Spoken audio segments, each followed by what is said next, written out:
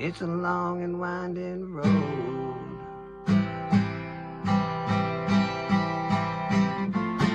Too many people come and go.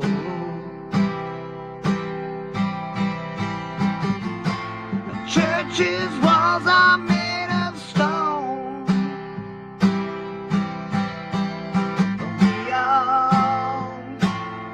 but we all make it home. Tired of trading sunshine for a pocket full of rain. I'm tired of chasing butterflies, getting nothing back but pain.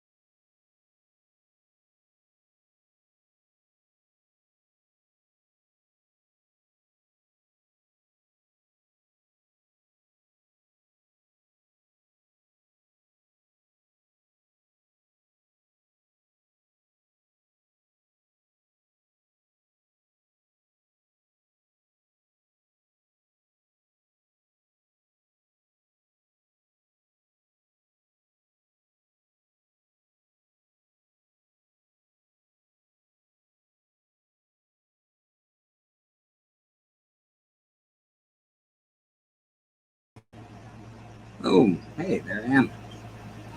Can y'all hear me? Everything all right out there? You can see me. That's good. Here's a change. Yeah, that's a little better. It's the sound of silence. Perfect, Cliff. How you doing, brother? Good to see you. Yeah, here I am. Got a big box to unbox today. It's heavy. Oh my god, very heavy. Ugh. Perfect. Let's give me a second while I invite somebody in. Let's go to my inbox here.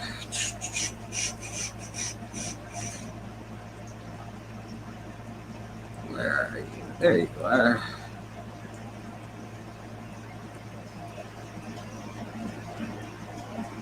All right. Sent a link. I think that person will jump on.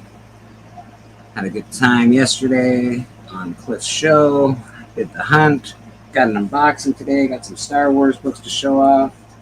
I beat Roscoe last night on the hunt. Not an easy thing to do. He's a hell of a competitor. Got some great books I was showing last night. That is Castlevania.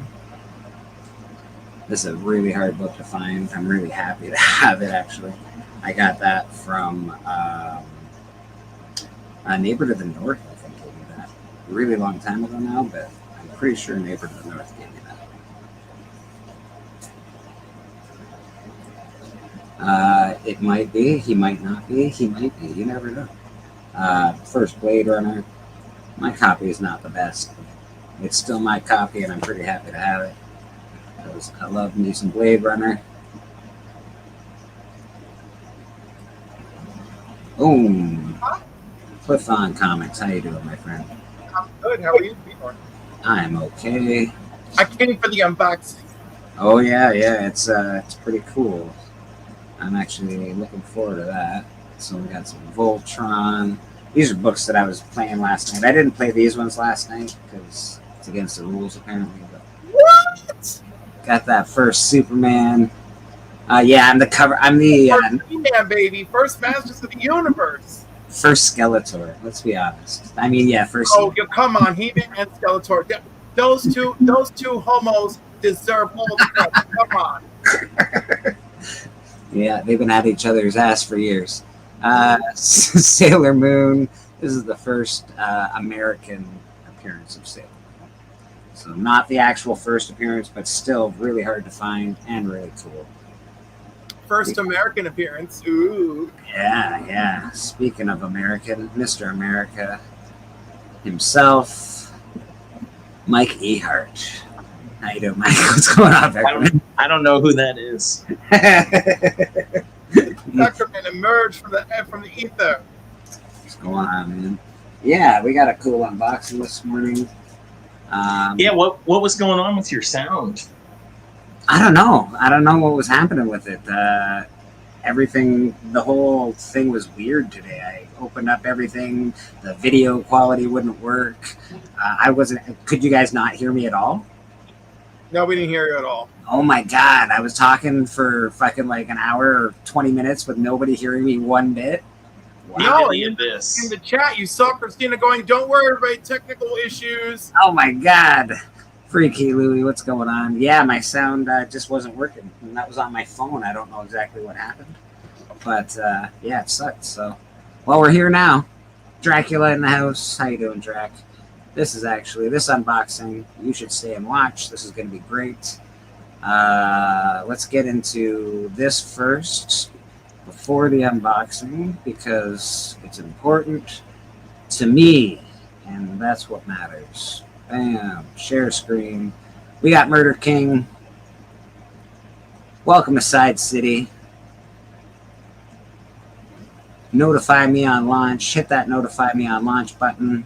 This is a comic book that Callie and I are working on. It's pretty well done except for the art. And this will be coming out between November and February, I hope. So yeah, man, follow us on Instagram. We also have a Murder King Instagram page, and of course, follow us here on Kickstarter. Hey, Mike. What's that? Oh, I was just saying. I was just mouthing the words "Hi, Mike." It's a me and evil thing. Like, if you see me, you gotta say the "Hi, Mike." That's fair. That's fair. Yeah. So yeah, sorry. When I'm over there, I can't see when I'm on another page. But yeah, that's Murder King. Check it out. It's gonna be awesome. I do have. Oh wait, I got a media thing. I have a media thing. Yeah. I'm not allowed to play it because they always say that I'm not allowed to play it, but I play it anyway because it's Murder King. All right, here we go.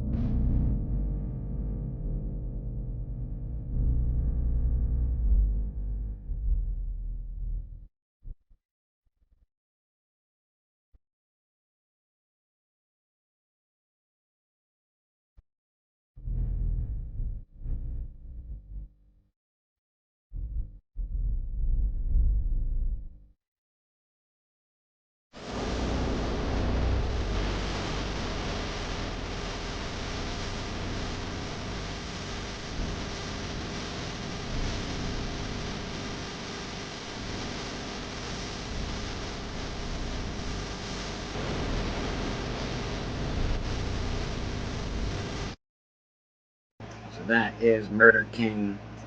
Usually the songs that I put to my little blurbs are very well planned and listened to, and if you listen to those, the music, you'll get a gist of what's going on. All right, here I am. Let's get rid of the comment for a second. Thanks, Freaky. I appreciate you, brother. And of course, Christine Payne dropping links. Look at this box. It's huge. And now this came from a friend of mine. Oh, no. He froze? He's unfreezing? Okay. All right. Oh, shit. I froze. Oh, no. That's not good. So this actually came from Pocan Joe. Ooh. I got... When I was thinking about... When Kylie and I were thinking about doing the comic book, you know, we obviously had to come up with a few things for the book, the extras and whatnot. And I thought of Joe right away. I offered Joe money. I said, Joe, this is what I want you to do, and how much is it going to cost me? And he said, oh my God, that's awesome. I'm going to do it for free. So, Joe... That's pretty cool. It's pretty awesome. Now, there are 100 of these. So, there's only a finite amount of them. The first 87 people will be getting one that sign up. I think that's how we're going to do it. But is the number significant? It is. To the book? It is significant. So, check out these handcrafted... I don't know. Yeah, you can see the skull. These are handcrafted coins that Joe did for them, and they're heavy, man. Like, these are no joke. That's pretty cool. Will the coin also tie into the story? The coin does tie into the story, yes. Look at that. And you can also, so they're all a little bit different. You can see, like, some of them have, they're the same image, but obviously since they're handcrafted, you get a little bit of difference. But I think that you can also maybe, you know, have fun trying to collect all 87 of these coins. That'll be fun. You never know. Someone might trade them to you. You never know. But anyway, that's... You put them in a sock and you can bludgeon your enemies. Oh my God, you could really bludgeon your enemies. You need about 8 of these things, and you might be able to... You kill a small child for sure. Maybe not a full-grown... You heard it here first, folks. Murder King author tells you to bludgeon children. Bludgeon the children. They deserve it. children. Oh my God, not the children. Yeah, so these things are awesome, man. And I'm super happy. I can't. So on the back, you have a time. And then, of course, on the front, you got a skull and crossbones. So these things are wicked. I'm super excited and happy to be able to offer these for the book Murder King. Yeah. And I got a whole box of them. You can hear it's. Would there be any cash value of these cards? Can I trade them for anything? Like goods or services? Well, like I said, if you get 8 or 9 of these, if you hit the cashier, you can get anything you want for free. So yeah, there's some value. There's some intrinsic value to these beautiful coins. All right, let me get my face off of here and get us all back to normal. There we go. Yeah, John, I'm really excited. You could slam some pogs with that, bro. Absolutely, dude. Yeah, but like I said, I don't know. I thought maybe it'd be cool. It'd be fun to be able to trade these. Maybe if people think they're cool. So I don't know. I thought it'd be a cool little additive to Murder King, and Joe did an awesome job. Joe's done a few things in the community. Now I know he's a very controversial name at the moment, but I love Joe, and. I don't care about any of that. Yeah. This is also something that Joe made for me a long time ago now, but I didn't know Joe at all. I really still don't really know Joe that well, to be honest. But that being said, Joe did this for me eons ago now, and I reveal it on the hunt every now and again. That is my heavyweight Bleecker Street champion heavyweight belt. It actually does up, and it's got skulls. They had to glows in the dark. All the eyes. It looks heavy as hell too. It is. This you could bludgeon an army with. You don't need a. Yeah, this is. You could really. In case somebody breaks in, you can. Oh yeah. With that. I could definitely kill the first 2 people with this, and then it might be too heavy to swing. But get a little tuckered out. Hold on. Put your back into it, baby. Put your back into it. Oh yeah. Yeah, I like the idea that everything Pocan Joe makes for you can be used to bludgeon your enemies. It's really. In my case, to capture my enemies. Oh, well, he made you a hand, so you can bludgeon your enemies with that back scratcher. He made me a hand, yep. I'm His sure. hand. I'm pretty sure I could bludgeon my enemies with it too, but it's not as much fun. I think I should come up to Canada and let you demonstrate it. Hey now. Oh. You can see my awesome Okay. kids. There we go. Put my belt away. Yeah. I have Good sort of a wrestling. Over there is where I keep my wrestlers and my heavyweight championship belt. Yeah, he made Remy a Night Thrasher skateboard with a switchblade in it. Yeah, man. Yeah. I don't know all the hubbub and all the ins and outs, but Joe, you're awesome, and I really appreciate you, man. Thank you so much. This is something so cool. I can't even. And the fact that they're handmade and they're actually done individually, I think is just absolutely super awesome. Adds a lot of extra value to these, in my opinion. So, thank you very much, Joe. You're a wicked man. He made Remy a sword and a trident, and watching Remy go through a drive-through with that trident is still one of my favorite things I've ever seen on YouTube. Like, just because it barely fits in the car. You got to hang it out the window. Joe made him moonshine. Oh, Yes. my. I'm afraid of Yeah, what that moonshine was like. I was there for the moonshine deal. Skateboard with a knife. Yeah, man. So, I don't know. Joe does this. He's done it throughout the community, as far as I can tell, for a while. He'll pick somebody and say, hey, I want to make you something. And he'll just make you something. So, thank you, Joe. That's really awesome, man. And, of course, Joe did not ask for any money, and he nailed it for free. So, like, Yeah. I don't know. So, Like, so it cost him to make you things for your cost him to Kickstarter. make me things for my Kickstarter. It's ridiculous. But that being said, the community. Okay, when I started this whole thing, me and Callie started this. It came together. We started talking one night, and then all of a sudden, I got really excited, and I just started messaging people, and every one of those people said, "Yep, no problem," and just sort of came along and was a part of the book. And That's cool, man. that says a lot about this community. So I can't really say thanks enough to Loke and who else? Austin LeMay, K-pop Junkie, Dracula. actual Dracula. I don't know. I don't know if I have to thank Dracula. Do I have to thank Dracula? I mean, you just should. I should thank Dracula. Right, because he's like the finishing touch of a martini. I think I'm pretty sure he's the whole martini at this point. Well, it depends on the hour of the day. Let me explain. I work for Dracula. Count Dracula? It's the real fucking Dracula! Actual Dracula. Thank you. I mean, he is one of my hated foes. That's true.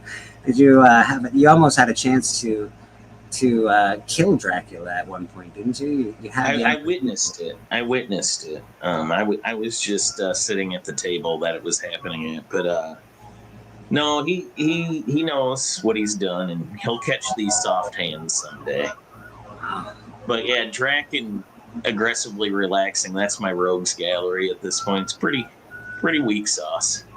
I don't know. I hear AR is Scarecrow level Batman danger.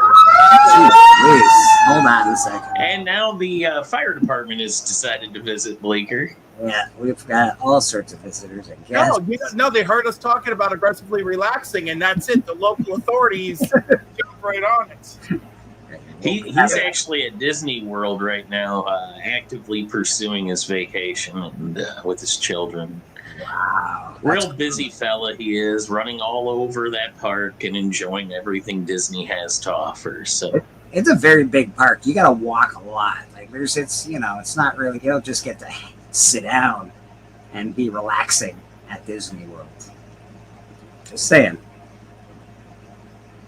Usually I'm on AR's side because, Mike's a jerk to me sometimes. But this morning, I haven't decided whether or not to add you to the Rogues Gallery. I feel like you're about to slide in there. we'll have a good. The fact that he has not left you at the monastery of the undead is really just is a good reason not to add him to the Rogues Gallery. See.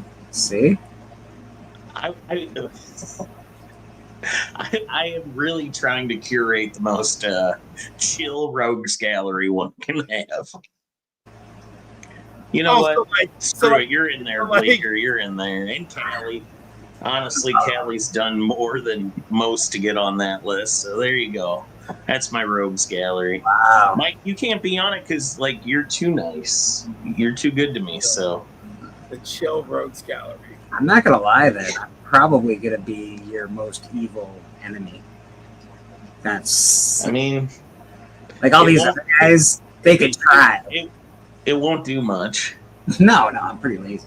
It won't take much to get on there, as an enemies list goes. All it really takes to get on there is to talk the proper amount of shit about the new Warriors, and that's it. Ooh. Yeah. I'll get John. When me and AR join forces and come together like butt cheeks, as Mark would say. I'm reading his comment. Like Voltron, we are as powerful as two guys watching an episode of Voltron. See, that's the thing. I've got a really clever Rogues Gallery. That's the best part about it. Yeah, we're truly diabolical. We're a very lazy, clever bunch. Yeah, Evil's Comics. The Rogues Gallery where you never have to fight due to both sides being way too chill. Yeah, that's pretty true. That's pretty true. We just started talking. Yeah. We talk shit from afar. You were here right now. I'm a curmudgeon.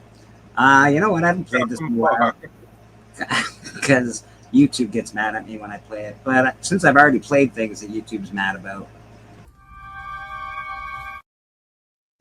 I get melancholy when some of y'all play stuff like this because I'll see people who I've never heard of, or I'll see people that I haven't heard from in months, and I get real melancholy and be like, oh, I don't know how we effed up that relationship because because they're just out there. They outgrew us and walked away.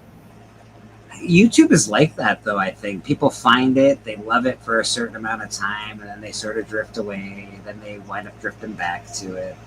It's a lot like everything. I don't know. There's a few people out there that people talk about.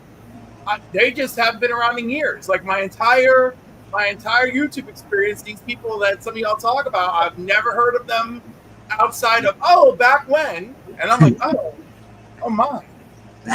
Back in the cowboy days of YouTube, there were all these. Yeah, back in the cowboy days of 2021. It was the month of love, and then the speculators arrived, and then the comic book wars began. That's right. Well, yeah, it's I don't know about that. I don't get involved in all the comic book war stuff. You can hate me, you can love me. I stay at church, and I'm pretty safe and comfortable here. So I have built my safe haven here, and most are welcome unless you start causing shit.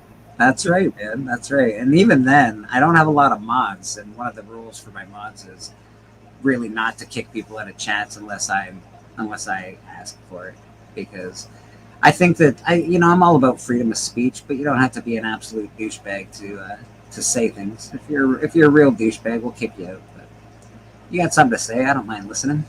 You can call me a jerk if you want. That's fine. So you're right. Sometimes I can be. Who else we got? Somebody just popped in. It was Roscoe popped in. I saw somebody else in here. Brian LCS popped in. Nate's Comments popped in. Yeah. Say hi to those folks. So yeah, that was my unboxing, man. What'd you guys think? I think it's pretty awesome. It looked pretty good, man. Yeah, man. A lot of coins. Yeah. So was the box pretty heavy when it came? Super heavy. And I like doing that. You can hear all the coins dropping, and it's great. Are you gonna try to like Scrooge McDuck your way through them, like put them all in a little one area and then dive into it? See if you can. I did, but I broke my hands, so it's really, immediately I was Scrooge McDuck. This is what we're doing. Yeah. Scrooge McDuck had some ability to like go through, swim through money. I feel like that goes wrong if you try to dive into a large vault of money. David, metal currency. Yeah, that would be terrible. You would literally die on impact. There's no swim. Yeah, it's not good. Funds. Yeah, I don't even think there's a scientifically plausible way to do it. I don't even think that exists. I think because he's a duck, and as a bird, and they have flexible bones, right? I'm gonna go grab a duck and throw that money right now just to prove you wrong. No, I get it. Keep going, Cliff. It's making sense. And combine that with the fact that it's a fucking cartoon. And that's exactly how he gets. Well, it is Scrooge McDuck, and he does love gold. And if his duck power would be to swim through money, that makes perfect sense. Plus, he has an infinity dime. If you have an infinity dime, you can do a lot of things. Right? I never read that story. Yeah. Was it good? Yeah, it was all right. Nothing, it wasn't like, oh my God, I'm not like it's Scrooge McDuck. It's not bad. Oh, did we lose somebody? Or we got something? I try to share something. I don't know if that counts. Boom. I'm gonna have Austin LeMay on Friday night. I'm very excited. Do you approve of my thumbnail? I worked very hard on this today. It's a lovely thumbnail, in fact. I hunted down an attractive picture of him. I hunted down some sexy spawn. I photo trimmed everything I could and put it into the film strip. that is his artwork. You know, all the love that I try to do. I got you, Greg. Yeah. Yeah. Yeah, that'd be good. That's perfect. Yeah. Yeah, no, it's really nice, and it's not hard to find a sexy picture of Austin. Get the fuck out. You would think, but a sexy, high resolution picture of Austin. Oh, high resolution. Wow, that's different. Right? Because he always looks like he's like half pimping, but like, you know, Yeah, this one gives me that rough trade, like, you know how I like it. You know how I like it. He's a handsome dude, and he's a wicked artist. He did a cover for Murder King, which I'm super excited about. And again, he was just like, "Yeah, when do you need it by?" I was like, "Whenever you want." He said, "Okay." I was like, "That's pretty awesome, Austin." I don't know what to say. So, yeah, man, this community is pretty wicked. Very thankful. But yeah, I'm looking forward to. Yeah, Freaky Louie says, "What a guest." Friday at 10, people, which means I'll be stepping on somebody's dick like the Link Squad, but I gotta make the schedule work. Actual Dracula in the house. How you doing, Drac? What's Hey, going on? Okay, it did work. Morning. Oh, you're looking like you're in a lovely spot down there. Beautiful green trees. Yeah, I'm under my big maple tree. Lovely. Yeah. You've got groomed facial hair, my favorite. Yeah, standing under a maple tree just to convince us you're actually in Canada. Come on, man. Oh, I'm always convinced this kid true. Just by the beer. Every time I see him with a beer, I'm like, I can tell exactly what it is. Oh yeah, when he's got a beer, you can definitely tell he's in Canada. You're like, oh no, that's Right, Canadian. like, That's a Canadian beverage. Right, I was gonna say, but not just that. The color of the beer, the way he holds the glass, like everything screams Canada. You know. I'll have to take your word for that. Yeah. Oh yeah, no, it's like not a normal thing. It's because I'm obsessive about shit, you know, and like a lot of people hurt me over my life, so it's like made me hyper vigilant. So like I just like look at things down to like the last like detail, and I'm like, man, he holds his glass just the way my uncle does. Like, you know, it's bad. It's bad. Susie Q, how you doing? Morning. Yeah, man. So Drac, You should shout out Susie Q, because every time that you're in peril and the smallest amount of danger, she is the one letting people know that you're not dead. Susie Q is awesome, actually. Allegedly. Yeah, she's pretty awesome. She actually. Freaky Louie. He's broken with emotion again.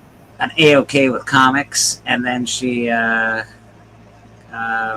was comics that she won from Houdat, and she sent me. Oh yeah, she sent. That was pretty awesome. Dude. Yeah, dude, and it was like she took the one she wanted, which is very cool, and she sent. But I actually, because I didn't tell her the one I wanted, but I wound up getting the one I really wanted out of that stack, which was the Nova #1. And it was pretty awesome, man. Yeah. So Susie Q, kicking ass, taking names. Yes, I'm teleporting through time. Sorry, guys. My time machine is a little off this morning. So. You know, I can't remember what damn Dungeons and Dragons adventure I was running, but like there was this character in it who like, you know, like steps in and out of moments of time, and I was like, damn, I have to role play this for the group. I was like, this is a little bit annoying, you know? I haven't role played. I haven't done any Dungeons and Dragons since I was like, I don't know, 17 or 18 maybe. I haven't joined it since I haven't had it since I took an active role in this community, you know? Yeah. And I gotta take a step back and reevaluate my values. Well, I did actually, okay, and that's not true. I never really played Dungeons and Dragons per se. I played the Heroes version of Dungeons and Dragons, which was a great game. You got to build your own hero, and then you got to do the campaigns and stuff, and it was really cool. The Marvel one? Yeah, it was really awesome. I still have that. That's a really solid game. I enjoyed it. I thought it was fun. You know, bunch of nerds. It came with all of those little paper figures that were triangles. Yeah. But I gotta tell all the parents out there, if your kids are playing that game at somebody else's house, they're smoking pot. I'm telling you right now, people, that is a gateway drug. Don't give out misinformation. It happened in one Canadian home 32 years ago. Jeez. No one's ever smoked pot at my D&D games except for ones I've attended, and that's other people's problems, not mine. I'm just bugging. Go. And by the way, I'm not going to say who, but I know a young person out there, and all the pot smoking they do is when they're playing Dungeons and Dragons and stuff with their friends, and their parents had a concern, and I was like, y'all concerns are in the wrong place. Just make sure make sure you're buying her weed. You know, I was like, make sure you're getting it for her, because them kids are passing out stuff that they don't know. Next thing you know, she's dead because of fentanyl and some other stuff. I was like, you got to take care of that, you know. And then they had a lot of judgmental comments for me. And I said, well, I'm just telling you how it is, because you can't control their life. Good luck. Louis, kids vape now, boomer. First of all, I don't know if I can trust anything you say. For a guy, I was gonna say, lots of kids vape, and that's fine. But for a guy that works out at what was it, 7:30 in the morning, that's disgusting. I don't even know if I can trust you as a human being. So he showers after. That's the important part. Well, the showering's fine. That's normal. He works out at 7:30 in the morning. His life is complicated, and he wants to live. It was disgusting. I watched it. He was sweaty. He was smiling. He was doing well. He was being. Oh my God! Could you just stop, Leaker? I'm getting so hard right now. Stop. All right, that's done and done. If you have D&D kids, you need to worry about them getting laid, not worry about drugs. Yeah, that's fair. That's fair. Oh yeah, you're a massager, aren't you? Oh, that's nice. I'm gonna have to go down there and book an appointment. You have to. Freaky Lou. I may have to book a whole afternoon. Oh, your whole whole time block is booked. Nice. Yeah. Nice. I was like, oh, what? I was like, what's your first appointment? Okay, 9 a.m. And your last one? Yeah, let's just book you 9 to 5. Let's just let's just squeeze in a lunch for both of us there. Well, you got to squeeze in a lunch. You know, we're gonna squeeze in a lot of things if I'm really lucky. Oh my, freaky. I mean, he would not be delivering on his name. Yeah,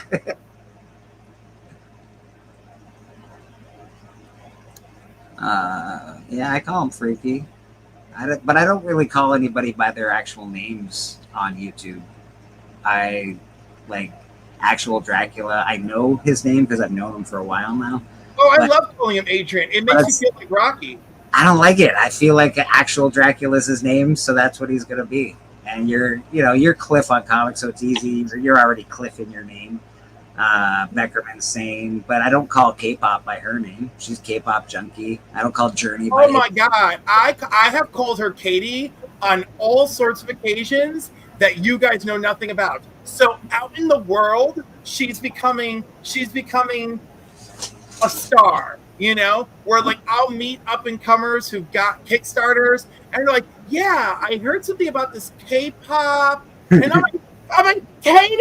Can you do a K-pop, Katie? Oh my God. And I'm like, of course you have to do that show. And I'm like shoving them to their phone. I'm like, get on there. Message her right now. So it's like you're name dropping because they're like, oh, have you heard of this K-pop? Oh yeah, Katie? Katie and I have known each other for years. Her actual name is Catherine. But that was true. I've known her for a couple of years. But no, I'm the worst. I'm like, there was like someone who I was like, what's his name? Von Strader and I were talking with somebody, and they're like, yeah, I'm gonna launch a new. Tam Nerdy calls her Cliffy White because of the whole Betty White fiasco, and well, it's not fiasco. I mean, you know, Betty was like, please save your money. I don't need protection. But anyhow, so yeah, I can't remember who Von Strader and I were talking to. But they were like, yeah, and he's like, oh, you should really look into K-pop. I'm like, he's already been on there twice. You absolutely need to be on Katie's show. Where's your phone? Message her right now. Tell her you know both of us. Get on it. get on it. And he's like, oh my God. And I was like, and I'm like, I'm sorry, am I pressuring you? He's like, a little bit. I was like, well, forgive me later. Get on your phone. Well, Cliff, you're a really big dude too. Like you're tall. Like I would have to get on my phone immediately. I'd be like, okay, I'm sorry. This guy was tall enough, but like not like he's tall enough to be a little bit less intimidated. But I am very wide, as you've seen from me twirling around, Vox. So, that's right. I forgot about that. Yeah. I just want to know how many of you were insanely jealous of me twirling Vox around. That was a jealous moment for the entire community, I'm sure. Yeah, absolutely. And also the approval rating of my hogs came back with at least 98% approval. I was very excited. Very nice. Bobby Delgado, the champ, is here. Yes, he is. Bobby Delgado won the heavyweight championship strap on the hunt last night. Good job, Bobby Delgado. He also won some money, I think.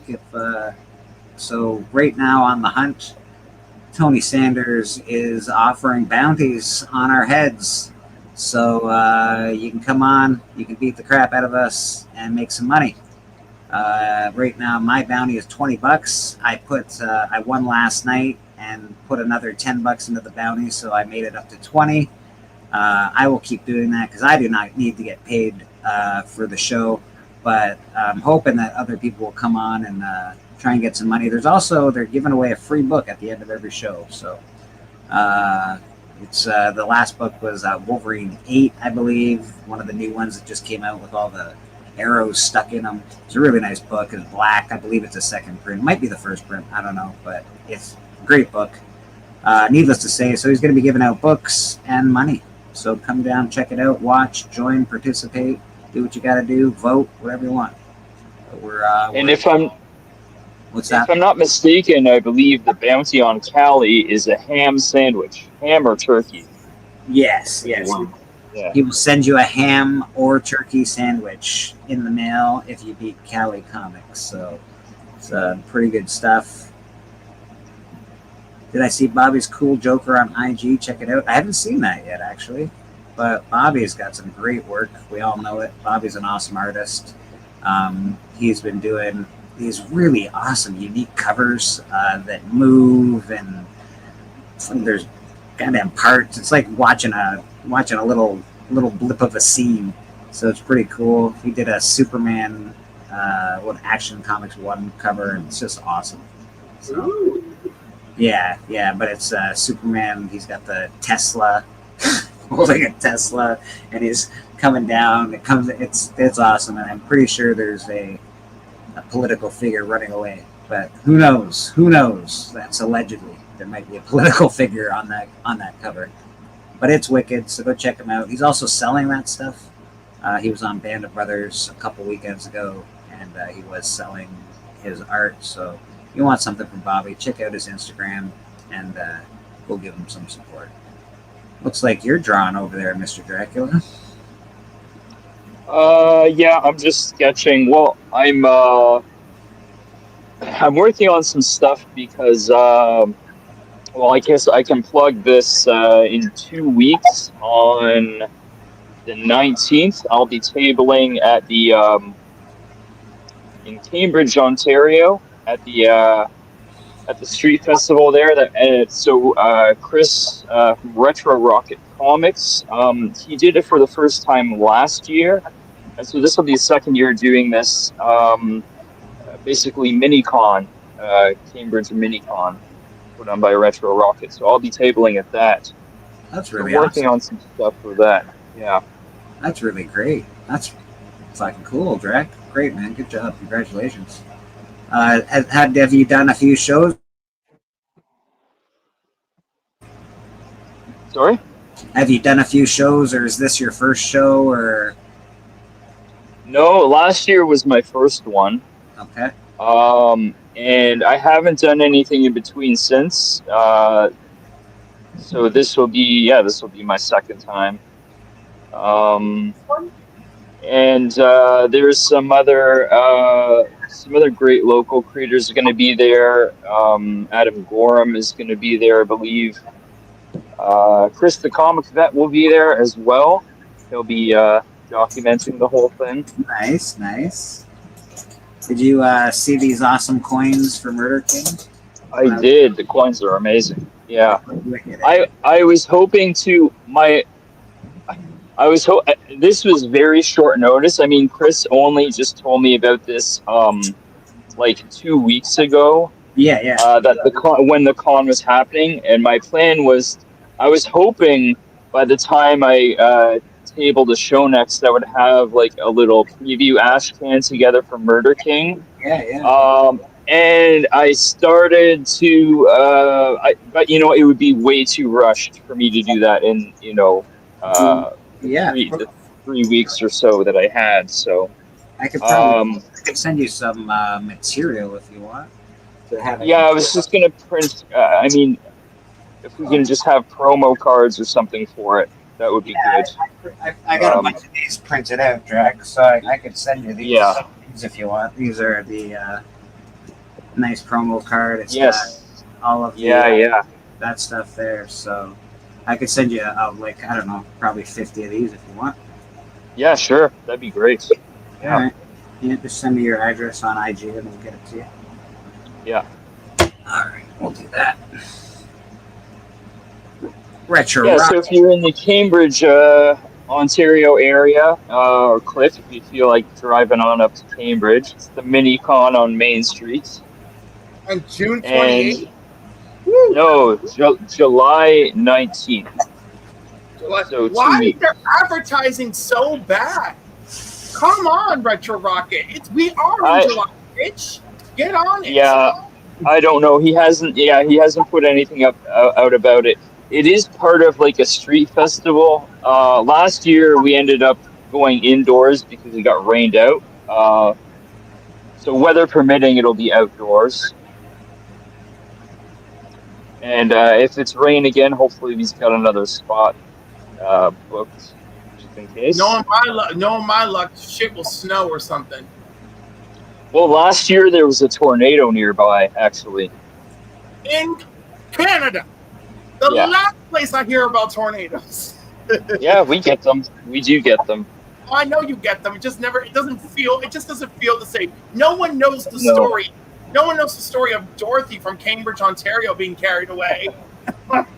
Yeah, we get the little guys. We don't get like F5 tornadoes here in Ontario, but we do get some little cyclones here and there. What day did you say it is? The 26th or the 19th or? No, July 19th, Saturday.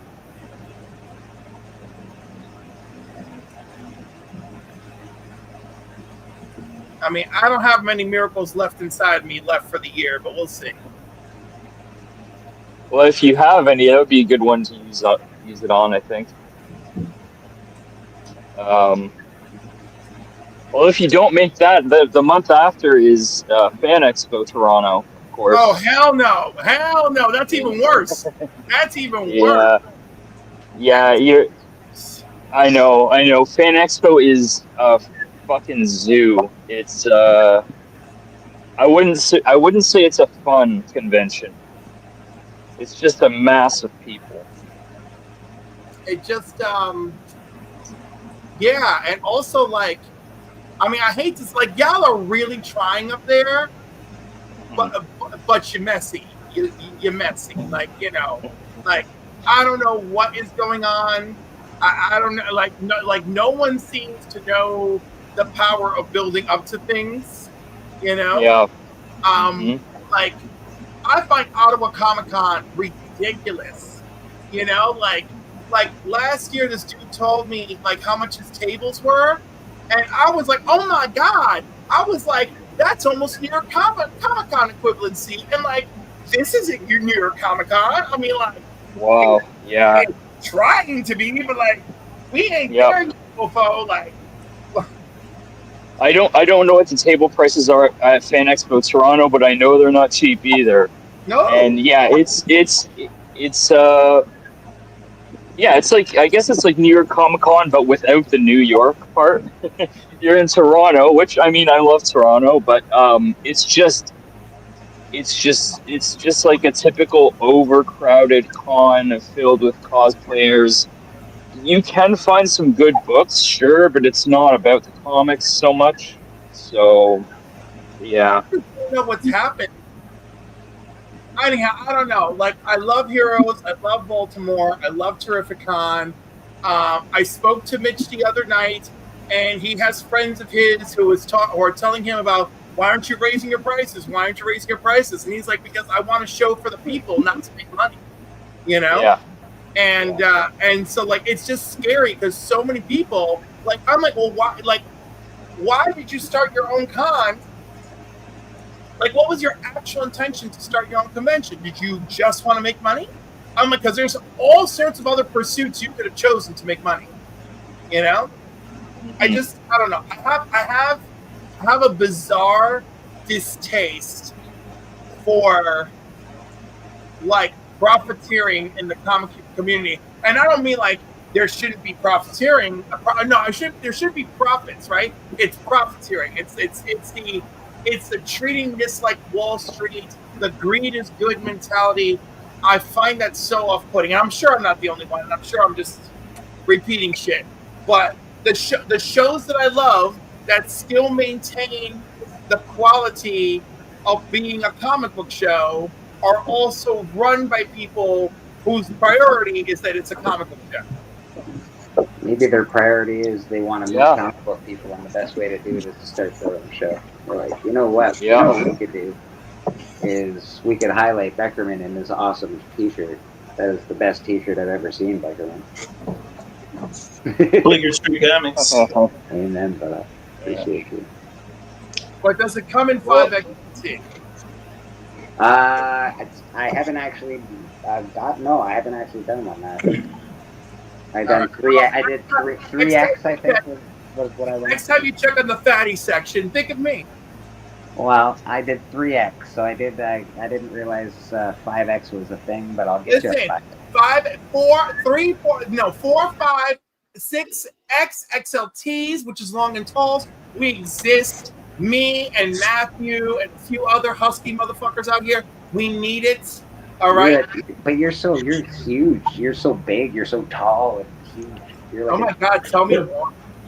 But no, I thought Cliff had a lot of good stuff to say. That's why I came back about profiteering in the comic book space, and you can join Clip on Comics channel subscriber for $2.99 a month, everyone.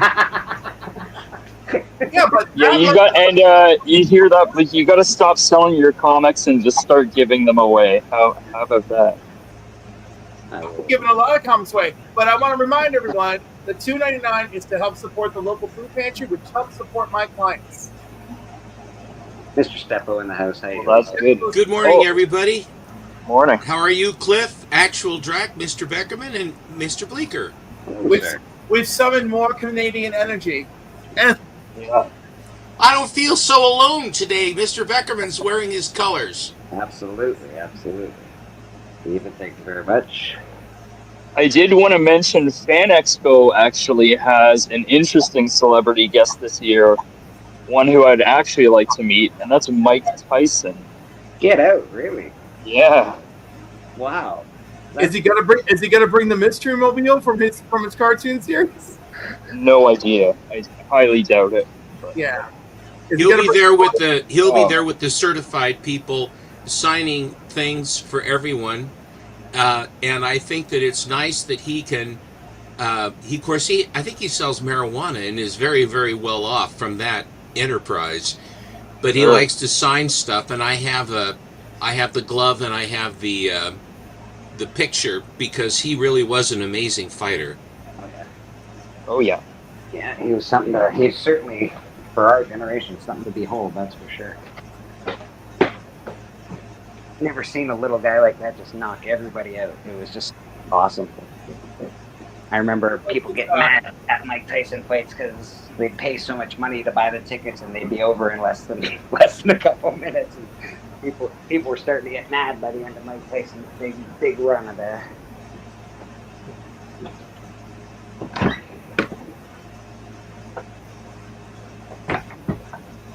Mike Tyson has Tyson Ranch, a 420-acre cannabis resort in Desert Hot Springs, California, featuring luxury accommodations, cannabis lounges, and educational centers. Oh my Educational goodness. centers. Interesting. Educational centers of what? About cannabis. Oh, And okay. cannabis use. So according to this, like, let's say you actually paid good money to go there, and you could actually meet with people to discuss why cannabis products could be an answer for you, and they'll educate you on it. I'm in favor of CBDs. I use them.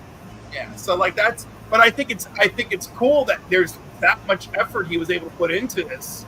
Well, there's a buck or two involved too, I think, somewhere. No, there's Yeah, but Tyson's also been proponents of the therapeutic benefits of psychedelics for many years.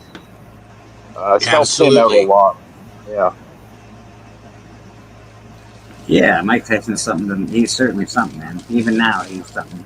That last. Oh, there's the Mike Tyson glove right there, eh? There you go. Oh, nice. They have on the signing. They had a vinyl one, and then they had, for an extra $15 or $20, you could get the leather glove, the actual gloves that they would fight with. So I went with, for the extra few bucks, I went with that. So I have one that's signed by Mike, and it has a COA from the company or whatever inside the glove that you can pull out to show, as far as that goes. But I don't buy a lot of boxing stuff. I don't. I bought the frontispiece for the video game that they did too. That Houdat had a couple of those that he had him sign those, so I have one of those too. So that is the extent of my boxing memorabilia. But I really think that I thought that his career, as it went and what have you, watching him come in, just like you said, Bleecker, is this little guy, these monsters, and he just cut them down to pieces. He hits so hard that, that the way he could wind up, his body strength, his ribs were his undoing. When they hit him in the ribs, that caved him in. That was pretty. Between him and Roy Jones, boxing was really well off at that time, to be honest. Roy Jones was amazing to watch. Mike was amazing to watch. A few others in there, but man, Mike Tyson was something. Well, Hearns and Leonard was a great fight, I can tell you that, watching those two go. I feel like a boxer just passed away actually recently, and it was somebody. I just watched something on I can't remember his name off the top of my head. I'm terrible with names, but that's okay. If you're gonna have a couple pieces of boxing memorabilia, something from Mike Tyson or Ali would be at the top of the list. Absolutely, Brian. I have to agree. So I think your boxing memorabilia. the Frank Bruno stuff probably not so much, or a lot of the other guys. Spinks, I don't think that his little Spinks was okay, I guess, but Big Spinks was. Ali said he gave the title to the wrong guy, Leon Spinks or whatever. Yeah, I don't know, and I'd have to agree. Ollie's up on sort of the Mount Rushmore. So is Tyson. You'd have to put him on there. There's a few other people that you got to put on there. But... Bleecker, I just congratulations on your win at the hunt. Oh, thank you. I thought that was fun to watch. The thing I like Roscoe too, the pig. But in fairness, I liked your books better. That was what was the basis of our voting. I just thought that each one, he had good books, but your books were better. Thank you, sir. Thank you. Yeah, I played some really nice stuff last night. Within the rules and within the boundaries, there's like no major keys, and the book has to be under $100. I don't consider SpongeBob a major key. I know some people maybe do consider SpongeBob a major key, but it's SpongeBob. It is a major minor key. It's like a major minor key, exactly. Seriously, because SpongeBob resonates. He's just that good. He's popular, but as far as it being, mountains of money and stuff like that, it isn't. Fortunately, not yet. That's not. How do you value $100 comic book, like you say under 100, but is there any accepted like pricing mechanism that you have to go under? You know how, like, what I'm trying to say is, like, Sector Paul, he does his show Guess That Key, and Right. it has to be in Key Collector. Do you have a thing that it has to be under this on this thing, or no? Last night I used Whodat as my goalpost because I bought that book from Whodat. So Yeah, And but so that's it was the market sold price, to not you it for. wasn't What an would you have FMV. sold It was a market to somebody price. else. it's probably a 8.5, so I think I got it for $80. So it's not a like $100 copy of the book. That's all. Okay. If it was a slab 9.8, there would be an argument. Oh, yeah, that'd be a bit of an argument. I could see that being an argument. That's Drac, what I was trying to get at, is how do you determine?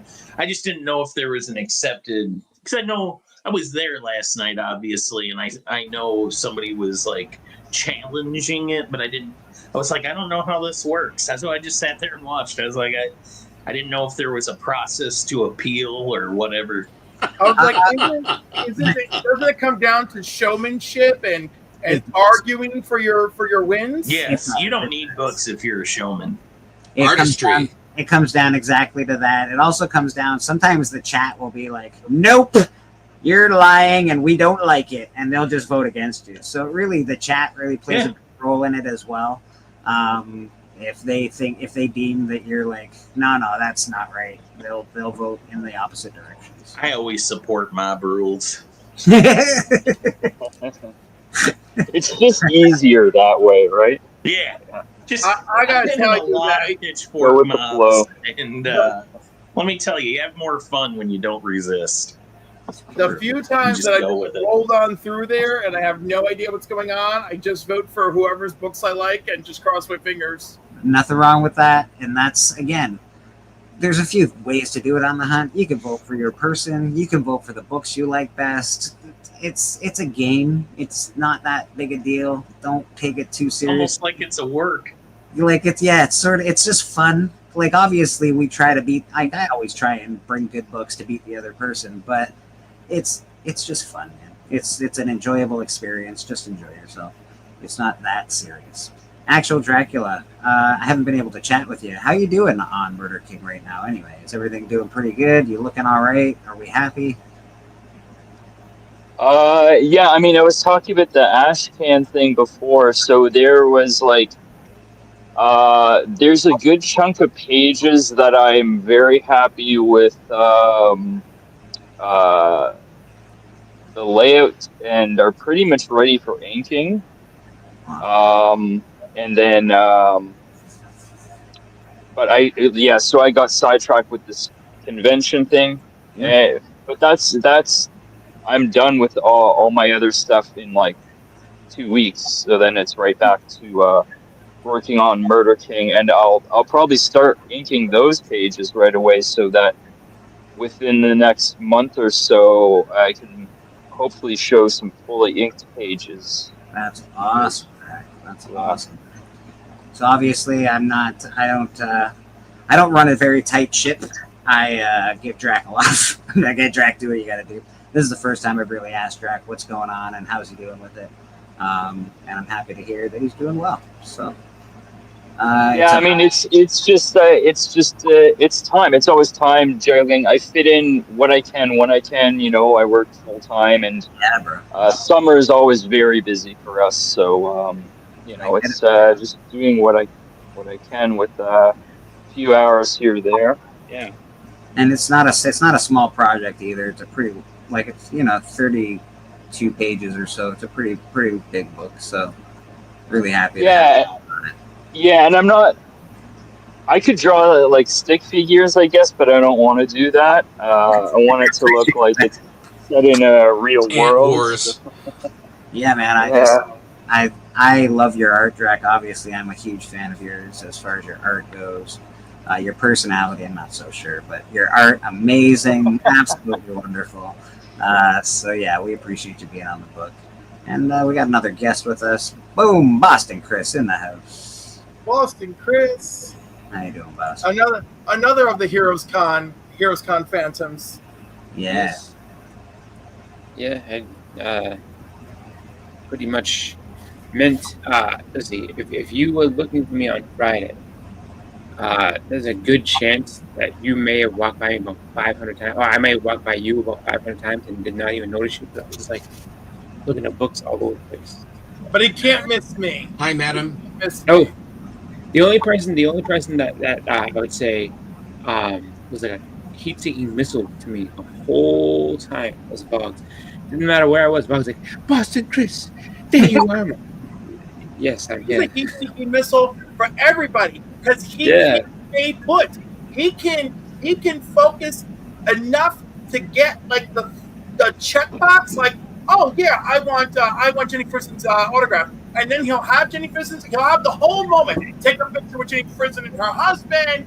Tell her husband how much he loves her, his wife, and wishes she was his. All of that. Lots of laughs, and then he'll just teleport across this 280,000 square foot arena and show up next to me or Boston Chris or both of us if we're both dumpster diving together. It's fun. He was moving. He was moving around. Like he was. It was funny too because he said that this was his first time doing all 3 days, and I was like, wow. He's like, this is my local show, but he's like, I never get to do all 3 days. This is the first time I did all 3 days, and I was just like, you got your steps in because no matter where I was, you would be there. And I'm like, I saw you over there like 5 minutes ago, and now you're all the way over here. Like, what are you doing? So he was definitely moving around, getting as many autographs as possible. Well, he does have them soccer legs. He has absolutely certifiable soccer legs. Yeah, he was everywhere. He was everywhere. And see, Madam says every time I'd see Bugs, he'd say 2 or 3 words and then jettison away. Yeah, exactly. He was everywhere. He was trying to meet as many people as possible, trying to get all his autographs. You know, I guess looking for books where he could. Like I would say, wouldn't that be the point of Heroes Con at this point? Because you got what 9,000 YouTubers that descend upon Heroes Con. I think the point is to meet everybody at this point, right? Like you can find books at any con that you go to. I know this is a very good con for books. I get that. yeah. See that's the thing. You'll say that until you get there, and then you're like, oh, wow, I see all this stuff. Like, because it's like there's books there that there were books there that I've never seen before. That, like, I'm not saying but like there was a couple of them that are like absolute ghosts, like that you don't see anywhere. I'm like, oh, wow. Example. Okay. So there's a Snake Eyes. I think it's called Snake Eyes Storm Shadow 19, and it has the cover on it is Snake Eyes on a motorcycle, like Purple Rain cover, like the Prince cover, and that book is very, very hard to find. Like to the point of like, if you go on eBay, there's one on there that's been on there for a couple of years. It's like I think like something over like $3,000 because that's how hard of a book it is to find, and it's a high grade whatever. They had it there. I didn't have the money for it, but it was $1,400. I was like, son of a. Would that have been a book you wanted? Oh, absolutely. Just You're a because G.I. Joe collector? Yeah. Oh, like I have the whole first run. Yep. Did they have any Castlevania #1s up there? I think they did. To be honest with you, they had a lot of stuff. Like they had an Akira 38, and I couldn't get it just because I was like, I got other stuff. They had a book that I've never seen in person before until this show. They had Sally. Was it Sally Fourth? I think it is. #8, the Adam Hughes cover. Like that is kind of a hard one to find. And then they also had, and this is actually the second show I've gone to where they've had an Archie's Madhouse 22. And I'm like, oh, the first Sabrina, they have it there. And it was just a little bit more than what I was willing to go for, and it wasn't quite in the grade that I wanted. Always an expensive book. Always an expensive book, that one. Yeah. You know what the hard thing is that so at the time I didn't have the money because I was saving for Heroes. But at the show I went to in Boston a little earlier, they had one, and it looked nice. Like I would say, it's probably a 5.0 or better. And the guy's like, yeah, I was like, I could do 500.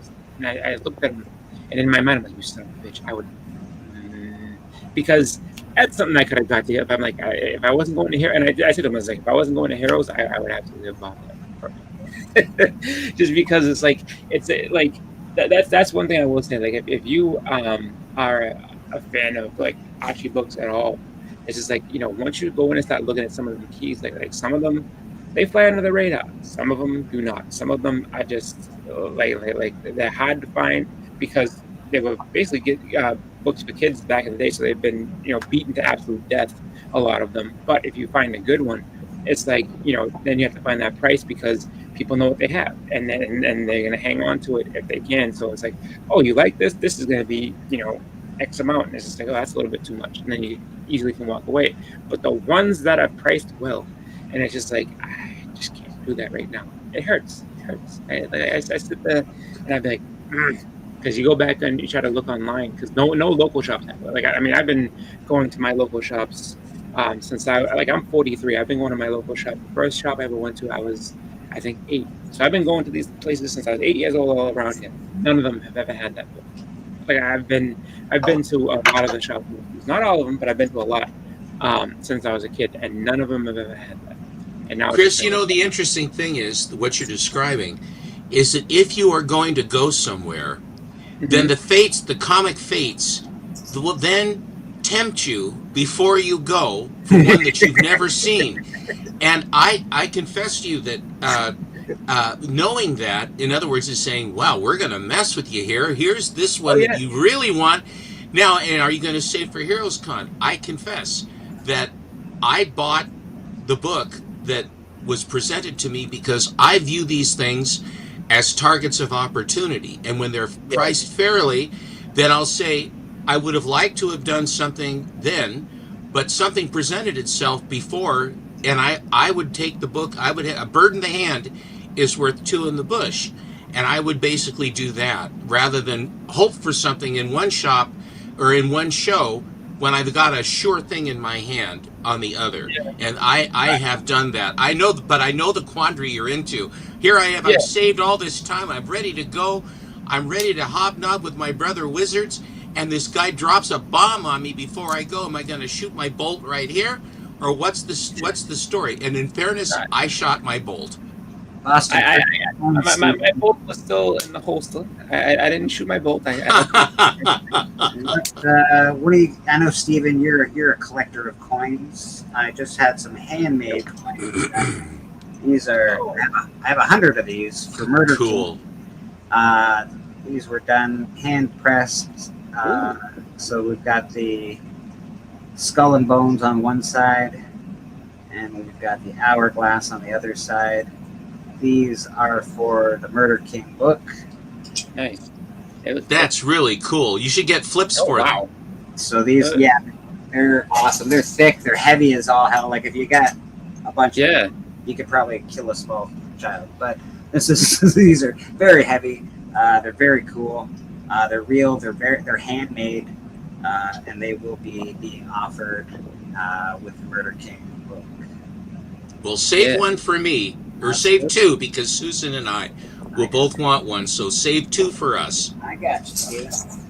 And they can pretend to be Two-Face all the time. Like, you know what? I don't know what we're having for dinner tonight. It's going to be steak or chicken. Let's see. Speak of the devil. Steak again? Those were handcrafted by. Like Steven, I'm believing the thing that's coin is double-sided. Like we take double-headed, every day. And these were handcrafted by Pocan Joe. Again. Oh, nice. I said, Joe, how much would it cost for me to get you to do this, and this? And he said, that's really cool. I'm just going to do it. And then he sent it to me. I didn't have to pay for shipping. So Joe made these for the campaign out of the goodness of his heart. So thank you, Joe. I appreciate you, man. Yeah, that's real. Awesome. Right. Awesome. And there's some silver alloy of some sort? Yeah, it's a gold silver alloy. They're very cool. They're very cool. I mean, they're shiny as hell. They look beautiful. Yeah, again. Yeah, Joe said he harvested the metals from the fillings of Viet Cong. That's very classic, beautiful, Drac. Exactly. Man. So, I mean, King, get one of these coins. Pretty awesome. Maybe one day they'll be collectible coins. Who knows? Maybe they're collectible already. Amen, brother. Amen. What do you got there, Boston Chris? I got this coin from when I met Digger Jim, he was like, "Oh, I got this wheat penny for you." So he gave me my wheat penny for meeting him. It's a 1944 wheat penny that he found in May of 2023. So Wheat uh, penny. So that's one of the steel pennies. I guess he said it No, was a wheat penny. 43 was the only year of the steel penny. I don't know if it's steel. I just know I know it's a wheat penny. So I think it's still copper, not steel. Because isn't that steel worth a little more? I don't know. I don't know anything about. They made them one year, and ones that are uncirculated have kind of a shiny blue appearance to them. The ones that have been circulated are sort of dull, but they are made out of steel. They only did it 1 year. The copper, they wanted the copper to do that. Hello, Matt likes comics. And so, oh, that's right. He's at a con in Montreal right now. I've been there. I know. I've never been to the convention, but I've been. That's where I had my bachelor party was in Montreal. Montreal is a great town to party in, to be honest. If you're gonna go party in a town in Canada, I had my fling with coins about 5 years ago, where I put together a bunch of Morgan silver dollars, peace dollars, standing liberties, walking liberties, a lot of the Renaissance coins that Theodore Roosevelt came up with, where he basically redid all of the really early coins that are they look sort of Greco-Roman sort of. And he said, I think our coins look rotten. He says, let's have some good guys really make some beautiful stuff for us. And so that's when the Renaissance occurred around 1907. And what they ended up doing, now they've come back to those images for the silver eagles and a lot of those things. The Mercury, they say they call it the Mercury dime, but it's actually the winged Liberty hat coin. For all the world it looks like Mercury, but the quarters, the standing Liberty quarters, and the walking Liberty 50-cent pieces, and then the peace dollars from 21. But the Morgans were up until that point with the silver dollars, and then the gold coin, of course, where you have it's just the eagles, double eagles, and a lot of the smaller ones. But a lot of the gold coin went away in 1933 because Franklin Roosevelt, in the Depression, wanted to have our money protected, because if they printed all this paper, inflation would have eaten us alive. And so what he decided to do is he made it illegal to own gold. And so they basically turned in roughly a third or better of all the people that did turn in all the money. Mostly are $1, $2, and $3 gold coin. The eagles and the double eagles, generally speaking, people hid those, and the big boys sent them over to Europe into banks. And as these banks basically disgorge these coins now, every so often a hoard will be found, and then they will basically bring them out. But buying gold coin right now, numismatic gold as opposed to just bullion gold, numismatic gold is actually more valuable because it was legal tender, and there is less of it. It's supply and demand. There is less of it, but they are beautiful pieces of art.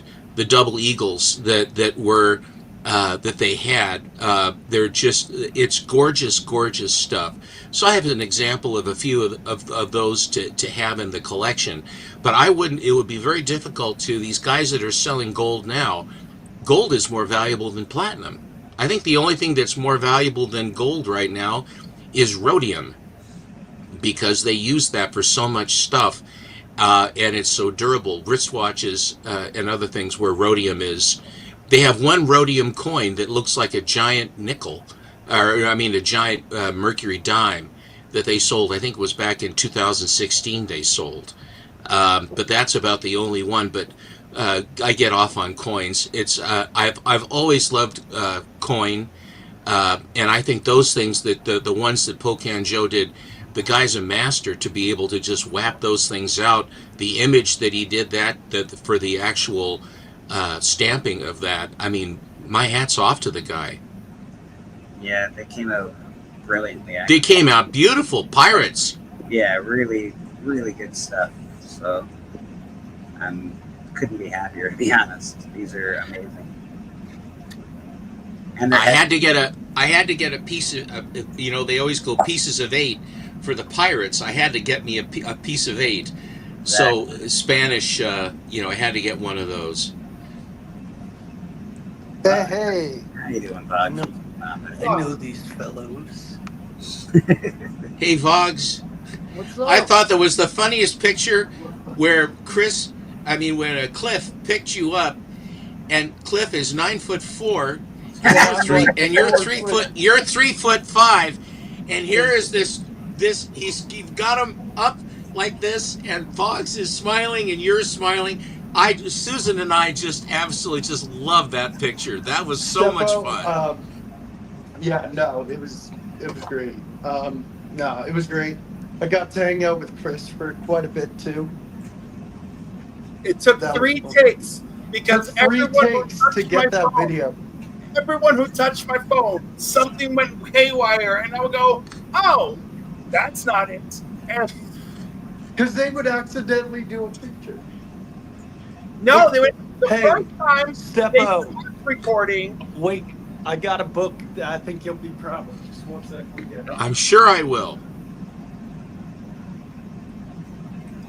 That was great, Cliff. It really was wonderful. Good on you. There's a lot of other ones that took place that weekend. I wish that we had filmed them all. Well, Vox was taking pictures with her. I've been following it online. My God, the man is the picture taker. It was good. Immortalized. Well, Vox can move. Vox can move at about 500 miles per hour on the con floor, right? So really, he could just zip through everywhere. And I may make a lot of jokes, but clearly the fact that he has a job where he's on his feet and his experience with private school soccer, I mean, that boy can move, and his legs are sturdy. I mean, I didn't get to give them a full workout, but I did give them a quick feel up at dinner that one time. He'll never sit next to me again. That's beautiful, man. It really is. That's wonderful stuff. Cliff, are you going to Terrificon or no? Yes, I mean, I'm probably going to be emotionally devastated all over again, but sure. So they put up the celebrity meet. If you want to get pictures of that. Yeah. The only one that has a price for the autographs is Haley Atwell, which I do want to try to meet her. So right, I'm hers is 80, right? Huh? Hers is the most expensive. It's 80, I think, right? Yeah. So they didn't post the other people, but hers 80 and go check. He made an update. I'm gonna wait till Bleed comes back. I don't know if he's selling. I was gonna say because I know you got to pre-order it. I'm just trying to figure out how well in advance. Because this is my pickups. For those who haven't seen them, the community signed that. Oh yeah, I remember that. That's great.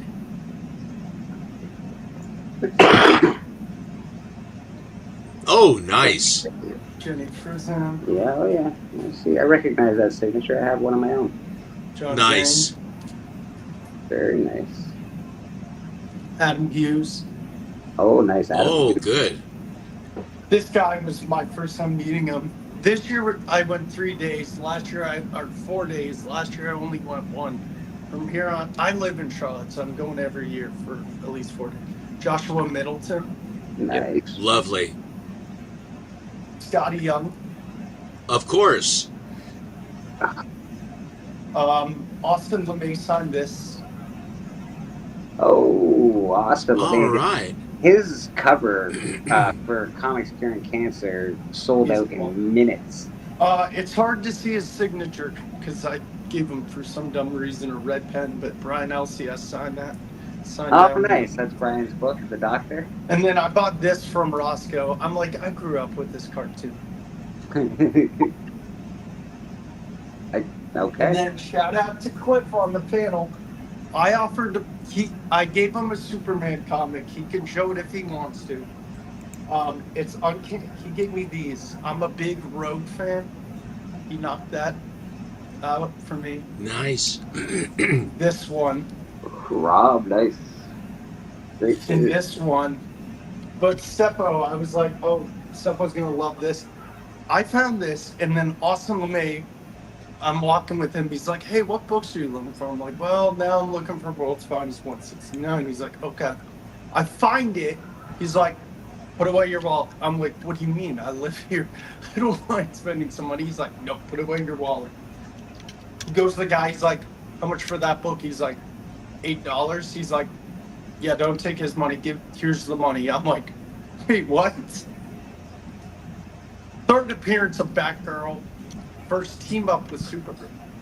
Very good. Great Very cover. That's a I'm great a Barbara cover. Gordon fan. For those, Cassie Kane's fine and the others, but Barbara is my Batgirl.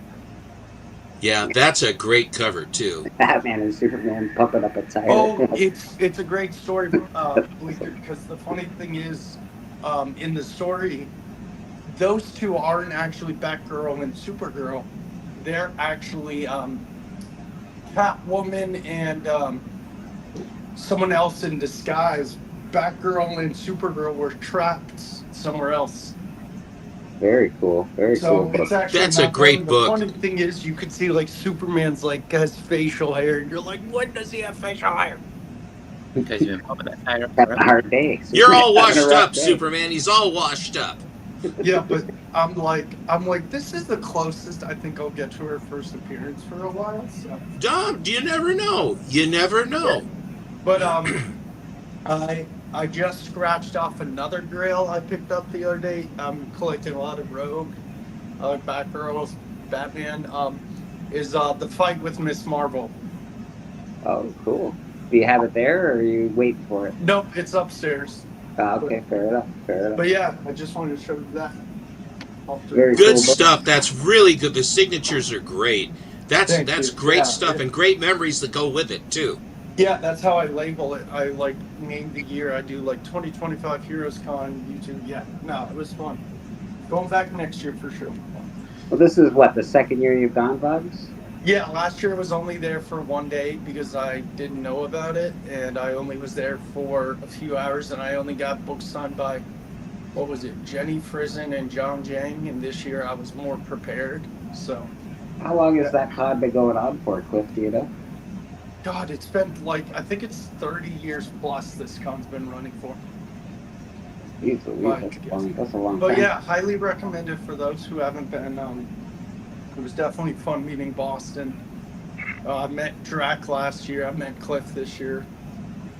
Oh yeah, we saw some Drac highlights from the year Comic Journey went, and that was always fun. Those Yeah, guys that's a guy I wish I could have met. all hanging out and partying it up after the shows. No, it was cool because Thursday I wasn't supposed to get in, and I'm like chilling in the lobby to pick up my pass for Friday, and I see Mark, Rob, DJ's wife, and I'm chilling, and they're like, "Hey, Vox, what are you doing?" I'm like, "Picking up my pass and going home because can't get in till tomorrow." And they're like, "No, you're getting in." Mark's like, "You're getting in today." I'm like, "What do you mean?" He's like, "Come with us. You're gonna help load some stuff and bring it to the booth." I said, "Yeah, I'm willing to help." Everyone goes in and they try to stop me, and they're like, "Do you have a pass?" Mark's like, "He's with us. Let him in." Hey man, A good feeling. That's a great feeling, isn't it? Yeah, it was. Yeah, it's a great con. Definitely going back. What up, TM? Hey, TM. What's up? I want to come in and do a few books, and then I'll be back definitely for. No, you won't. Yeah. Oh, yeah. I will. I will No, be you won't. because one of my favorite segments is Keys of the Week, so I want to get back in time for that. Fair enough, boss. Fair enough. You got stuff to show off, TM? You say? Yeah. Just give me a Yeah. Take your time. quick second. I got some stuff from. I'm just gonna. I gotta head out, guys. I'm gonna make something to eat. But I'll Very be cool, watching. Drac. Thanks very much. Fair for enough, being Drac. Nice to see you. Drac, the artist of Yeah, you too. And check out he's going to be at a con in July. Is that the end of this month, I'm guessing? July 19th, the Main Street Minicon in Cambridge. Is that the one the comic vet goes to? It is, yeah, he'll be there. It's the one put on by Retro Rocket Comics. My comic shop.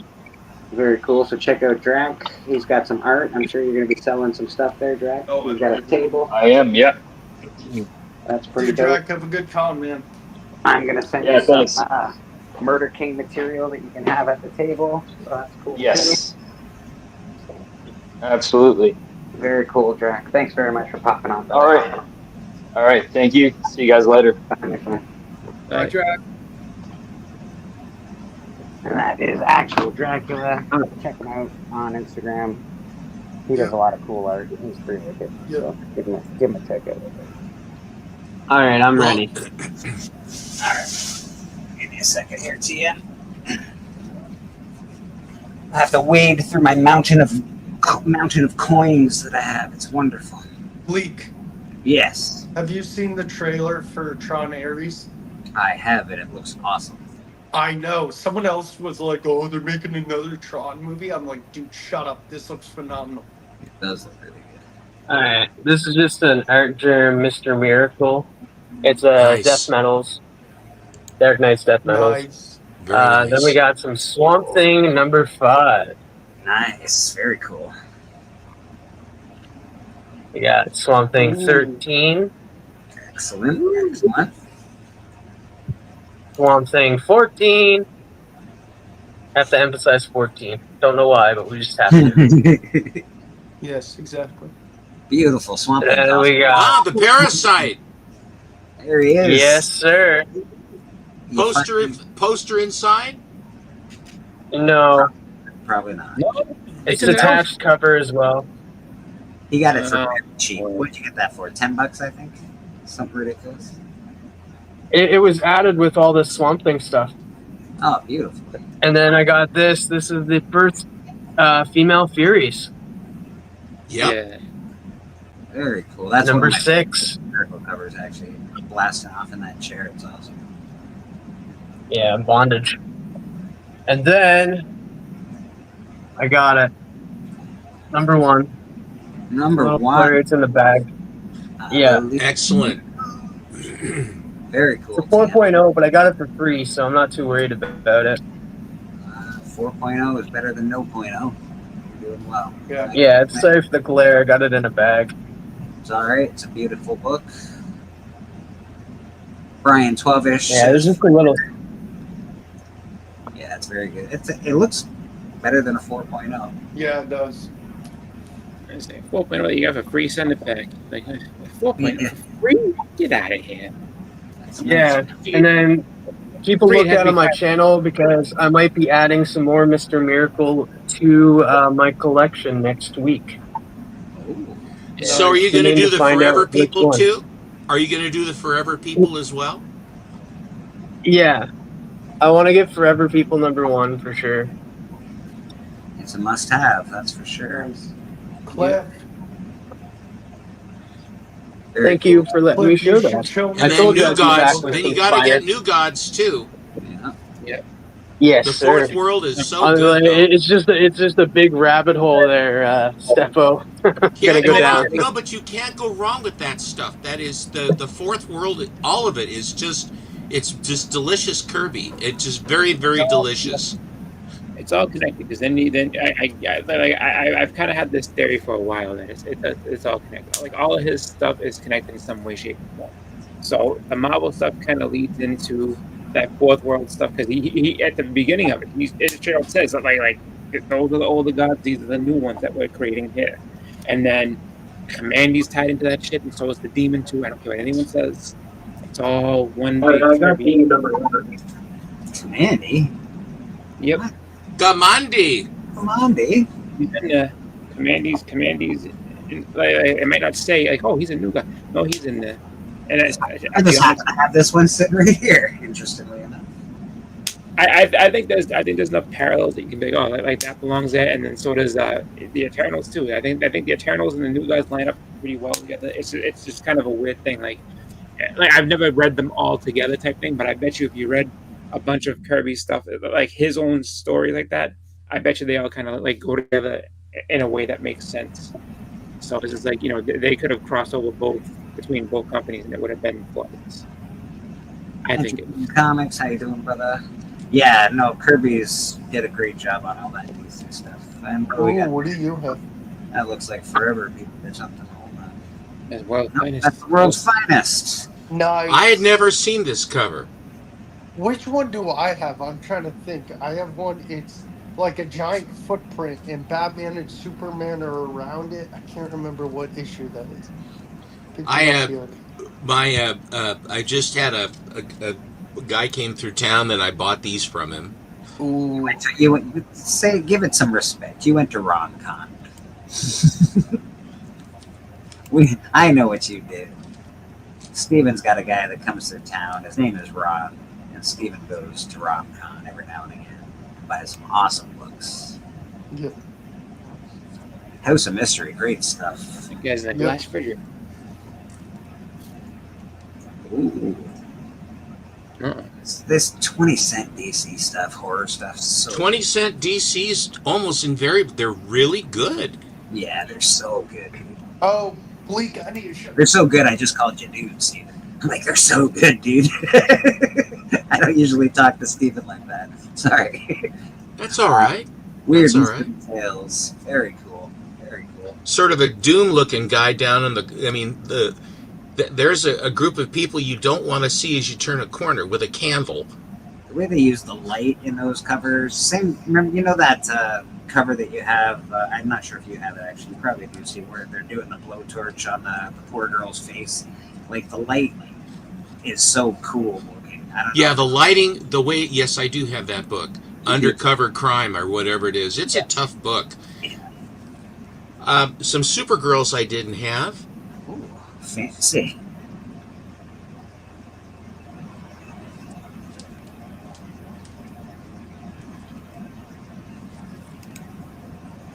Sort of a fanny cover.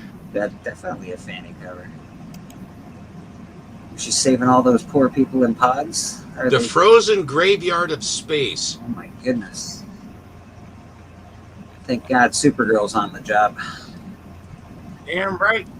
And her fancy fanny. I love Mighty Mouse. Me too, buddy. That's great. Here I go, save the day. You be singing it, everybody. You never give any practical advice, so always singing it. Steven, just hold on 1 second. I just saw something that needs to be shown on the. All right, sure. Boston Chris, can you just flip your hair one more time? Oh, like this? Yeah, we got both Boston Chris for best hair. Wow. Here. Look at this guy. Comic Book Community Awards. Look at the hair on this guy. Look at the beautiful beard. Look at how well it's colored. Looks like a hippie biker. It's amazing. It's amazing. you're a hippie, but you got some angst in you, Boston. There it is. Vote Boston Chris for best hair in the community this year. Yeah. Could you lose entropy for me? Yeah, I can. Yeah, vote for me in any category that you see me in. Because I don't know what I'm not. I think for like more than one thing. So if you want to vote for me, go. But you have to vote for 12-cent Mighty Mouse. Nice. You have to vote for Beckerman and the Hucklebuck. So I did that, and I voted for Church on the thing. And then, actually, I said so. I was looking at it, and they wanted to do. It was like best series at a certain point, or whatever like that. So I said. Alan and Stepover. I said, you know, but I said, Comic Collector Geek. I said, you know, the show that they do. I said with Alan, but I made sure to put with Stepo, with Collecto 6. Okay, so if Alan wins this year, Steven is also included. It's not just like I won for this. Like no, they're a tandem. They won together. That's very kind. Thank you. Hey, when Stepo's done, I have some old books I want to show you. You'll notice Hashimoto-san. Now, Hashimoto-san was, it's back in the day, you could have the stereotypes. So Deputy Dog is up there, and it's always the cats and the wolves that are bad. They're always the bad, the villains, right? Oil Can Henry or whatever it is. But Hashimoto's son is with the slingshot right there. It's interesting stuff from my youth. Oh yeah, all that. Those cartoons were. I always say that I come from a really good. Yes, nice. We got to see the reruns of all of those cartoons. Plus, we got the cartoons of our generation. So I watched all of that stuff for Mighty Mouse. These are dupes. These are dupes because they were so pretty. I just had to. It doesn't hurt to add some Dave Stevens if you can do it reasonably. I don't think. I got to split, folks. I'll see y'all later. Thank you again. Who's taking? All right, Cliff. Cliff, are you taking off? Cliff? See you, Cliff.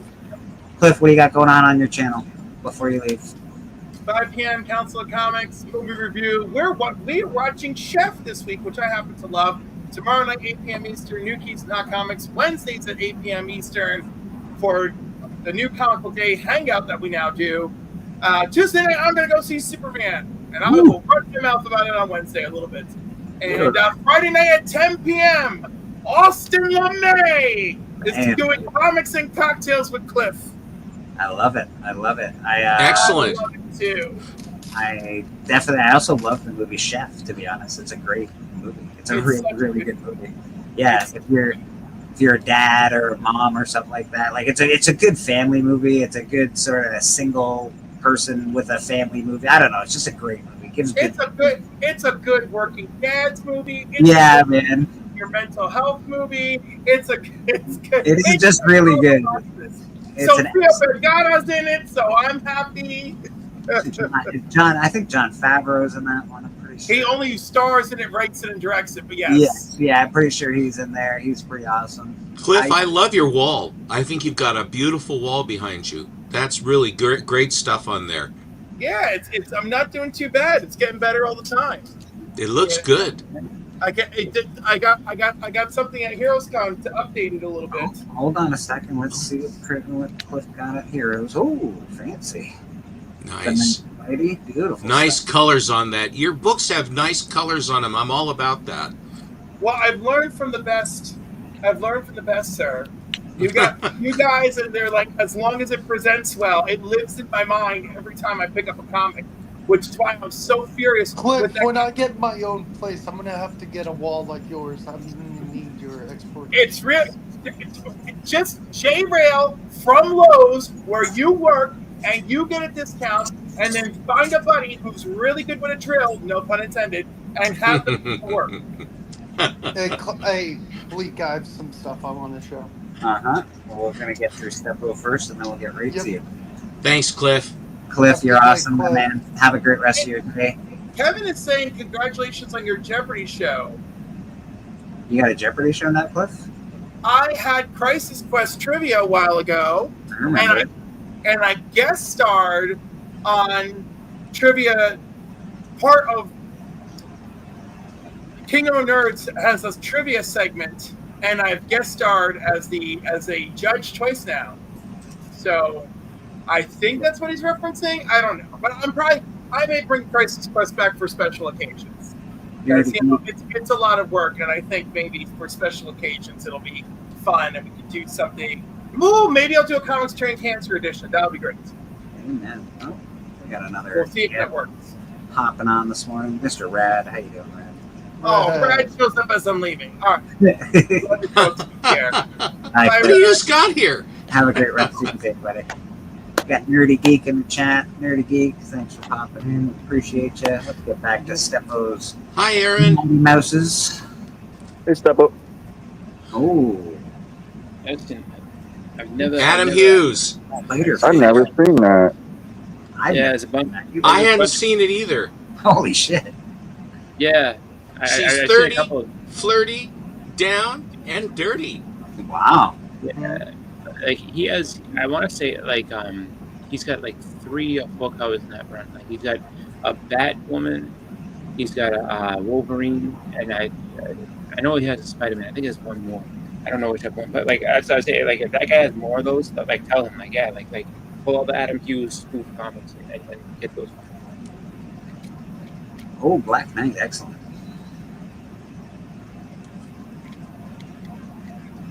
A good cast deserves repeating. Awesome. I think he had 8 of them. Wow. And the trick on this one is that the trade dress, where it says Black Knight, that most of them are orange behind the yellow Black Knight, but 2 of them had red, which indicated they were at the front end of the print run. Seth, this is a very multicultural stream, actually. We've got more than just white people on this stream, but thanks for your input. We appreciate it. I mean, Yeah. Don't worry about it, Steven. You're good. I'm just addressing the chat. No, I see what Cleve's talking about. I'm like, no.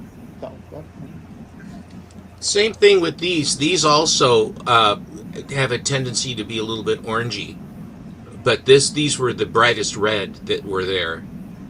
And missing a chunk of the moon. Todd McFarlane. And the moon is missing. Yeah, chunk of the. Someone took a bite out of the moon. Sorry, I was hungry. Oh, well, you gotta have 2 of those. No, not 2. Oh, you gotta have 3 of them. Never mind. You gotta have No. 3. I've always wanted. That's a comic I've always wanted. That's a good one. Yeah. Me too. And then when they presented themselves, I kind of went, well, there we go. Because like you do. Oh, nice. Oh, that's a good one. Nice. Why she got green hair? Interesting. That's Medusa. Oh, okay. I'm having it's small on my screen, but I get it now. I see it. Oh, okay, Alan. She's got snake hair. I see. We call her snakes.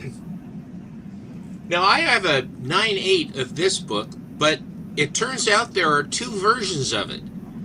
This is the gold foil version of the fish sex. Wow. Can you believe that? I had absolutely no idea. You know what's an iconic That's actually cover probably that based on a reminds true me story. of that? They're Is both the- mammals. Have you know what that reminds me of? It reminds me of the Alf, where he's with the seal. The seal, yeah. Not enjoying it. And this one, Flippa. she helped very into it. Seals are really weird creatures. Let's not get into how weird they are, but yeah. Yes. Or not seals, sorry, dolphins. God Yeah, dang. they are. I already have 2 or 3 of these, but he offered this to me for a song, and it is absolutely perfect condition. Oh, shit. You had to sing for him? Oh, my goodness. Say again? You said he offered to you for a song, so you had to sing for it? Oh, I'm a good singer. Let's not. Send me the pillow that you dream on. Actually, you're not bad. You're not bad. You're up there. But Steven, I'm going to stop you there for a quick second. I only have 1. I only have 2 more. Well, show 2 more then. We got somebody in the back. He's going to hang out and wait for a couple more books. This is an Okajima. This was with the Okajimas in the internment camp in World War II for Japanese Americans.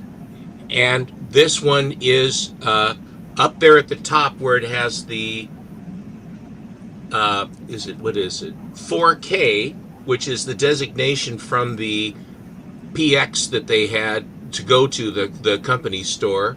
And then, of course, here is the date, July 25th, 1944. That's a Joe Doolin cover, and the interior is really beautiful. I posted this on my Instagram if you want to see what the interior looks like. And underneath the planes that he shot down, it says "You're next." Yeah, Seppo, you're gonna have to see the old stuff I have when we're bring on the guest. And the last one I have is a new book, but I just got it, and it's a Zerdy. Nice. That's one of his first Yeah. DC comics that I know of. I'm a big Zerdy fan. And that's the lot. Very, very cool lot. Very cool lot. That's all. You always bring such nice stuff to church, Steven. Thank you Well, very much. thank you. Thank you. Everybody does. We got somebody backstage. Doesn't really need too much of an introduction. I don't have his media uploaded at the moment, but let's bring him on. We'll get him with one of these guys, maybe. Here. We'll bring him in later. So.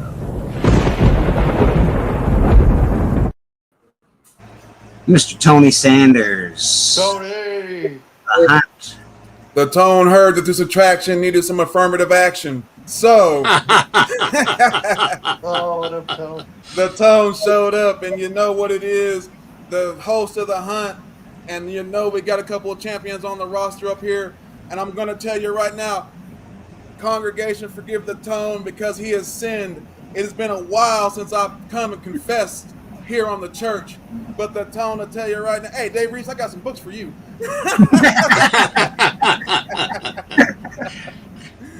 But hey man, it's all good and fun. But if you haven't seen the hunt before, it's wrestling and comics. It's a fun time. We like to talk crap and show a lot of fun books. Steppa was showing something from the 40s, so let the Tone show something real quick that he showed last night on the hunt. Oh, good. Nice copy. Ooh, yeah. That's America's Best number 15, Black Terror. I'm just fucking with you. But Black Terror, Fighting Yank. A couple of good ones. And hey, on the hunt, man, if you come on now, this is what we're doing now. So if you win and you become a champion, or if you just win, if you win, you get $10 if you win a match. Say you win a match, you get $10. Say you win a championship, television championship, you win $10. Cover championship is $15. The world championship is $20, which shouts out to my boy Bobby Delgado for becoming the new Hunt World Champion last night. If you didn't catch it, go watch it live or go watch it recap on it. Hey man, it was a fun time. I had a blast. He showed some bomb ass books. He put the Tone on his back for the 1, 2, 3, and hey, he walked away champion. That's all I can say. But we do giveaways now. So TM Nerdy just won this last night. Damn. First print, Wolverine number 8. That's the first print. Yep. And every 2 weeks, we'll be giving a giveaway for the chat for participation. So if you come on, you get a chance to win some money and show your books off. And if you just show up in the chat, you got a chance to win a cool book. So we're trying to have fun this year, man. We're trying to make it live. So TM won an awesome book last night. There's now a $20 bounty, basically. Bounty on my head. So if you come on and you fight for the TV championship, you can get your you win, you get that $20. So and that's what the champion has the option of doing is like if you're the champion and you win, you can either cash out, get your money that night, or either you can put the bounty on your head and double the money for the next show. So. And since I work for free for the hunt, because I've been working there for a long time, I'm old school, I don't need to get paid to beat people up. We're putting that money back in. So you want to come take a shot at the champ, you come on and try and take that cover, that TV championship and see what happens. Hey, we got $20 on the television championship right now. We got $30 on the cover championship right now. Hey, man, and the world champion just won, so I don't know if he's cashing in or not, but I'm going to have to talk to him about it. But, like I said, the hunt, we're paying you, man. We're paying to play, and you're already buying books, so you might as well show them and have a good time, man. That's all I'm saying. It's a hall show with a different appeal, basically. That's what it is. You want to show you want to show your books in a different way? Come on, man. Hey, I'll make an intro for you. You can pick your character that you want to be, or you can just be yourself. But just come on. I'm definitely thinking sometime. Because it's a fun time. It's like, and remember, it's just an ass whooping. Don't take it seriously. Anybody can win. It just depends on the moment, the chat, the book, what you're saying. It's all about, it's basically like real wrestling, but it's like the elements of wrestling to just showing your books, basically. Yep. In fact, I think we have somebody here to, we've got the, Nick Sands. I don't know. He's been around. He hasn't been around too much, but he does want to talk a little bit. So let's give him a little shine. Give away cash money. Here comes the money. Money, money, Dollar. I can't believe it. I'm actually giving away.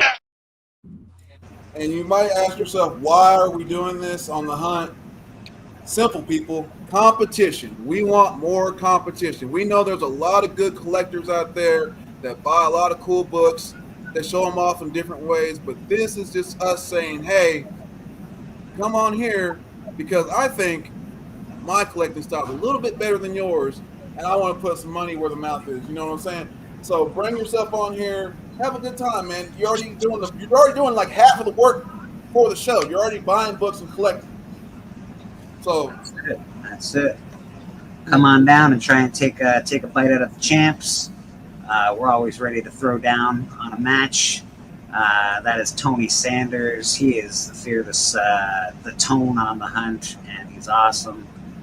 I am Bleak the Hitman Hart. We got Seth freaking Boston on the panel right now. Also, he might be. Well, Spider Lucha, Oh, and yeah. also the Crow. Yeah. I mean, come on, you're confused because all of these different personas going in there. Oh yeah. And your lost brother who reappeared, and watching you two guys and then changing your dialects. Oh man, it's just, what are you doing? I don't know. Don't ask me the question. We literally try to have fun on the show. It's like, it's not just all like, we try to have a story to it as well. So if you come on there and you watch it, there's something like you can follow along with. That we try to give you like right now the big question is, who attacked Mikey Hart or Beckerman? Who attacked Beckerman on the show and put cake? He's got the neck brace and he face plants into the cake. Come on, that's just too good. It truly is entertainment. It is all for the people. We show off the books. It's all entertainment. It's truly probably the most entertaining show on YouTube as far as just strictly entertainment. I told him last night, if you're not getting attacked, he's like, they attacked me in my home. You think that's funny? I was like, it's funny, but if you're not getting attacked in your own home, then you're not doing anything right.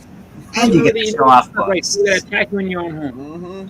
Everybody's showing off great books. Actually, you see some of the best books. But the neck brace, I mean, all of the affectations, I'm injured, but I'm here.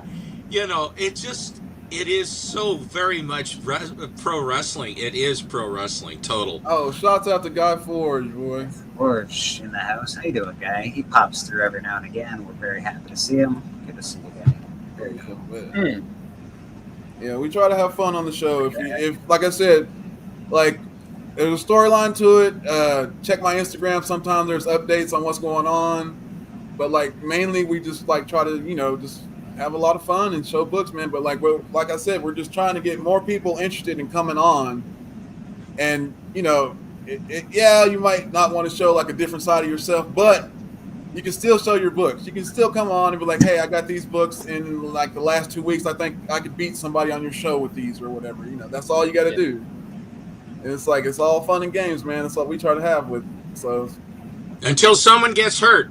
And then it's a sport, baby. Then it's a sport. Hey, only one person's fallen off a ladder a couple times. And yeah. We've got an awesome. Actually, I've loved The Hunt for a really long time. I watched it before I was ever on. I actually jumped at a guardrail, came on the show. It was very, they allow you to come on and be cool. I've been part of the show now for 2-3 years now. So yeah, in actuality, you and Chris jumped over the guardrail and they're just in the chat. They were just in the chat hanging out, and then next thing you know, they're former champions and just doing everything they can, man. And shouts out to Chris, man, because if y'all don't know, Chris is actually pretty good at doing graphic design and doing some stuff like that. So he doesn't get a lot of credit for that, but I like to give him credit because on The Hunt he does a lot of stuff back behind the scenes. So yeah, I've been taking a little bit of a backseat just because my computer is very old. I have a computer. It's old, and it's just like so. I've had to kind of slow it down on that just because it doesn't it gets it's showing its age a lot now. So it's just like, I gotta get a new computer. But once I do, I'll be able to crank out a whole bunch more stuff. So that's kind of the next thing after all these cons are done is just save up to get a new computer so I can go ahead and start making some. Yeah, your graphics that you do, like the video game graphics, are really awesome. Yeah, I still love that video game thing. That shit's Yeah, me fucking too, dope. dude. Me too. With them both, all of, like they were talking and everything too. It sounded just like you did a great job on that, Boston. It was really good. Yeah. Oh, yeah. That. Yeah. That's fine. Like I wanted to do more with that. I just didn't have like I said, my computer doesn't like it, so it's just like, but with the updated computer, I can do more of that stuff. Because I had a whole, I have a couple of different ideas I want to do. I share, like, so there is a channel called The Hunt Beyond the Ropes, and I only have one video on there, unfortunately, right now. And I will be making more, so it's kind of a under construction thing. But I did want to do kind of a just maybe, I don't know if it'd be every week in between, but something where it's like, just kind of like a little recap podcast type thing where you just kind of have these different type of people just talking about the show and everything like that. And I was working on that and trying to get things together, but so it's an under construction type thing, but it'll be fun. That shit's been under construction for like a year. You better fire that crew and hire a new crew. No. And at one point in time, we were doing, you know how they had like Dark Side of the Ring? We had Dark Side of the Hunt. And if you can find some of those episodes on the, you have them on your channel, don't you? You still have them on your channel? Or it was Callie's on Callie's channel. On Callie's channel. Go look on Callie's channel, and there's like old episodes of Dark Side of the Hunt, and it's like crazy, fucking hilarious stuff. Like, and like if you go watch the show, there's stuff like like stuff that happens on the show that like we had one episode where we got a sex bot vote for one of the contestants, and what was it? Crazy, man. Voted for Nick, I think. Yeah, it was Nick, and Biggie Shack. He got votes with toilet paper one time. I don't know if you've seen this on Instagram, but it's it's like the old one where there was a ghost that does it. I mean, it's the same thing, but now they've got all this thing with Godzilla. You put a coin there, and then he makes the sound, and then he pulls the. My buddy has one of those where he drags it. I just thought it was cute, and then this is for the new movie. Oh yeah, I'm so ready to see coming that. off on you. Dee's got one of those. I'm debating about getting one, to be honest. I would if I were you. If you're a Superman fan and of the movie, and of course Crypto, and it's the way Crypto looks in the show, and suits. Is that I like. Sweat? Is that the Corn Sweat one? Yeah. Yeah. And then there's the new S, which is basically a retro S, like from very, very early in his career. I really, really do like the stylistically. I like the look of it. And there's been all these trailers and all this stuff, and we're right down to the nitty gritty now, where where the movie will come out, and I think it's gonna do well. I really do. I do too. Do you unbox those or do you keep them sealed? I leave them in the boxes only because it's got a nice piece of art on the back as well. I leave them in their boxes just because it's easier to keep them safe and keep them right. It's sort of like the presentation is better, where you can have stuff like this. Yeah, I unbox all my figures, but yeah. That's all right. There's nothing wrong with that too. There's nothing wrong with that either. Nice. Loosely translated, that all comes down to he doesn't want Susie catching him playing with his toys, so that's why they're in the box. Who did? Rad. Did you just draw that, Rad? Yeah, he did. He started that. It has to be recent, yeah. He didn't show that before. That's recent. Wow. Very nice. Very nice. I think he was working on that last week, actually. Yeah. Right? It's been a couple weeks that he's done it now. Yeah. That's fine. Yeah. I think it was a couple of weeks ago. Yeah, because I remember the crypto. I remember you working on the crypto.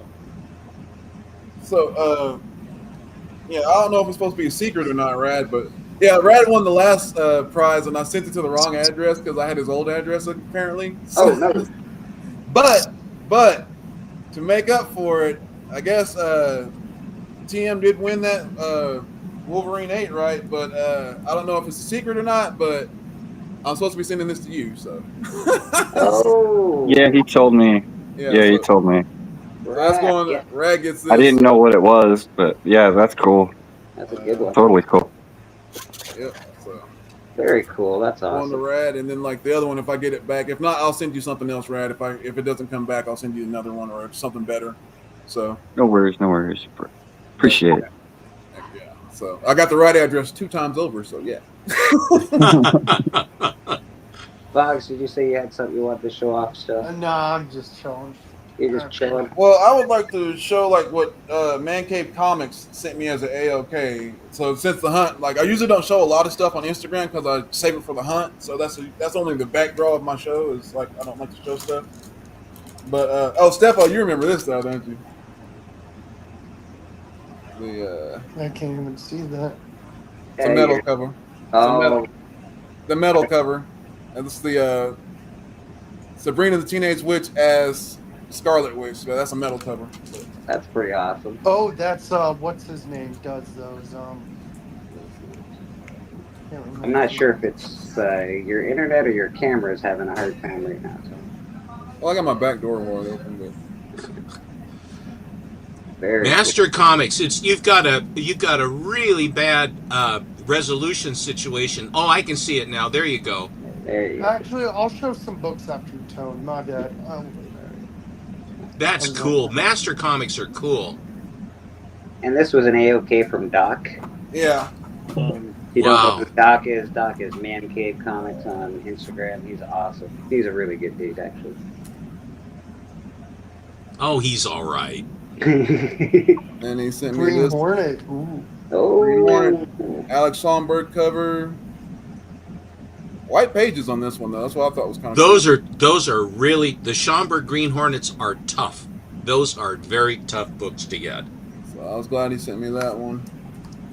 That is cool. That is very cool. And then it was the one, and then this is the one he originally sent me back in the day. So Doc's a really generous dude, man. Captain Marvel. So atomic cover. Oh yes. Okay, I got you. Still I got my back door open. I need to go shut my back door. Yeah, your resolution is pretty bad, Tony. But yeah. Captain Marvel, beautiful. But that was it. Yeah. Hold on 1 second. Let me go shut my back door here. Yeah, Bleak, I'll show these real quick to step up. I bought these at different points at comic/record store, but all new Fighting Marines number 122. Oh, I love the World War I stuff. That's so cool. Lewis, that's a Lewis gun that he's shooting. That guy, the Allied pilot or the navigator. This is D-Day number 5 from Charlton. Oh, nice. Beautiful cover. I love old books like this. And believe, I don't know if I showed you this. I picked this up too. These are all from different points at that comic/record store. I go every so often. I'll probably go back again soon. Dell 12 Center, Ghost Stories, number. No one number. Hard to tell with Dell. Oh, yeah. That's classic. That's a classic cover. Very nice stuff, Fox. Very nice stuff. Very good. I like the new stuff and old stuff, but I also got this from my YouTube friend, Sandman Mystery Comics. I had the one with Powdered Toast Man, but I bought this from him, the number 1. Nice. I have one of those. With the free air fouler enclosed. Yeah, I'm not opening that because, in fact, if you talk to him, that looks like an Ed Craze book. That looks like an Ed Craze book because of that little sticker on it. That's an Ed Craze thing. Well, if you talk to Bob Camp, he'll tell you that whole campaign was a inside joke. It's a very good conversation with Bob. He signed my copy of that, and he's a funny dude. I've heard. So yeah, that's what I got. Hard to work with, I hear, but he's still a good guy. All right, so that's Fogs. Let's get back to Tony. He's got some. The Tone is right here. Tone, how's your resolution come along, Tone? I just realized TM's back. I'm slow. Right now, I'll share the book that Doc actually gave me, which, speaking of Doc's good name. Wow. Doc gave me this. It was raw when he sent it to me. It had a 9-2 label on it because he had cracked it. And I pressed it, cleaned it, sent it back to CPC, and it came back as a 9.6. Bleak, I never saw the. I saw it, but I never saw the result of the comic flutter Santa got signed for you. Oh yeah. I have it around here somewhere. But yeah, that document. Well, you're working on a Sue Storm right now. That's what I heard. I am working on a Sue Storm right now. I heard about that. I'm cracking a Sue Storm. I believe it's a 9.4. So I've cracked it. Steven has bought the Sue Storm off, or the Fantastic Four book off me, but I decided that he needs a better grade, so we're cracking that bad boy. We're gonna press it. We're gonna send it back to CGC, and hopefully Steven gets a better grade. And so that's pretty awesome. Are you cleaning and pressing it? Yeah, I clean and press books. I don't advertise it too much because, let's be honest, most of my fan base is from the U.S. and it's not very. Ooh. Nice Blue Beetle. Oh, you're doing a great job, Megan. Not saying a word. Blue Beetle, and then the last one is Spy Smasher. Oh yeah. Doc does such a good. That's good. He was talking about Spy Smasher and Fawcett for World War II covers. He said, check them out because there's some really beautiful covers. Yeah, and I FOMO'd him on that, really and I nice. went and I found I found a couple really nice ones on eBay and maybe on. My comic shop action. That's the My Comic Shop bell. What? Steven says when he says My Comic Shop, he presses the bell. I think Alan also has a bell, and Matt Likes Comics has a bell. Matt Likes Comics did a giveaway recently where he gives away a bell. He gives away bells as far as the prizes, so that and it all started with Mr. Akins, who is a school teacher, and I came in on the broadcast late, and he said that everybody says My Comic Shop so many times that he wanted to just hit the button and do that instead, hit the bell. I like that. Bruce Lee and Chuck Norris. Let's go. And the crow over there, wicked. You must flow like water. Brad, your space is coming along really nice, buddy. You're happy in your new space? It looks really good. Yeah. It's nice to have a sanctum sanctorum. Exactly. You cats ready to go through some keys of the week? Sounds good. Yeah. That is the next. Now we get to make fun of stuff. I like it. Yes, yeah. So let's do some keys of the week. Share screen. What are we sharing? We're going to share that guy. There he is. This was last week, so we'll have to do a refresher here. Boom. All right, let's get to this here. Let's keys. And I would never be able to do that comic management thing. I would spend the rest of my life inputting stuff. I won't do it. I only do it with special books now. When I first was into comics, I was doing all my books. I think it's I don't know. I do it with big books now. Let's go keys of the week.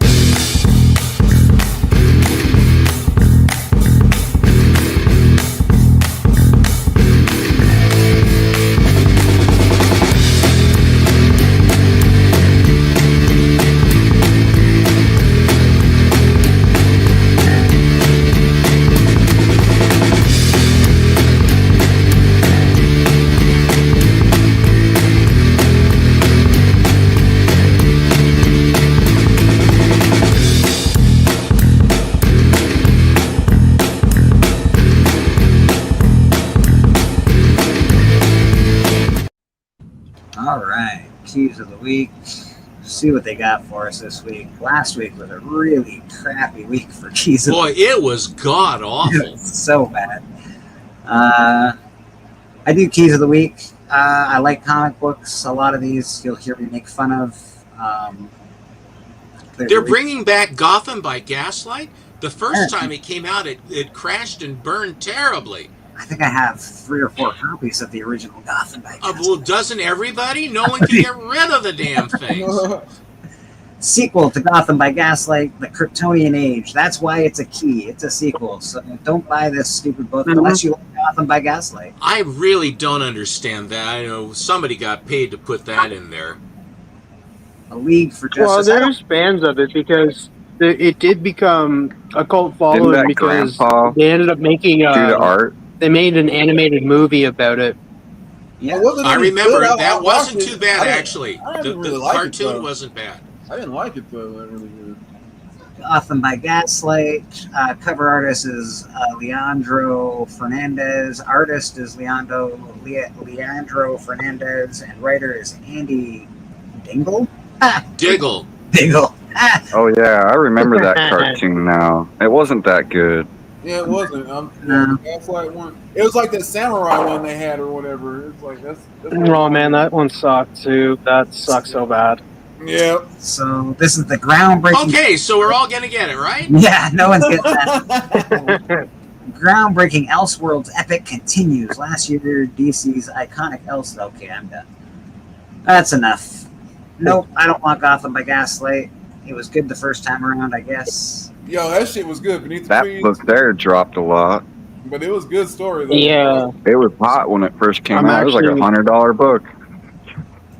I'm reviewing that right now. I just read issue 2, and issue 2 review will be out tomorrow. Yeah, I'm really enjoying the book. I just can't get past the art. The art is it's not connecting with me Cutesy. right now. It's like you're reading a children's book, but it's like murder in it. It's weird. It's like This is new, so this isn't the original. This is Rite of Spring #1. So it's a sequel series that explores Samantha's origin and the aftermath of her first kill. So that's interesting. I don't love the art style. For No, this. I don't either. But the story It's too is good. soft. It's The too story is soft. good. And pastel. But the story sounds really good. Let's check out some variants. Maybe. Yeah, it's growing. The story is definitely growing on me. Like I said, I'm only on issue 2, so yeah. Man, that How many issues are there? Hate it. That's cool. 5. Hate it. What the hell? Is Yeah. I'm not. Snoozeroo. Good Not- lord. I'm Not not big seeing on the anything. variants. No, I'm not seeing anything that's. These are bad. These gotta are buy really that. bad. Who's the artist? okay. Who's the artist? Well, all right, let me see who the artist is on. Patrick Horvath is the artist. The interior artist is Patrick Horvath. He's also, Riley Rossmo. He's also the writer. He did. Riley Rossmo is the cover artist for this. I am seeing so many different new artist names. I don't connect. It doesn't hit me.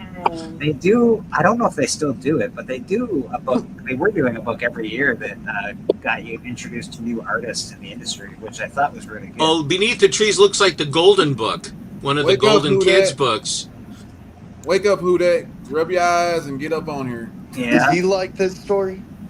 probably not. No, I enjoyed the story. It was good. The first one, I don't know about this. That's about Yeah. the best cover right there. Yeah, that's a pretty cool cover.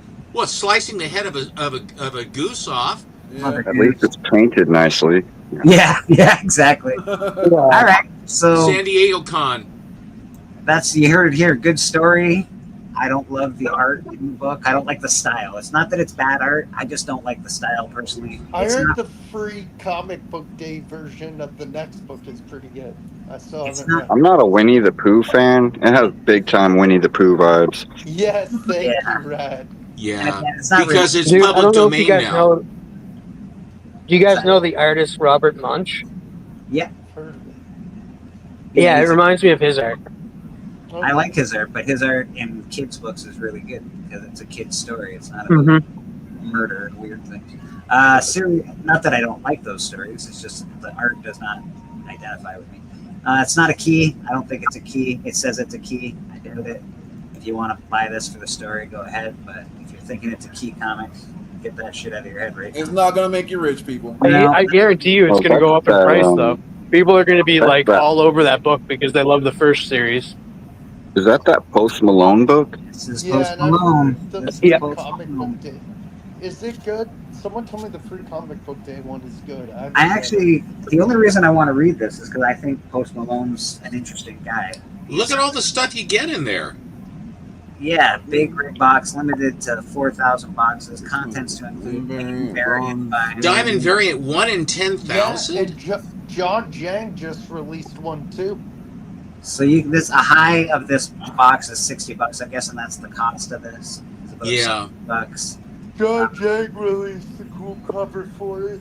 So you get a lot of Do stuff. you get one signed by fucking Post Malone? Do you get one? Yeah, It doesn't say. You do get a gold variant by Peach Momoko, 1 in 500. A silver variant by Derek Robertson, 2 in 25. Diamond variant by Peach Momoko, 1 in 10,000.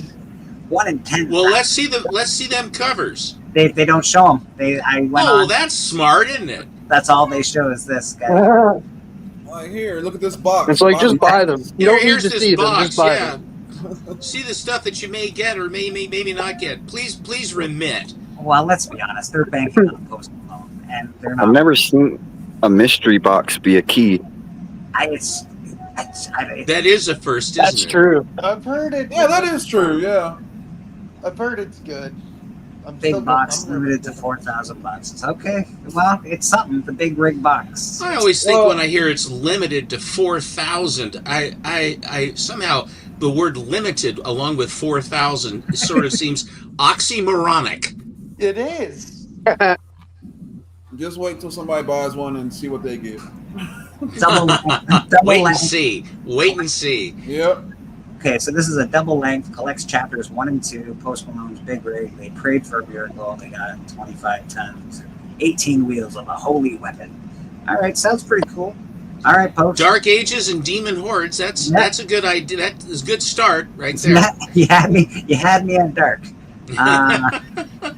The next one we got on the list, we got Fantastic Four #1.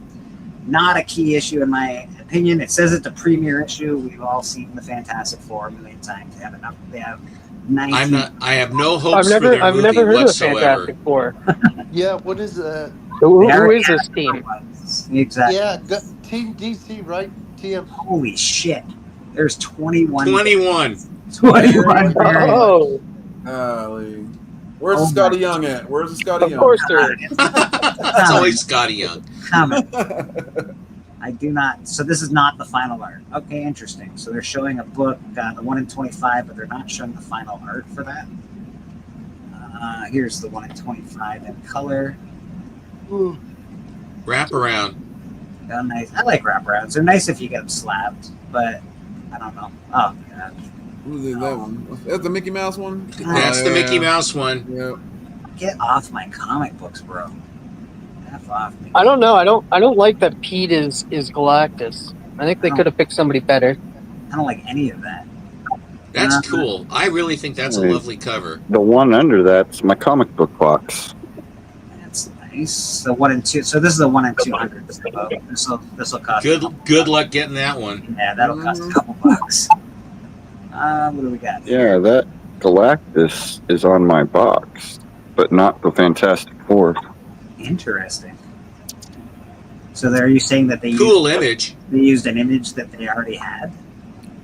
Oh, Alex Ross. That, Oh, Hey, if it's new to you, hey. Let me see. oh shit! Where are you? Hold on, I'm coming. There we go. Oh, right there, yeah. There we go. Interesting. Wow. So they've yeah, they had this. reused Yeah, they it. did use it. Yeah, they reused it, yeah. Interesting. That's makes me sad a little bit. I'm like, come on. Yeah, they're just like, you know what? 20 covers is not enough. We need to add this one that we've already done before. Yeah, it doesn't even. That makes Well, if it's new to you, Just scrub out the Silver Surfer and put the Fantastic Four there. It'll work. it's terrible. Yeah, I'm not seeing anything that I'm like, oh my god, this is a must-have book for me. Well, the Sue Storm, that one Sue Storm Virgin variant was pretty lovely. Yeah, it's 1 in 200. It is pretty nice. Okay, I think Bobby Delicato, if he was going to buy this, he'd probably get this guy here. And have him punching something. Yeah.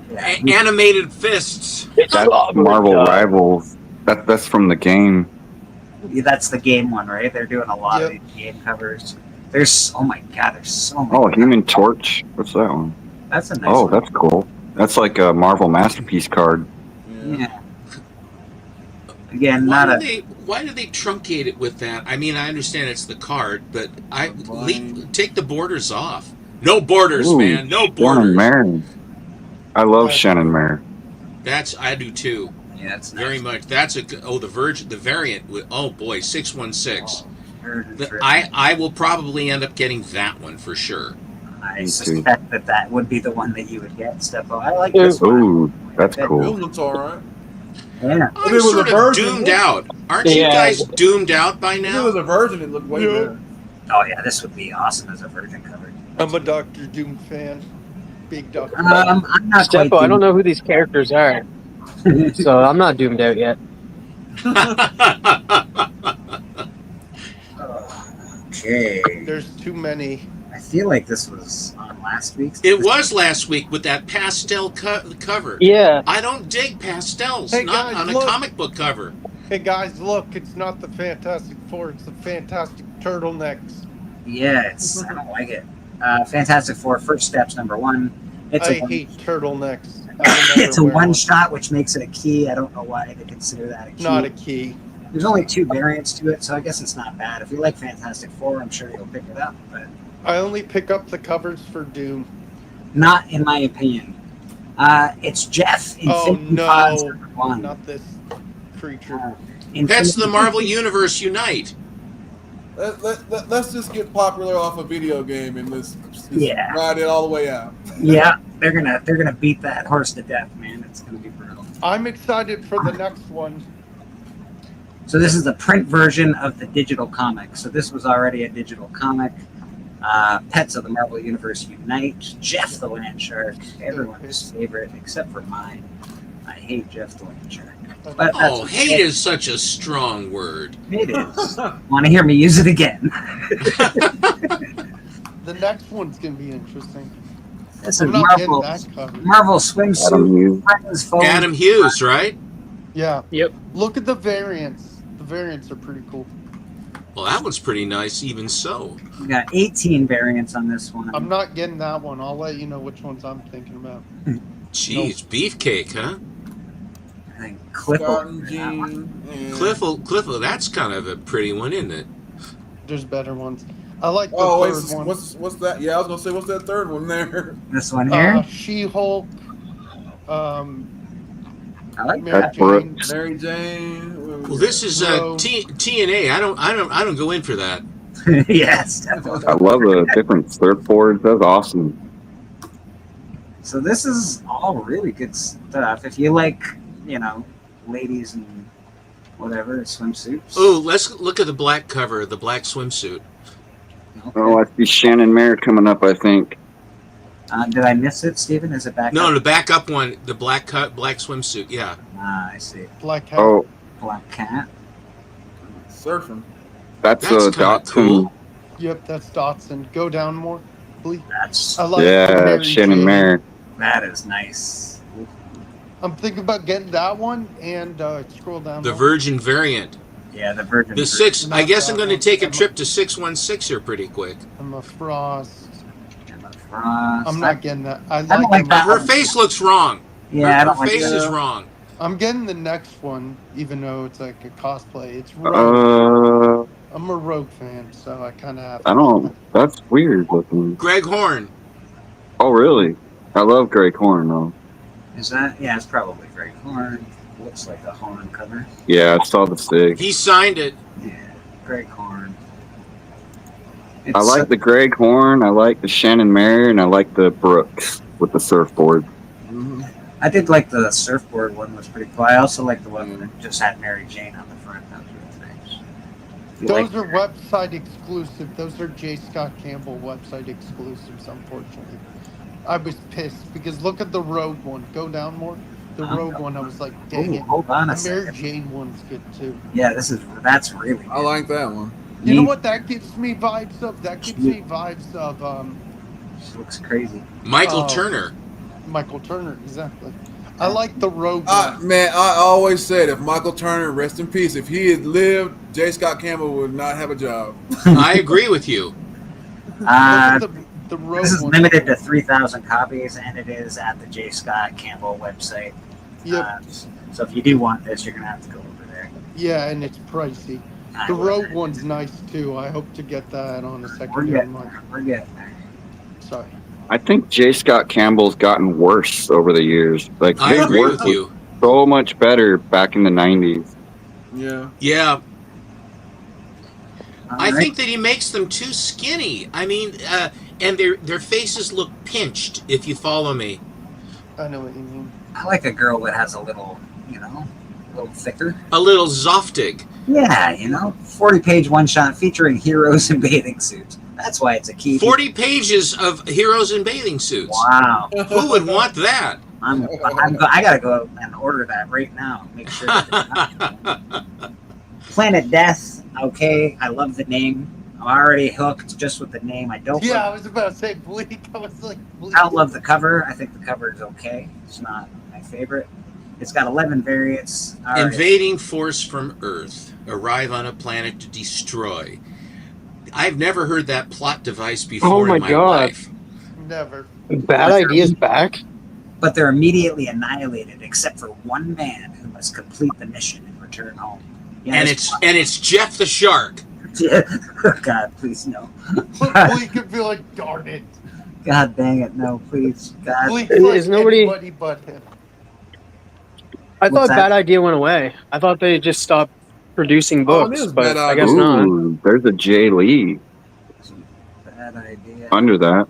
Yep, we're getting there. Jay Lee got such cool style. Yeah, it's always been good. What is that, like a gun knife? Yeah. Yep, it's got blood dripping on it. I don't like the envision of their character. Is that what he looks like? Yeah. Oh, brother. I don't know. But I do like the title. I can't say that one does much for me. No, it probably looks better in real life. I imagine. I don't think so. No. That's It's a the New York- NYCC one? Yeah, it's a New York City Comic Con exclusive. Limited to 100. God, thank God there's only 100 of those. Well, it's a foil. That's probably why it looks like crap on a picture. Stink burger. Oh, okay, yeah. It might. It would definitely look better as a foil. Yeah. This is probably a foil too. That's why the picture looks like crap. I'm wondering who's the creative team. Like, it must have someone popular because it's got some hype behind it. With 18 variants, it has to have somebody on. No, I think it might have I'm some hype immune behind to it the because of the allure. Bad Idea coming back. I'm immune to that one. Whatever's happening here, I'm immune to it. Oh, they did the Doom. Yeah, you're gonna find that in the dollar bin in a couple months. Don't worry, people. Save I don't know. I don't think people are going to be speculating on the Bad Idea comics like they did, like in the 2021. Yeah, I think that came out. Kind of a weird head on the Predator there. The setup, I'm not sure. I also, honestly, I'd have to say I do not like the idea of the Predator book being done as a black, white, and blood book. I like the Predator green. I like color in my Predator books. I don't think I'll enjoy this. I like color in my books, period. They always make the 1 in 100 or 1 or 2 of the sketch variants. It makes it easy not to have to go after them. Yeah, I'm not a huge fan. Some sketch variants I like, but most of them I'm not a huge fan of. I like the color stuff. For the money, I guess I would rather do the color. I mean, for the money. That's the one. That's true. Like a Virgin variant with color rather than a sketch cover with a trade dress on it that's more expensive. I do like the trade dress on this 1 in 25. It gives that old Predator vibe, which is cool. Yeah. But, what do we got? That's all right, I guess. That one's cool. That was pretty cool. Yeah, that's cool. That's like a Predator 2 vibe to it. Yeah. Now, what are your thoughts on the 20th Century Fox logo on the corner? Do you like it or don't like it? Hate it. It's like when Disney puts their Okay. logo on my Star Wars stuff. I absolutely hate it. I mean, of all the things, that doesn't kill me. No. Oh, what y'all think of that Killer of Killers, the animated show they did or whatever? It's good, bro. I loved it. I did too. Oh, you haven't watched it yet? Go watch that, man. Wow.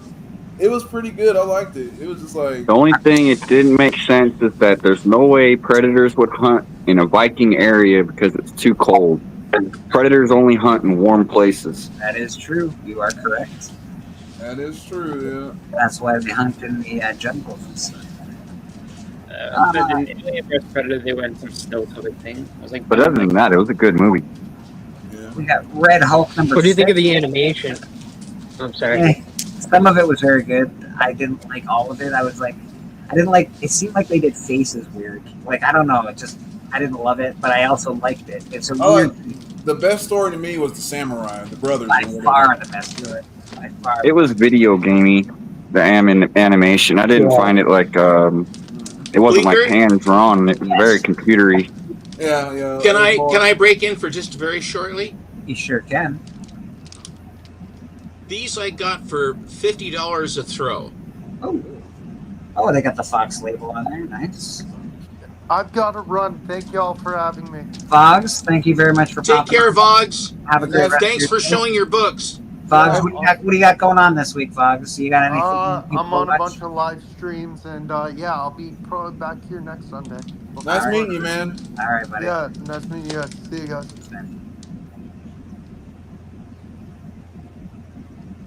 Right, they that both one. went I like right through the head and right through the gut. Yeah, I like That's that great. one. You know, these were the guy had a bulk. He just said, all I want is $50 a throw. I'm just paying for the slab, and they're 9/8, and they're not that usual. You don't see them a lot. All right, I just want, since we were talking about Yeah, of course. Apparently, Derek Kolstad, who was the screenwriter behind John Wick, is the writer for Planet Death. Interesting. So the screenwriter is the writer for Planet Death. That's cool. What do we got here? New comics. Vader. Very nice. I like Vader. Oh, wait. We didn't do Hulk yet. That's not Vader. That's Kylo Ren. What the hell? Yeah, I know. I saw it. Kylo Ren. Red Hulk, number 6. One World Under Doom. Yeah, we have a first appearance, people. Holy shit. We have an actual first appearance in a comic book. Werewolf. Oh, man. So if you're getting Red Hulk, number 6 is an actual key. So I would probably pick that up if I were you guys. And I would not pick up cover A because I guess that's Werewolf. No, there you go. Get that one because it's got him on the cover. It's the that's best the one you want. There it is. Hey, that's a cool cover. First cover. I like the image of him though. That's kind of cool. You had me at werewolf, buddy. You can't like a werewolf with cybernetics on him. I'm in. Yeah. So it's Rocket Raccoon's manufacturing. They did it with a wolf. Is that it? Something like that. Yeah. Must have been the high evolutionary. Oh, what's that one? Let me see. Hold on a second. Pastel again. Yeah, I don't love it. The faces are wrong. I mean, the Hulk's face is wrong. I do love the Marvel Comics group up top. I do love the header, but I don't love the arch. Like someone's going for like a older style. Yeah. Yeah, that's using what I some thought. thick outlines. Deathlock the Werewolf. It looks very flat. You know what the problem It looks very flat. It looks like they're trying to mimic an old style, but they don't know how to. It's really There's weird. only flat colors. There's no Yeah, there's no fading to the colors, no depth. no shadow. It's weird. I don't like it. Other than that, it's like lovely. it's like they plated it and then they just left it like that. Like okay, it's Yeah. That's good enough. Let it go. But this is probably the cover you're going to want to get. So this does have a real first appearance in it. Red Hulk. Who did that one? Let's check her out. It is a pretty cool cover. So I do like that cover. Yeah. It's a 1 in 25, so it's going to be a little more expensive. But if you're getting So what else is new? Yeah. We got cover artist Dan Panosian. Yeah. Artist Jeff Shaw and writer Benjamin Percy. If you're again, We're in Latveria again. I like He this does a good cover. wolf. and it's an actual key. So go pick this guy up if your pickup books up this week. That's kind of a cool one. I like that one. Yeah, that's the best cover I think on that one. We got Vader that's not actually Vader. Apparently, why is Kylo Ren on a Vader cover? But let's see. It's probably a good story. This is Vader number 6. I haven't collected this run of Vader yet. Interesting. I should go see what's up with it. Jedi Gambia. The new Wasn't he Jedi. trying to become like the next Vader in the sequels? What's the first appearance? It said the first appearance of somebody. Yeah, I'll get right to that. So it's just about Kylo Ren, which I like Kylo Ren. They could have made Until they tried to turn him into a hero. Yeah, they completely changed him right through. It's like halfway through the movie they decided, okay, now he's bad enough, let's have him as a hero. So this is a first appearance of Jedi Grandia. Jedi Grandia. Kylo Ren tracks down one of the last Order 66 survivors. After a brutal takeover of Corellia, Kylo Ren begins a new quest. The young tyrant begins his search for one of the last of the Order 66 survived Jedi. Who is the mysterious Jedi, and how did he escape? How did she escape the brutal takedown of her people? Run away! Run away. Imagine after that, she's going to be traumatized. She's going to be ready for revenge. Oh, boy. I like this cover. I don't hate that at all. The Uncanny X-Men. Mutina. Number 17, first appearance of Misery, a mutant villain from a horror film. That gives me horror film vibes. I dig it. Yeah. With the sides, the bloody sides, and the big feet. Like she's popping off the screen, basically. Is it Kathy Bates? I don't think so. This is I actually nobody. This first cover A on this is good. It's got a first appearance, so if you're picking up X-Men, you got to pick up this book. Let's see if there's anything else that looks more interesting. I don't like that one. I don't like it. That's That's like a scary movie. It looks like a scary movie. Yeah, I don't like it either. And Wolverine wouldn't be afraid of him. That's okay. That's hot. We got some hot action. Oh, that's what she looks like. This is sort of an old school, old style X-Men. I don't hate that. Have they not squeezed all the juice out of that rock yet? And this is the non-version of that. X-Men juice goes and goes. Yeah, man. God, I guess so, man. Again, I actually like cover 8 the best. That's a but cover got way more appeal. I kind of get like, I don't know, like they're copying Image with the Spawn book with that Shirley Lee book. It kind of looks like that cover, actually. Let's see the details on the cover that I personally like. Lucio Vecchio, David Marquez, and Gail Simone. Cover artist is David Marquez. Very cool. You don't own this issue. I do not own this issue, but I sort of want to. I like it. Last but not least, we have the Unchosen number 1. So it's a number 1. It's an Image number 1. I find that most Image stuff right now is being written like it's going to be a TV show. So I would imagine this will be optioned in 10 minutes. A young girl is pursued by forces of incredible power after she causes the devastation of a city. That's the key fact. That's lame as far as key facts go. Say the cheerleader, save the world. Fuck. Cover A. Again? Cover A sucks. Cover B sucks. Cover C is 150. It's just a virgin. Peach Momoko. Yeah, it sucks. And I don't hate Peach Momoko. She doesn't strike me every time. This does better with horror. Hit and miss. Yeah, hit and miss for me. I hate these covers. God dang it all. There is a blank though, Raj. Oh, brother. I don't think that book even deserves a blank. I don't know. Maybe. That's fair. That is fair. Yeah, so that sucks. But it is a number 1 Image book, and I do preach that Image, they're writing for TV. Well, I guess it's going to be an unchosen book that nobody's going to choose. So yeah. I've unchosen it already. So the miniseries premiere, 13-year-old Ida wakes in a city laid waste by a massive explosion, a scene of devastation that she caused. Oh God! Pursued by rival forces, wielding incredible power, she must discover who truly wants to help her, who wants to control her, and the truth behind her own mysterious past. So they have a board. They have a dartboard that has 3 rings, and they spin. And they're all different plots that they've done. And they throw the darts, and then they get their plot. They get their, it's a variation. I just don't go that way. I just don't. You know what? That Unchosen, the same plot is going on right now in Absolute Flash. So and you can also, if you want to see this plot in a better form, just go read Legion. That's much better. Well written. I imagine. I don't love this at all. I hate the cover. Really do. I don't know why I hate it so much, but don't repress. I'm so sorry that I say that because I can't draw like that, but I'm just not a big fan of That's not the point. It's there, but this is for sale. It's the same plot. It's the same device. They mix the things up, and then I just don't know. And she's knock kneed to boot. No.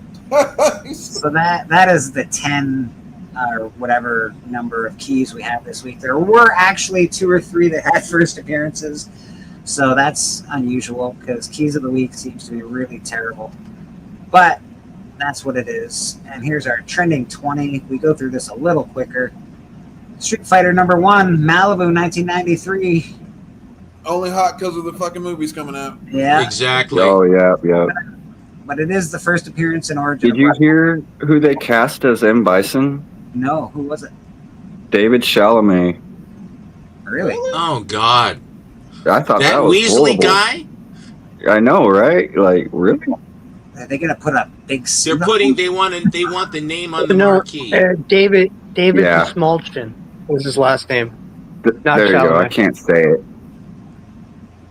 You're right. Yeah, the guy that was like, what was that movie? The Devil, something I forget. And he also played Polka Dot Man. That guy. Yeah, he's the polka dot man. Oh yeah, he was great in that. He was great in that. Bison. He's a great actor, but he don't Doctor fit that Who? part. Doctor Who? That's ridiculous. All right, Doctor Strange number 1. This is hot. The previous week, Zelma Stanton appears in Ironheart, so that's why this is hot, or was hot. You know who they should get to play M. Bison? The dude that plays Jack Reacher. Oh, yeah. You know what? He'd be better He's as huge. Guile. He'd be better as Guile, in my opinion. Oh, Alan Richardson. Yeah, that dude's Yeah. fucking huge. The guy they wanted to play Batman. Yeah, he'd be good Sagat. He's looking awfully muscle Something, I don't bound know. these days. Yeah, he would be looks good as very like muscle bound. someone big. Oh, he's huge. He's huge. I actually want to see him play Batman. I love that Punisher series. So this is Punisher number 4, first appearance of Ma Nucci. Apparently Ma Nucci or Ganucci, however you want to pronounce it, will be an antagonist in the Punisher special presentation on Disney. Cool. So he looks sort of like That's- Christian Bale right there, doesn't Yes. That's, Yeah, real. that's the Garth Ennis run. He looks a lot. Really like- good. Yeah, Really good writing. weird. But a great story. It is good writing. Garth Ennis is awesome. We got the Old Guard number 1. So these are the top trending 20 comics this week, and there's. I like the movie. The first. Yeah. I haven't watched. Yeah, the that they're movie all they're I haven't immortal. watched the new yeah. one. yet. Yeah. So adapted. Who was the The babe new in one. that, Tone? Fucking Charlize Theron. I think it's Charlize Theron was the chick. That's the, right. Yeah. That's right. Thank you. Yeah, so it's all right, I guess. There's 13 variants to this book. Lots of variants. Old Guard in red. The Old Netflix Guard. is trying to push it. Oh, dang. You can tell this is a TV thing. You can tell.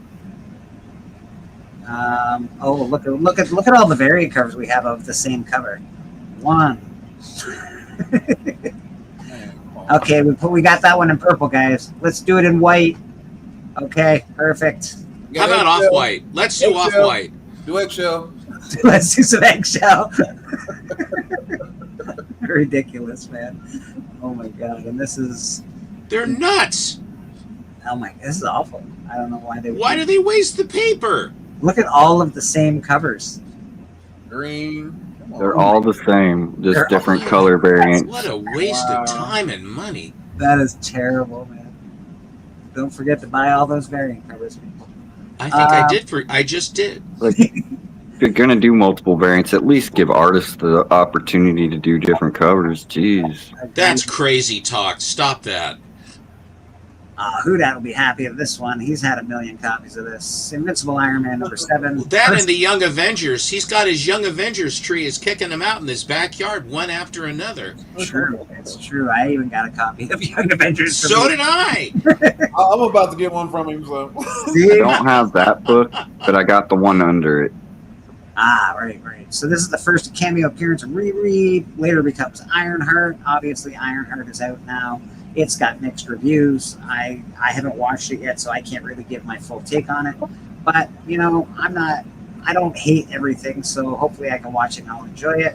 I'm sure And it wasn't that bad. Like, it wasn't the greatest, but it wasn't that bad. And like, there was characters in the show. You mentioned one of them earlier from the Doctor Strange 15 book that really stood out. In my opinion. When someone says it's not that bad, Well, that's a great recommendation, isn't it? Yeah. I'm not gonna say anything because I don't want to sway your opinion anyway. So I won't say nothing. I do like this cover quite a bit. Max the Hood. Cool. Let me rephrase it. It's better than Echo and Secret Invasion. Oh, okay. I mean, even though I'm gonna say one thing, they finally gave us Mephisto, but in such a bad way, man. Like, that is not the Mephisto I was wanting. It was almost like getting the Galactus in the Rise of the Silver Surfer movie, where he was just a cloud. How about the Mandarin with that? That's how I felt. The Mandarin was a kick That's in how the I nuts, felt man. when they, or the Mandarin. That's another good comparison. That's how I felt when they unveiled Mephisto in this. I mean, yeah, he was a good actor, but it's not the version I expected. I did like it. I did enjoy his portrayal of it, though. And then Zelina was another standout for me. So was it? Did they really have Borat doing Mephisto? Yes. Okay. He does a good job and he fits the part, but like I said, I just expected him to actually look like the character, and he doesn't. Every time I see him, I always well, if you check out the spoon, like Ricky Booby. That's all I see. It's like, yo. Say I love crepes. that's all, I don't know. That's all I see when I see him. Me too, buddy. Me too. This is apparently another thing with to do with Riri, I'm guessing Ironheart. So the Hood has the first appearance of the Hood, Parker Robbins. They actually did a really good job with the Hood. Okay. They did do a good job with the Hood. I'll give them that. What I can appreciate about it, like, isn't his like the power like his cape, his hood, or something like that, where it gives him a power or something like that? Yeah.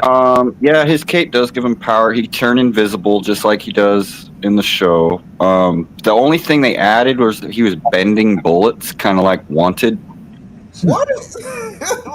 Yeah, they gave him the power to bend bullets, and like that's not the way it is in comics. But other than that, like he does transform into like a demon, and he looked very accurate to the comic book. Can I say something about all of these keys on the key list? Yeah. They, like, I understand why they're here is because Ironheart did come out, and everybody's like, "Oh, I want these books."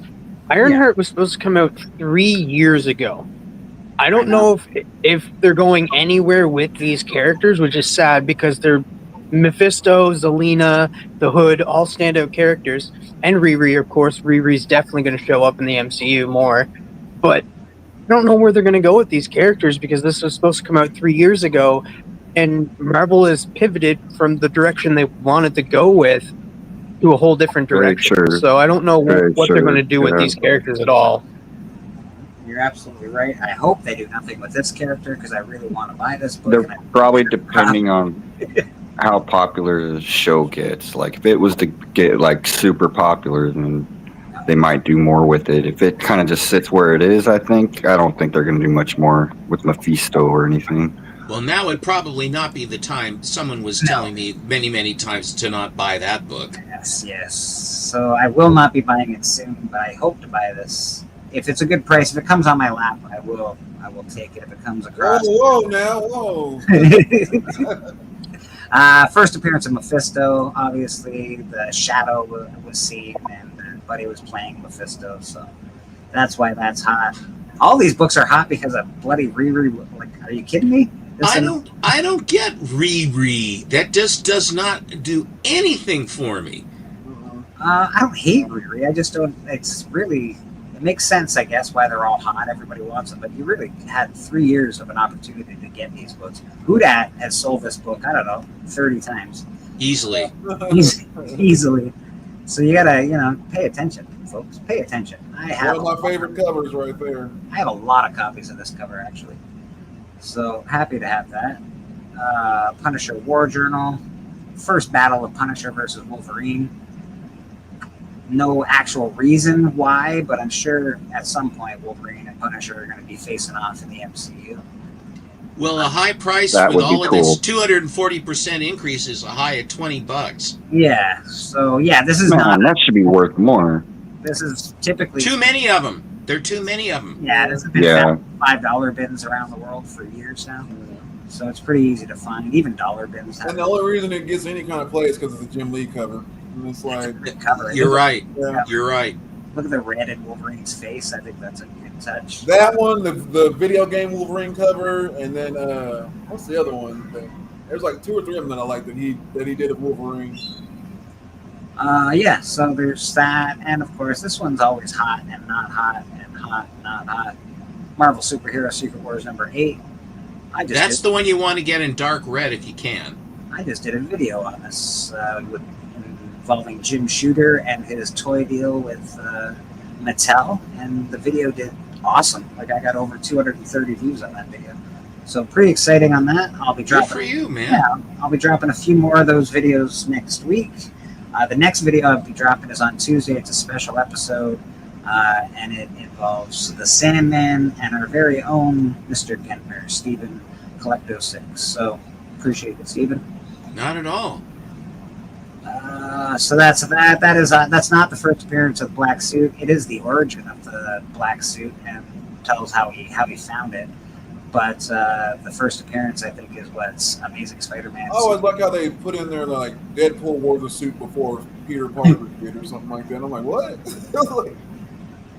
Increase of copies sold this week versus previous weeks after this week's passing of Jim Shooter at 73 of esophageal cancer. Smoker. Rest in peace, Jim Shooter. Esophageal. Detective Comics 880. I sold my foil copy of this. I want another copy, but I did sell my foil copy of this. I miss it. Never owned it, but I would like to have one. Yeah. It's not like a book. So the cover is amazing. The story is pretty good too, but it's just a cover buy. So be careful with this. Don't pay $288,000 for the original artwork in an auction this week. Oh, holy shit! Yeah, I watched that, I've seen it. Oh my Lord, that's a lot of money. Yeah, that is a lot of money. it broke record. Yeah. Adventure Comics 346. That means that 2 guys really wanted it. Yes. We get a lot of these kind of covers in Adventure and Super. Everybody's always in front of a panel for some reason. I love it. It's a The great Legion issue. of Superheroes. Yeah, you get the go-go checks, which I call taxi cab covers. I know nobody else in the world does, but I call them racetrack covers. Yeah, I've been calling this a taxi cab cover my whole life, so I continue to do so. Well, it's 66 to 67. It's just a visual cues, 1966 and 67. Exactly, and a lot of first appearances. I would like to see James Gunn take a shot at doing a Legions movie. That would be fucking. That would be good. It really would. They deserve it. They're good. Because I love like when they're in a cartoon or whatever. I love seeing them in a cartoon or whatever. And then that Superman and the Legion of Superheroes back in the day in the like early 2000s, or it was a pretty good show back in the day. So this bad boy, I do have.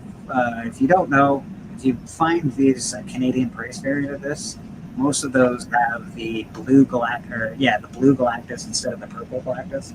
So most Canadian price variants have an error as far as the color of Galactus, and it's worth more money. So if you find these kicking around and you see a Canadian price variant, pick it up, check the inside of it. You'll probably find yourself a nice blue Galactus, and it's fun, and you shouldn't have it, and it's great, and it's worth a little bit more money. So It's fun and you shouldn't have it. Isn't that's words to live by? That's exactly what it is. That's exactly what it is. First solo series featuring the Punisher. The Punisher 1 and a 4-issue limited series. So this is that the one that's actually got 5? It might actually have 5. I have a book for Rad actually that has that cover, but it's the magazine. So Rad, I'll be sending you that pretty soon. Strange Academy 1. This is a hot book. We all knew this book would eventually be worth some money. It's getting hot again. It has 7 billion first appearances in it. Shailene Moonpetal. Oh boy. You know, she's going to be hot. German Aguilar, Zoe Laveau. Now that one's the one I'm banking on. All right. I kind of hope this does come to fruition because, like we said, Zelina leads the team. Like she's the teacher of this team of the Strange Academy. So hopefully this rumor that there's a Strange Academy coming is gets the light of day. I hope so. If they don't make it like Harry Potter, they're stupid. But exactly. They have to. If they make it like a Harry Potter movie or whatever, I feel like it would be a cartoon. It'll do well. This, I have a copy of this. This is actually really expensive. This is a beautiful. Actually, I thought it was worth more than what it's saying. It is worth more than that. Controversial cover by J. Scott Campbell featuring Mary Jane Watson. It was such a joke. It's controversial. Oh, No woman can look like that. He says, okay, and then he gets the model and he shows her and she's sitting like it. He says, was there anything else you were upset about? It was great publicity for the cover. Oh, is it controversial because she's too pretty? Somebody drew They didn't think a real person could look like that. Yeah, so they said somebody couldn't pose like that, and like somebody drew it, and then like he went back and drew it, like redrew it again or something like that, and showed him like, yo, I did it right the first time. Here's another way I could have done it, and this and that, and but basically, he proved everybody wrong that said it was like it couldn't be done. There are 4 variants to this. I like the Catwoman one too, though. He did.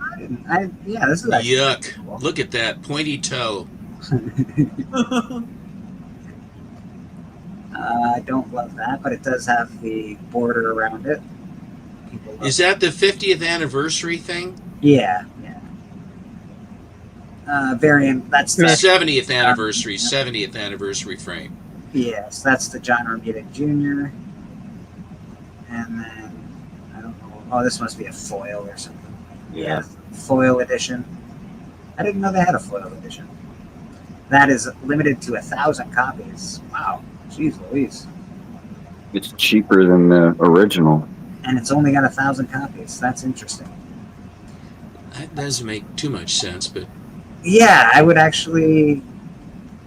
just buy a copy of the foil just in case. Out of spite. Yeah, go buy one just in case. Just you never know. There's one in 1,000. That's not a lot. So no, not for the popularity of that book, that cover image. Yeah, that's actually a good buy if that's cheap. Uncanny X-Men 133, Dark Phoenix Saga Part 5, first solo Wolverine cover. Interesting. Wolverine's healing power, previously hinted at in X-Men 116, is confirmed in this issue. So, apparently that's getting popular. Is there a reason? Boy, you never see this next one anywhere. There's a facsimile. You know what? I'm pretty upset right now. Because what Why? movie is coming out this weekend? Like next weekend or like this Friday, it's coming out, and not a single Superman book is up here. Pretty upset. That is true. I'm actually That doesn't make sense, does Yeah, it? that is true. Yeah, why? Why are there no Superman books on this list? That is, yeah, you're not. Or crypto covers. Yeah. I'm sort of surprised the first Supergirl and Crypto aren't on this list this week. That's interesting. The Supergirl movie comes later, does it not? It does, but it's very Yeah, next summer. It's getting a lot. But she's said to appear in the Superman movie. Like I think there's possibility she's going to show up in an end credit scene. So she's going to make an appearance, possibly. I think my guess is, I don't know this for sure, but my guess is that she's going to be leaving Earth for her birthday during the Superman movie. And then during her movie, it's going to be about her, where she's going.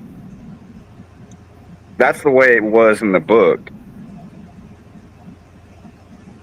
Yeah, no, it's interesting. I'm surprised they're not on this list. I mean, these books here are just, they're perennials. Yeah, this it's always hot.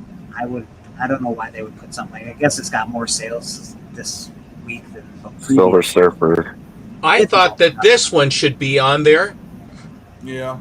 Yeah. Crypto. That should definitely be there. Again, this is always hot too. I don't know, but there should be more Superman books on here. Here's some G.I. Joe for Boston Chris. The semi-negative space. Yeah, Storm Shadow. But is that David I Nakayama? like that, but don't like it. I don't like white covers. It's 1 in 10, and it is Francis Portela. Francis. Huh. Francis. We got a couple different artists. We got 3 different artists on this book. Francesco Segala, Paul Pope, yep, and Tony Cordos. Tony Cordos. Sorry, Paul, I can't pronounce your From name. the planet Cordos. Right? So that is the top 20 trending and the keys of the week. Was there even a DC comic on the list? For keys of the week or for top trending? Top trending. Let's see if there's a DC comic. I thought we passed one. Doctor Strange, The Punisher, The Old Guard, Invincible, Silver Surfer. Looks like DC. The answer is no. Oh, that's the DC right there. There's a There couple. you go. I missed these two. I had to walk away for a second. And then what was the Supergirl book we were just looking at? Or I guess we were just talking about it. No, Never mind. We were just talking about it. Yeah, we were just talking about it. Yeah. just sort of surprised that it's not on. So there's only a couple. Yeah, a couple DC books, mostly Marvel. There's some good stuff. People just If aren't her opening movie is their 2 eyes. years away, you would think that the spec on that Well, had only a already year. started. Only a year. It comes Action out. It comes out 252, I next gotta summer. think is going up. Yeah, Action 252 is Supergirl's first appearance, right? Is that the deal? And I think Lobo should be the trending. attendant books in Superman 123, those 2 books, of recent manufacture, I would say so. And then, of course, the one I got from you, Bleak, which that's the one that is the plot of the movie, is it not? Yes, that's I think. The Girl of Tomorrow, Supergirl #1. Oh yes, that one there. that's the movie Buddy. Supergirl that's the inspiration that they're using is from this book. Yep. That She is- leaves Earth to go to a planet where she can actually get drunk. Well, we have our She priorities can't- straight, Rad. She can't get drunk on her. She wants to get drunk on her 18th birthday. I think it's her 18th birthday. Yeah, and she can't get drunk because of the yellow sun. So she travels to a planet that doesn't have a yellow sun. But it also makes her weaker, which also causes more problems because she's not as strong as she used to be. Papa Wheelie in the house. How you doing, buddy? Hi, Papa. Yeah, so I don't know. There's a comic book market, again, it's a little odd sometimes. I'm surprised there's not more Superman. I think TM hit the nail on the head. It is disappointing that there aren't more Superman related books. You would think that with the movie upon us, that there would have been at least 2 or 3 that were like that. Superman, yeah. Is DC so passe against Marvel that they can't, with all of the hype and James Gunn and all this other stuff? That's sort of disheartening, isn't it? Well, it has been on previous couple of weeks ago, I think. Give it time. This is just the first movie to kick off the whole new universe, so maybe we'll build up some fans. Like, even they could have even had like All-Star Superman #1, because that's the basis. Like, it's not the story they're taking, but it's the what's the word I'm looking for? It's the feeling of that book. It's the tone of that book. The artistic blandishment. The artistic blandishment, like Fred Quietly or whatever. Yeah, Frank Quietly, whatever. Yes. I do have that series, actually. I should bust that series. It's a good book to read. Good series to read, I mean. Well, he's going to blow up because he's yellow sun poisoning from all that too much, and he's going to blow up and he can't get rid of it. How did he get rid of it at the NTM? He ended up sacrificing himself and going up into the sun to fix it. Yeah. I see. And then he came back from it, or he's dead? No, that's just how the book ends. Okay, fair enough. So he died. Well, Superman was sort of done anyway. Well, he didn't die. He went up there to fix it. To fix the sun? He's probably holding it I together. think he can't leave. He can't leave it. He basically can't leave. Yeah, he's in the sun forever now. That's where he lives. Fair enough. Well, happy ending for all. But I do like with Superman, though. That's the point of Superman, to make him heroic and make him sacrifice and make. It's hard to do that with a Superman title because he's so overpowered. And those were my exact words talking about Detective 31. When you talk about the difference between Superman and Batman, that Batman can be, Batman has to fight as a regular guy and he gets beat up. Superman, they have to come up with all these convolutions to get him to be heroic and diminish his power and do all these, that's where kryptonite came from and all that, to try to give him some reason to be more heroic rather than just come in and just kick butt and then say, okay, see you next month.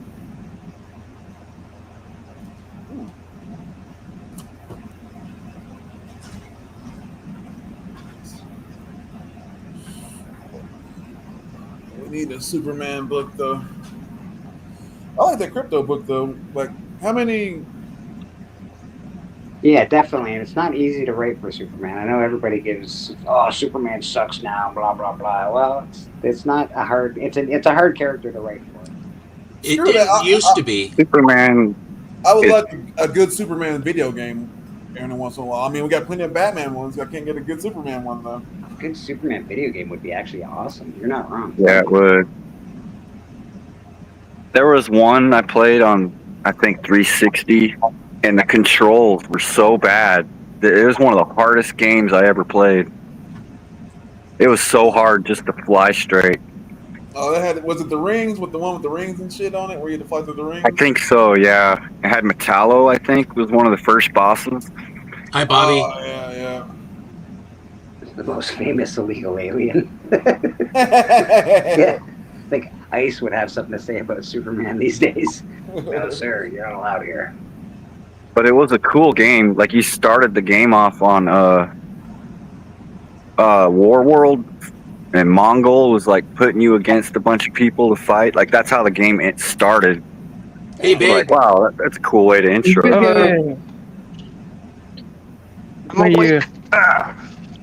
Looks pretty nice out where you're at, Big. Thanks, man. Yeah, not as high as it usually is, but it's pretty out here. What up, Tone? Good to see the big Tone on the church tonight. That's good. What's up, Biggie? Chilling, man. I missed the keys. What I missed, Bleak? There was actually maybe 2 or 3 that actually had real key facts to them. Most of them were terrible as usual.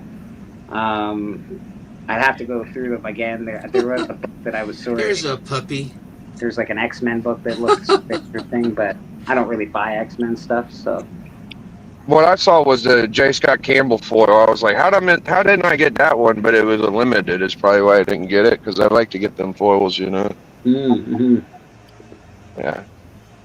Oh well. Yeah, I don't know when that must be that one in it's like 1 in 1,000 or something, or there might be only 1,000 copies left, but it's cheaper. Yeah, they do that with some of the foils. They make them. I don't know if it's a 1 in 25 or an actual 1 in 1,000, but they do that with some of the foils. It's definitely cheaper than the original copy of it, so it might be worth picking up just because it's so limited. Plus, the original copy has such big. I was thinking it was around the same price if it's $70. Like, isn't the J. Scott Campbell like? No, that J. Scott Campbell is almost $200 now. Oh, is it a couple hundred? Well, you can probably find a beat up one for around maybe 100. Maybe. I would definitely probably get the regular, but I don't know if you want the foil. I have the regular already, but I don't. Oh, do you?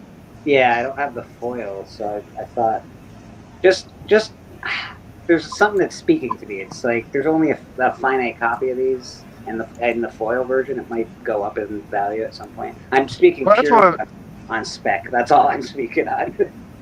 That's what pissed me off about the FF48 and the 49 foils. I guess they're out there. They're 1 in 25s or con exclusives, but like I was hoping to get one. You know, one of either one. It'll fall into your hands. I know it will. Who that? How you Maybe.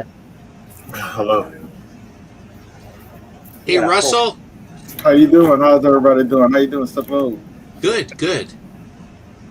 Jeffrey Darcy in the chat. How you doing, Jeffrey?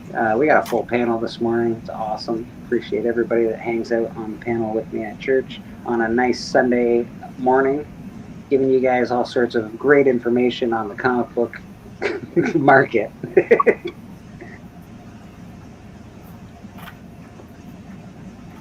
Biggie, you got your first bullseye, I see. Oh yeah. That was a fun one on it. Yeah. I don't have a lot of Daredevil books, so I figured I'd grab one. Okay, he's okay. Daredevil's pretty fun. How'd you do on your short box auction? Did is that ended now? Yeah, it ended yesterday. Everything but what is it, like 5 books didn't sell, so not bad. That's like I think that's 19. I sold 19 books. That's good, buddy. That's good. That's excellent to hear.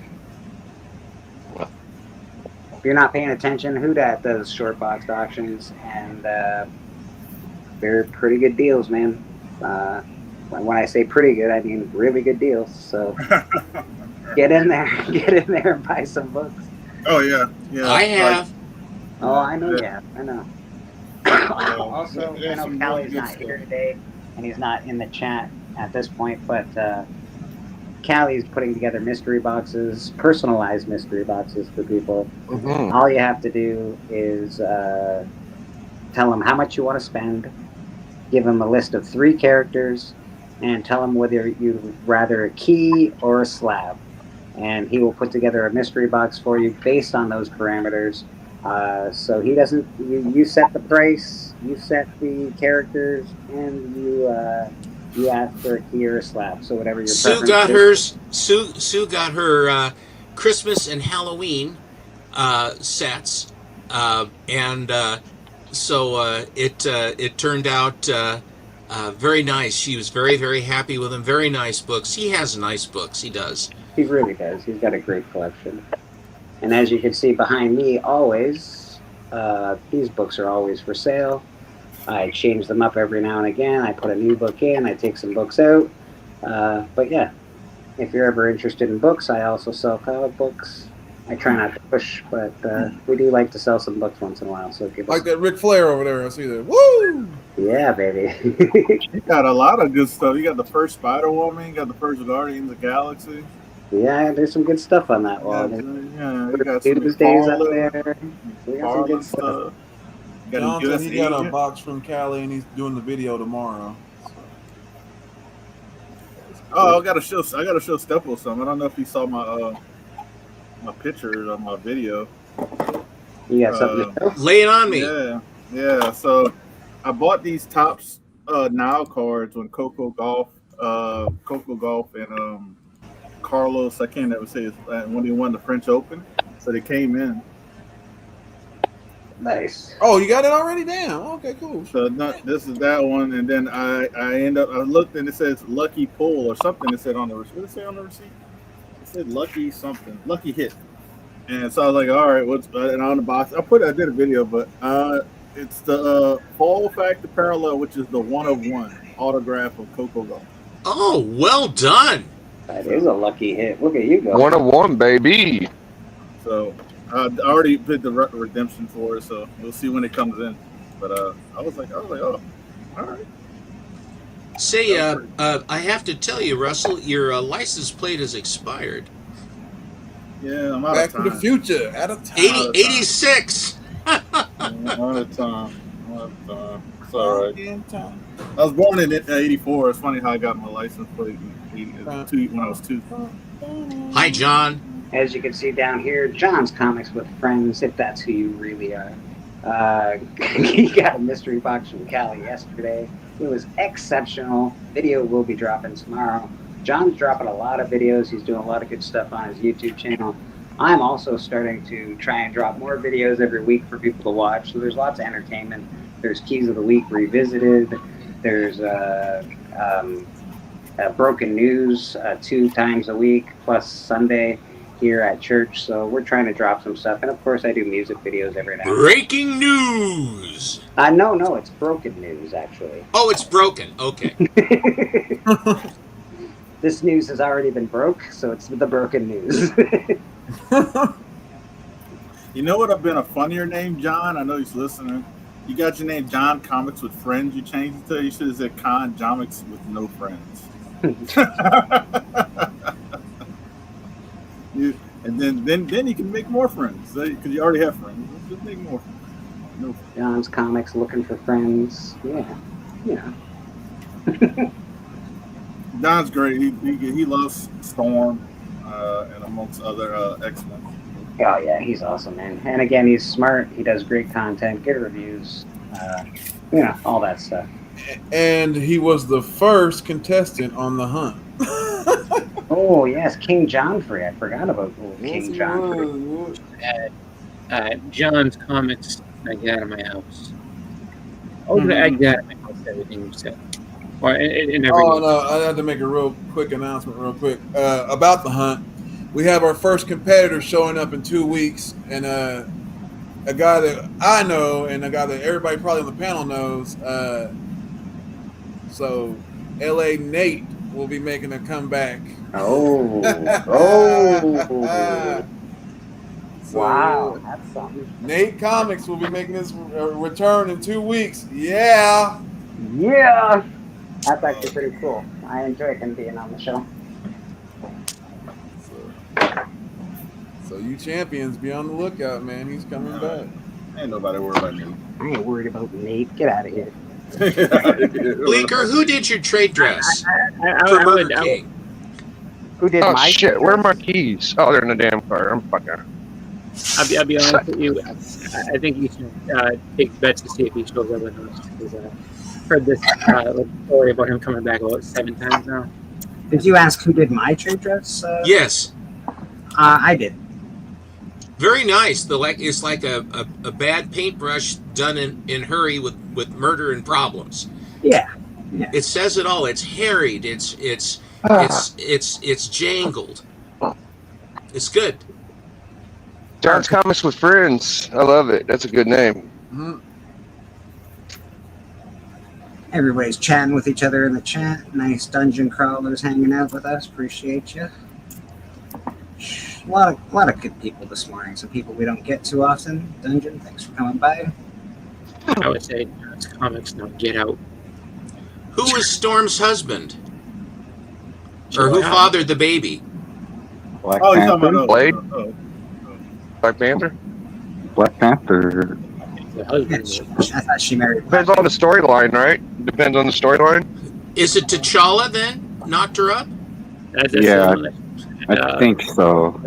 I mean, it could have also been Cyclops. It could have also been Wolverine. It could have also been I think Jean Grey. There's no telling with the mutants. Jean Grey? Jean Grey knocked her up. I think Well it was done, John's comics Jean. with kids. Well done.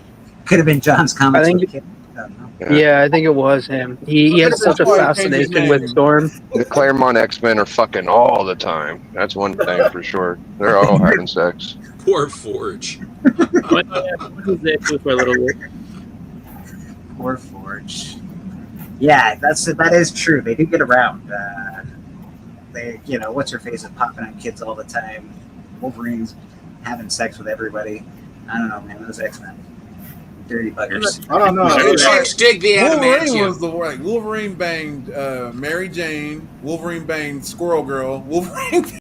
Dude, yeah, he bangs everybody. He's in. Well, the chicks He dig the gets in there, don't he? adamantium. It's the adamantium is, it's very adamantium-y. They're not banged a bunch of people too. It's like you're sworn Then enemies. he had that thing with Kitty Pryde and Jubilee for a while. Yeah. Yeah. No. They were underage too. He would say like, you can't do nothing with you. Everybody is underage to Wolverine. Everybody. Yeah. That is true. Wolverine has like 4 kids. Yeah, what's he got? Dawkins. He's got a bunch of kids. He got even Honey Badger. the illegitimate kids because they just took some blood from him. Made X-23. Susie Q. The kids grew up. That's what happened to the kids. The kids got disinterested and left John hanging with no kids. So it was just John. Now it's John with friends. And I guess his friends are us. I guess. Comic books are so dopey. Ew. Wolverine did try to settle down at least with one woman, Mariko. She just got assassinated by Silver Samurai. So Well, you knew that I guess was now coming. it's how he copes with his loss. But I think Falling in love with a superhero is like falling in love with Little Joe Cartwright. Yeah, You're Metro, dead in an like, hour. You're dead in an hour. You're married to Wolverine, right? Every year on his birthday, Sabretooth shows up to kill everybody close to him. Yeah. It's a happening. Random Reed says maybe they should be the Triple X-Men. The XXX-Men.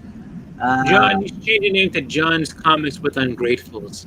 These ungrateful little shits came in and just they didn't like comics anymore. So you know what?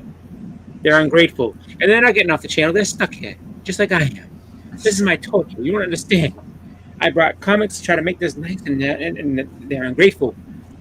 And then, take your channel in a dark direction. See how that goes for a while. I wonder if you get more views that way. Archivist personal canon went into suspended animation around 1991, so I guess that's where he left off with X-Men. That's You it. haven't missed much since then.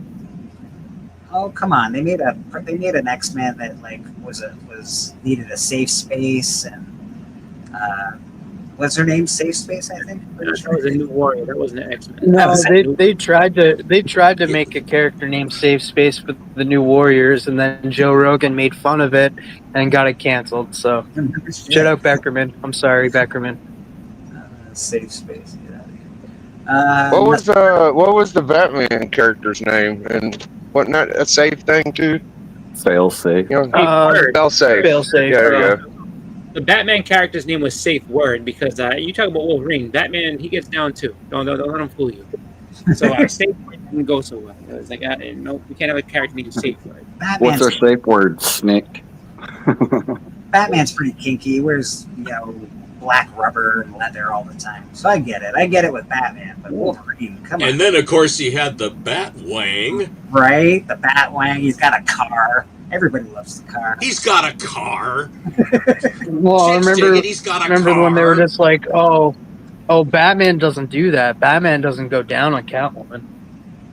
Remember that whole I thing? don't remember that. Remember? I mean, No? I don't remember that, but I feel like Batman, he's been trained in all sorts of things. I feel like he knows what's up. He's probably went through some heavy-duty training on some island somewhere. He's like, okay. Well, Talia did some training on him, I think. See, Talia. You think it stops there? He banged everybody. Wonder Woman was his girlfriend for a while. Everybody. Even villains. Lady Shiva. He had her tied up and went to town on her too. He was like, hey, these crimes. I'm like, go ahead. I'm going to get the crime out of you real quick. That's what he did. Comic Journey in the chat. How you doing, Journey? Good to see you, brother. pineapple. I noticed that Journey didn't go live last week. I know. He lied. He lied and deceived us all, and now I'm disappointed with comic. I noticed when I came in this show, all of a sudden it went for a wrong turn.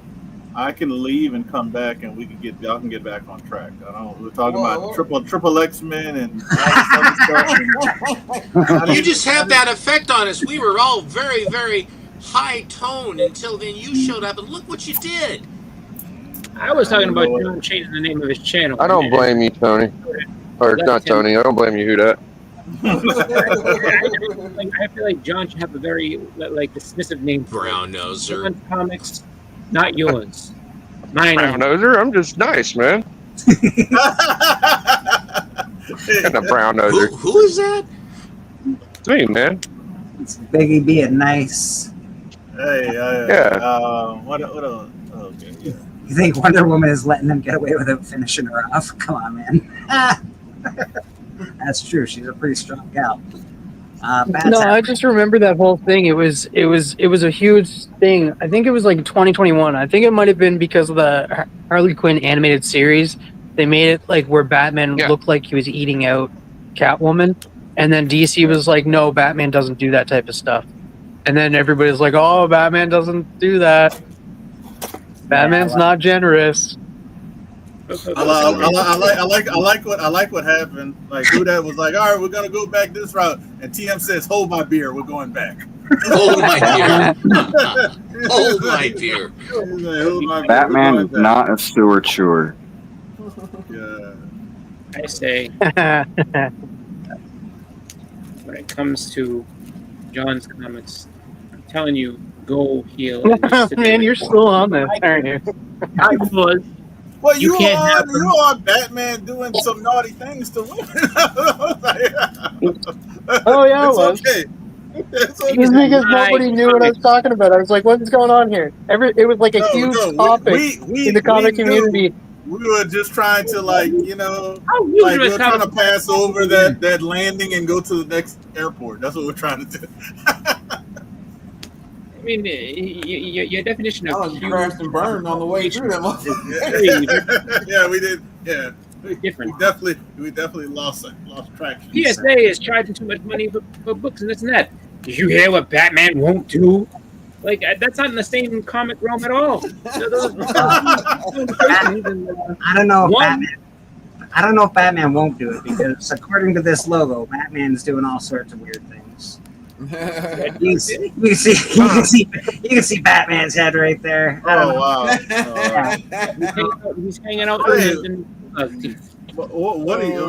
Like Chris said, what do y'all think about PSA charging more than CBC? Yeah, we do have to talk about PSA. Actually, I did want to mention that today. I saw a video already this week. I think Swagglehoose did one. Oh yeah, man. He's like he got people in the streets. He's ready when the news drops. He's like he walk. Oh, PSA. No, PSA. Listen, Swagglehouse loves to be the person that like literally he should start every video. It's all over. It's coming. It's done. Like he always. Yeah, I don't like that guy, dude. Yeah. I don't co-sign Swagglehouse's his end of times fucking videos. Honestly, like I get on my nerves.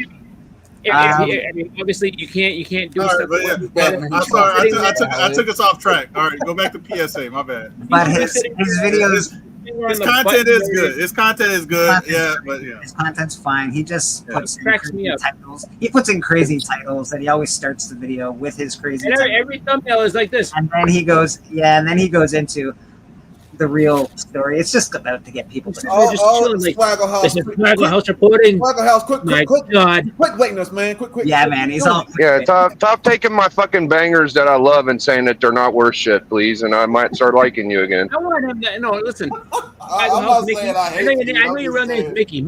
If you are doing content from now on, you're gonna do it in a broom closet with like a hat on, just like, all right, this is how it's all gonna happen. The vision came to me at 3:01 p.m. None of you are safe right now. I want you all to know that. Not one of you are safe. That's why I'm in this special lead-lined cocoon that nothing can get me. PSA just announced their prices, and I'm telling you right now, folks, it's a doozy. You put on a Yeah, blanket. it's interesting.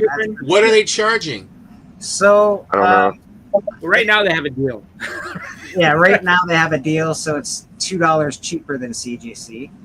But when the deal's over, it'll be $2 more expensive than CGC.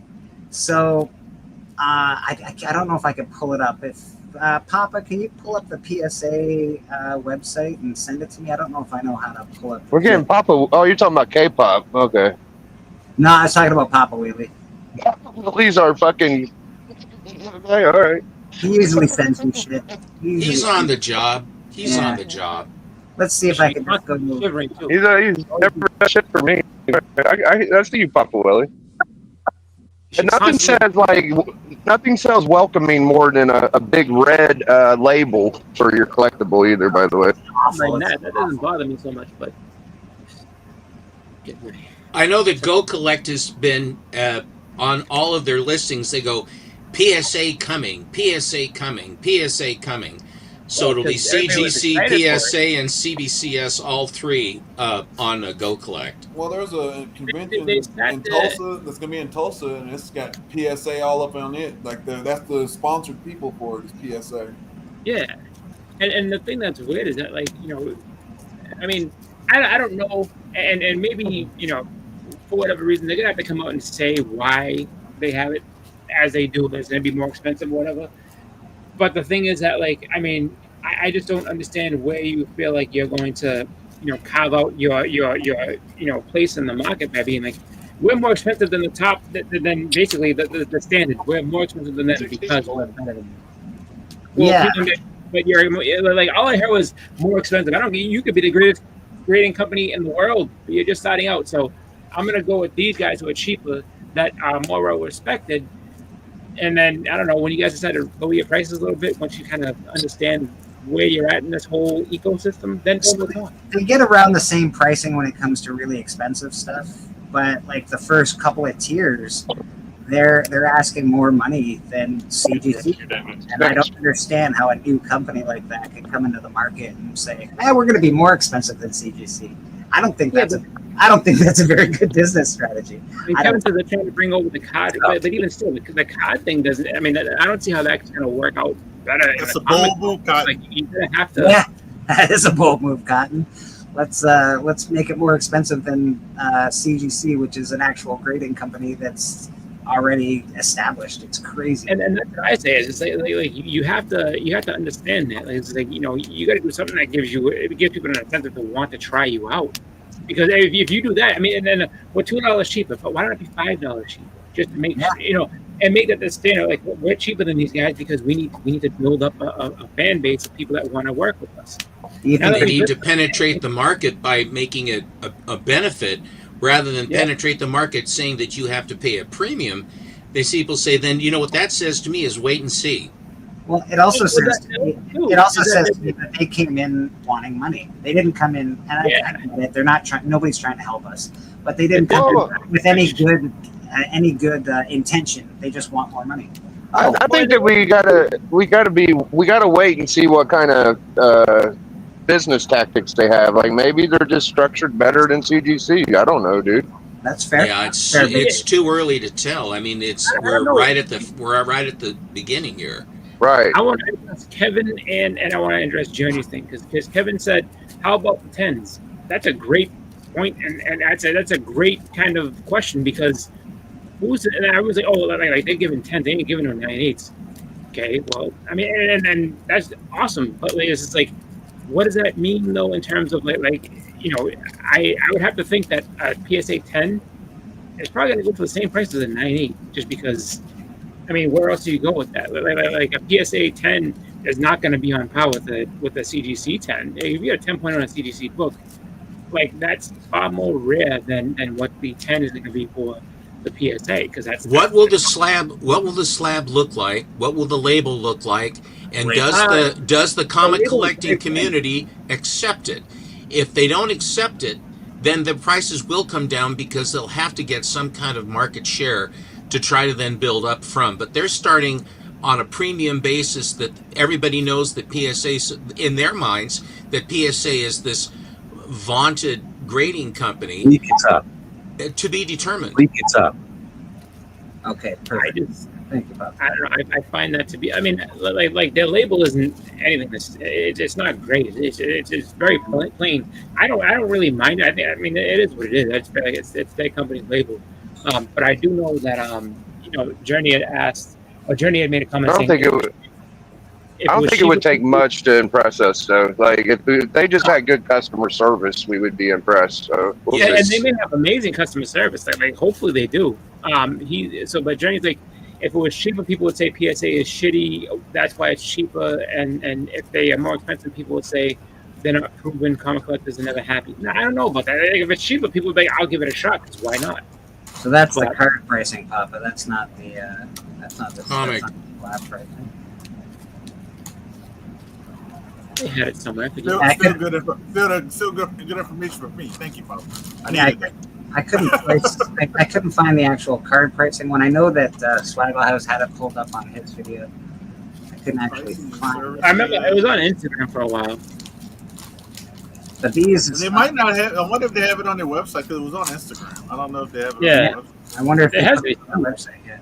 Comic book. I know the biggest thing that disappoints me with CGC is just its labeling in keys. Like, it doesn't always label the correct keys. It doesn't tell when there's like a cameo or like it doesn't give you the correct key facts on the label. Like, if that's something they can improve, it would mean a lot. That's the only thing I like about CBCS is they put a lot more information on their labels than they do indeed. But they and the slabs are better. I hate to say that. They are better built. They're better built. Label needs some work though. But they need better customer service at CBCS. They need to not get people's books stolen. They got a lot of stuff they gotta work. Yeah. I heard about a guy that happened to. Yeah. They even flew a young lady out to hand deliver it. So this is a PSA. I thought the background music was lovely. Yeah. The jazz. This is the PSA label. I think it's awful. What do you guys think about the red and white label? I don't think it's bad. Like, that doesn't bother me. They put the 9-4 on the wrong side. I feel like I'm looking at a card. Yeah, the white looks too bland. I could care What less is that? about that doesn't bother me in the least. I mean, a label's a label. I don't give a shit. Like, All right, so, like Shitty. Hey, my buddy got some books he needs me to look at. It's got a Like, red the whole border point of and the all white. slab is to display it. You're trying to display the book, so like the image of the label matters as much as the book you're trying to display. Really? So you can. There's an artist speaking. I agree. But because I mean, think of it this way. So you're telling me, like, so if you had this 9-4, I'm like, oh, the label shit, I can't put it out there. But I have a X-Men from 1991, X-Men #3, with this wonderful X-Men label from CGC. Like, you would be prouder to display that than a Hulk 181. I don't think That so. looks like they haven't figured the thing out. Well, you're talking different books, Chris. If we put a CGC, No, I understand that, but like that's what I'm saying. The label means nothing. Hulk 181. I will take a CGC label versus a PSA label on any of my books because it's PSA. I don't know. I'll say this. They've only hand delivered a few slabs to people, and then people talked bad about the slabs. So I don't know how the new slabs are going to be. Yeah. That's the first thing. We don't know how the inner weld's going to be. You don't know how long it's going to last. Do you have to rechange it every 5 years? Do you have, or is it going to be like CBCS? You really don't have to change it. The labeling, they're trying to be uniform with their card company. So they're trying to be like their card company, which is the #1 card grading company in the world. So I can understand that point. The only thing I would say is make little tweaks to that. I don't care about the red border. That doesn't bother me. Just make the font a little bolder. Maybe change the numbering on the other side. That's very small stuff. Font bigger, change the number on the left side, and go like that. And then you can have your uniform with your cards and your comics, but have a little bit more pop, if that makes any sense for people. So that's the little things that they can have. And then the pricing, I would have had a lower pricing to just start off for a year. I'd have had it like whole year, like maybe like $15 or whatever, Yeah. whatever it is, and then Hold on, gradually increase when you lock in that clientele. That's how I Oh. would have did it. But you know, Is this anything, guys? I don't think that's anything, is it? No, it's a nice cover. It's a nice cover. I can't remember what. I don't think it's. My key. buddy It's not had some key. books. No, I don't think so. Is this something? I don't think it is, but I Walt don't Disney know. stuff is always good. No. That's always good too. Halloween issue. It's nothing big, but it's always that's good. It's good book. Yeah, these. I don't think there's Oh wait, anything that in actually here. is something. Hold on, baby. That Go back to Casper, that Casper is Really? actually the first appearance of that horse. I think. Oh, it might not. Oh, okay. Yeah, it might not be, but I think it is. Then they got this one that's kind of cool. He only gets quality stuff. There's Pinky and the Brain #1. Oh, nice. That's awesome, actually. Yeah, I like that book. That actually might be a couple of bucks. That might be worth money. Yeah. So that's the main one. That's what I said when I saw him too. Yeah, that's a good Nah, book. it's just a regular rando. This ain't nothing either initiative. Just regular Avengers. Yeah, What, y'all Pinky thought this and was Brain. something? This ain't nothing, is it? I think the Casper might be something. Yeah. Casper not and Pinky and the expensive, but I Brain. think- You know. The Casper and this might be the first Ghost with Casper. Maybe. Nightmare, I I'd think, have is to the look it name up. of the horse, isn't it? Nightmare? Yeah. Yeah, it's the first. There's a. Do I want it? I don't want to take your book from you, bro. Well, So we got negotiations. Yeah. So Archivist, was that a picture of a meteor smashing through Pegasus' body? Yes, pretty much. Yeah. So I don't know. I don't know if it's a good idea what they're doing. PSA. I don't know if they're coming in too expensive.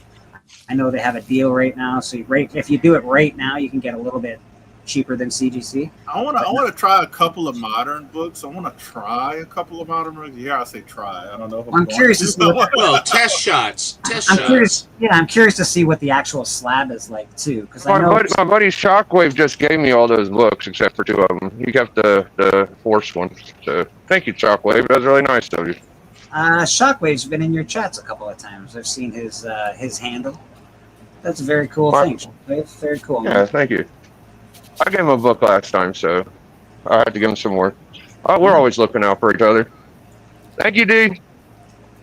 That's awesome. Later, friend. Yeah. Congrats, Biggie. Yeah. Thank you, the Brain #1. Pretty cool. I got a question. You think Superman will open bigger than Jurassic World? Yeah. I think so far I would Jurassic say so, World. probably. So far Jurassic World's at $318 million. That's not counting today. that's a lot for a first weekend. That's pretty good. Yeah, that's not counting today. So that's why I saw that amount and I said, "Ooh, I don't know if Superman can beat that." Dinosaurs fell, man. Every young kid I've ever met in my whole life, including me when I was a young lad, loves dinosaurs. That's just. I think I was looking, it's like tracked as the lowest Rotten Tomato Jurassic Park of all of them. Which is funny is because it's better than Dominion. Yeah, that's what I heard. I heard it's better than the last one. Definitely better than the last one. But you see, a lot of those things that shit might change once the movie makes $1 billion too. So. Yeah, just Yeah, I after think- after $1 billion, it'll be okay. Yeah. Oh, this was awesome. Yeah, man. Comic Journey says the PSA slab is built like a tank. He was taking a close look at it last year at New York Comic Con, and it's pretty heavy. But it was supposed to be redesigned. It was supposed to be redesigned and a lot lighter, and it's supposed to be tried. I think they were going to make it the same size as CBCS and CBC, so they can fit in the boxes. You know how dealers have those boxes. Because dealers like, look, I got to get a special box, and it's like heavier, so it's going to cost more. So they're like, nah. So they told them that, and hopefully they did redesign them because nobody has felt the new slabs, not the ones not the prototype. I think Random Meats has a really good point. July 4th has always been a big movie weekend. Yeah. That's my favorite time. Yeah, it's a good time for movies. That's when Superman should have opened. Boy, they should have locked Christmas down is the July other 4th. one. Yeah. Superman $1 billion. On the first Superman weekend? $1 billion. Here we come. Okay. Not on the first weekend. I was talking about the first weekend, Papa. I said, First weekend, I hope Papa, I hope it does make $1 billion. I really, really do. it's gonna be tough. They have, because you got Jurassic World that's still gonna be out, and then what? A week later or 2 weeks later? What is it? A week or 2 weeks? That Fantastic Four. So that's gonna be. You got 3 big movies. I have no hope for the FF movie whatsoever. No hope. No hope for that one. I've heard actually better stuff about that one, but you know. Pedro Pascal, he didn't even bother to take his mustache off. Oh, wow. I mean, Reed's had facial hair before. The trial of Reed, he had a whole beard. He was sad because he was going away. You gotta commit to the character, though. What the hell is wrong with that guy? I agree You hear with that you. they cut a scene out of Superman of Ultraman punching Crypto? Yeah, we talked about that the other day. I'm glad that they did, because that's hitting an animal is no bueno for me. I just want to show these off to Callie. Callie, these guys came in today. These are the coin for Murder King that will be offered when we sell our comic book. These were made by Pocan Joe. Show them the hourglass is on the reverse. Yeah, they're awesome. The obverse is a skull. So we got, what do we got? We got skull here. There it is. Hard to see on the. And then we've got an hourglass on the back. These are all handcrafted and handmade. They're heavy. You can hear them clinking around. And these will be offered with Murder King. So I think the first so many people will be getting them. So appreciate everybody that hops in and buys Murder King. That should be going right now. The pre-launch is up, but we should be launching between November and February of this year. And here's a couple of books I pulled last night. Yeah, here's a couple of books I pulled last night to fight my battle, but I didn't play them. We got some Sailor Moon. This is the first American appearance of Sailor Moon. And of course, Castlevania. First Castlevania. That is sick. I love that. It's one of my favorites, bro. It's a rare comic. I've never been able to see it in the wild. Blade Runner. It's the first appearance of Blade Runner in comics. It's one of my favorites. What a screwy cover. It's sort of a shit cover, but it's okay. This one I got from Cali Comics a while back. Nice. And it was, I bought that for like $65, so I didn't pay too much for it. That's a beautiful book. It's a great book. Again, it's not a 9.8, but I'm happy to own it. So, got my Voltron. I love Voltron. It's one of my favorites. Voltron. I can't wait for that movie. Henry Cavill. I think that bodes well for Voltron. Yeah. Henry Cavill in the movie. I think it definitely bodes well. I actually got this from Suzy Q, which actually came from Who Dat's Mystery Box for his channel.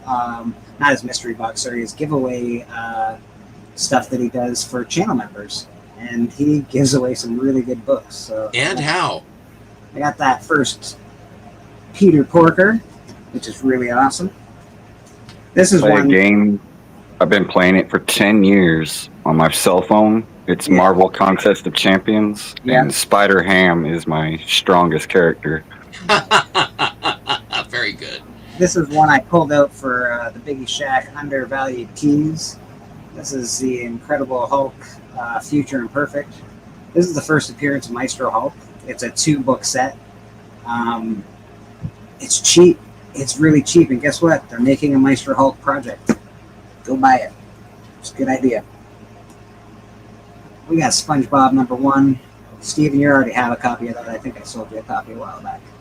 Actually, I have a 9.8 of that one. And a 9.8, of course. Oh no, the SpongeBob. I was talking about the Incredible Hulk. I know you've got a 9.8 of this one. This is a beauty. Mine's not a 9.8, but I love SpongeBob, so that's really cool. 8.9. We got a little Hook action. Boy. Hook #1. I have a pinball machine that has the Hook advertisement. Is halfway where they're doing the opening credits. You can disable it, but I like it because it just tells you exactly when the machine came out was when Hook came out. Got that Terminator 2. This is a clean copy of this. A great book. Yeah, nice. Speed is very awesome. Doesn't look like that one's been opened. No, I never opened this. I hate opening square-bound books. It gets that white line right along the crease, and I hate it. So I usually read square-bound books online. That's just a cool Joker cover, even though it looks like he's picking his nose. I was going to say, what is this? The Joker nose. And I've never seen that one. I've never seen that one. Shiny and green, baby. Like the booger he's picking. Yeah, just picking boogers. This guy was just like I think I bought books off Cali, and he threw this in as a cool gift. That's a great cartoon. Fantasia, the 50th anniversary of Mickey Mouse Adventures. So I think that's just, I like the Fantasia cover. I think it's cool. This one I got many moons ago. Devil Dinosaur #1. Pretty cool. It was hot for a while. I don't think it's very much anymore. And these books I bought off Tony Sanders. Devil Dinosaur and Moon Girl is a cartoon coming to Hulu or Disney Plus. Oh, yep. Selling going those for money events. now. Yeah. Going for money now. Guess That what? show, I bought already it came for less than a few bucks a piece, and now they're going for some money. That show already came out, Red. I guarantee them books are going for like Oh, it did? 20, at least 20, Yeah, 30 came out bucks last year. a book now. But yeah, because this is Invincible 36 and 41, so they're like they're older Invincible books. It's really cool. I love the Joker. This was just done by a local guy here, comic shop, and I'm a big fan of the Joker. I like the Batman cartoons. So. What's the guy's name? I can't remember his name. He's just a local guy here. I'm a firm believer that as a child you love Batman, but when you get older you identify with the Joker. Ain't that the truth? Got that. I love that book. I love that cover. Great cover.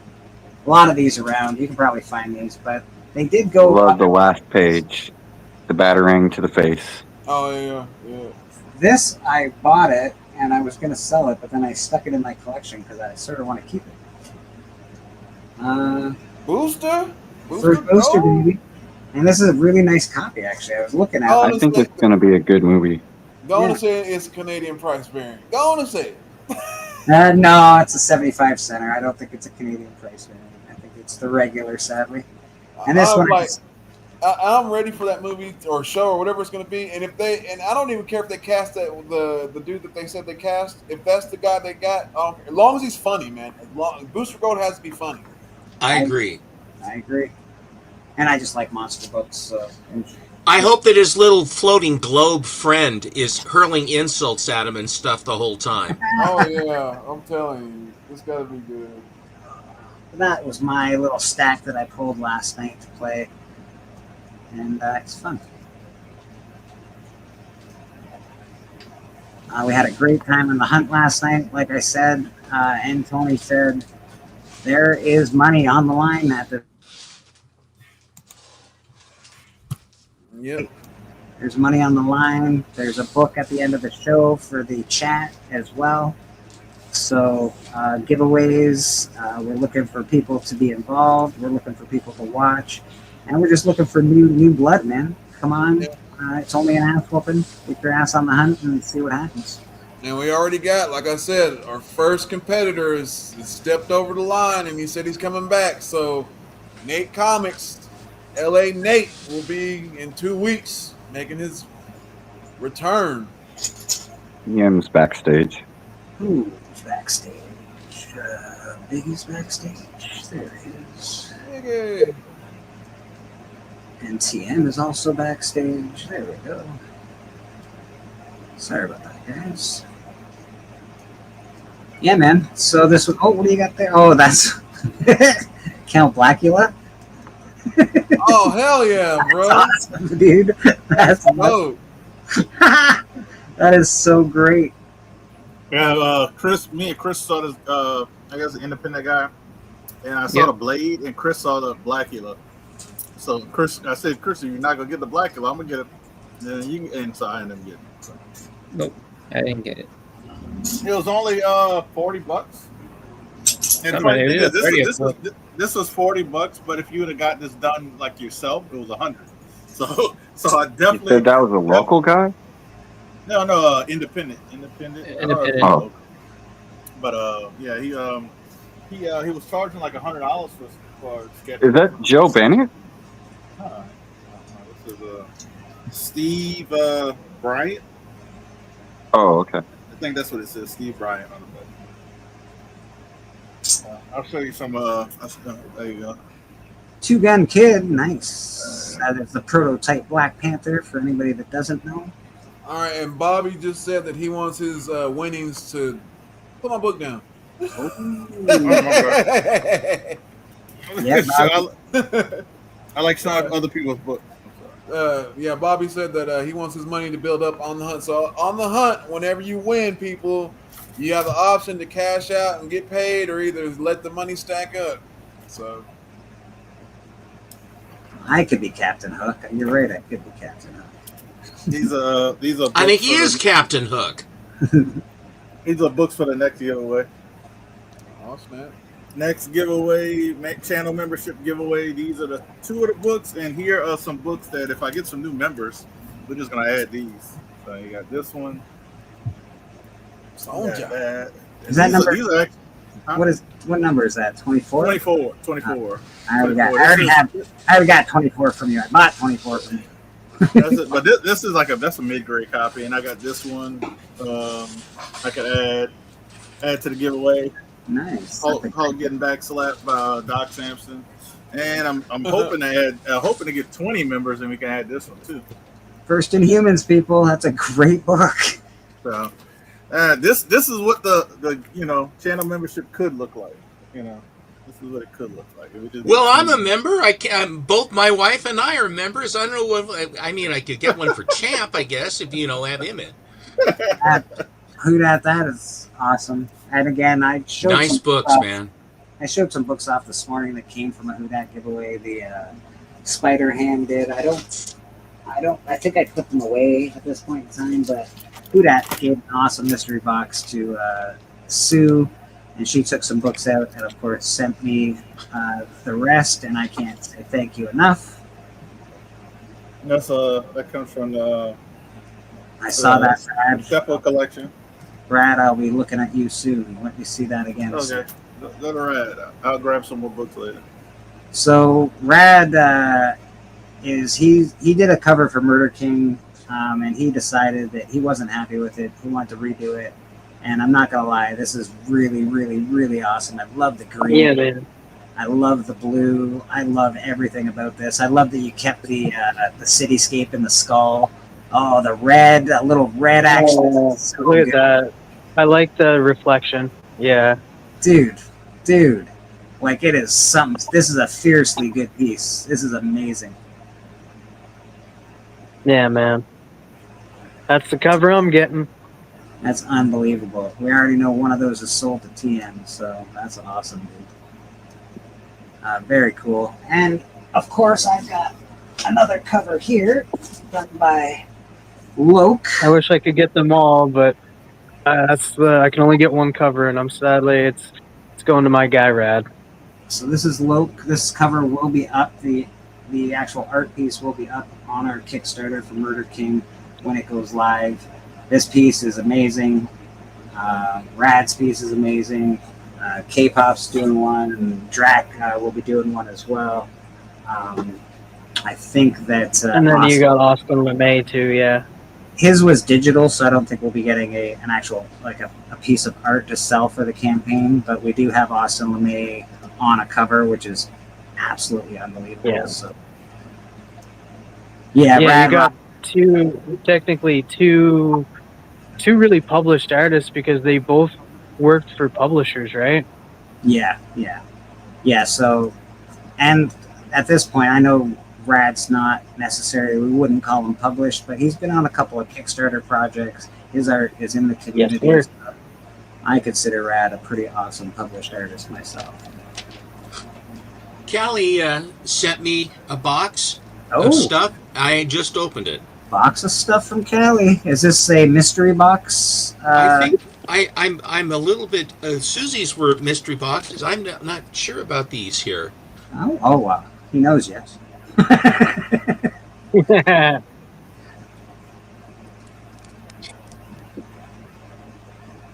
Nice. That is nice. Ultraviolet Yeah, virgin ratio. Purgatory.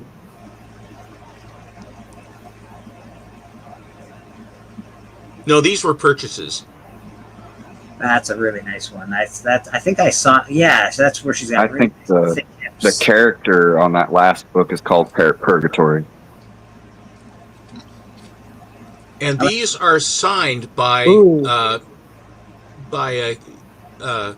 Kelly Jones.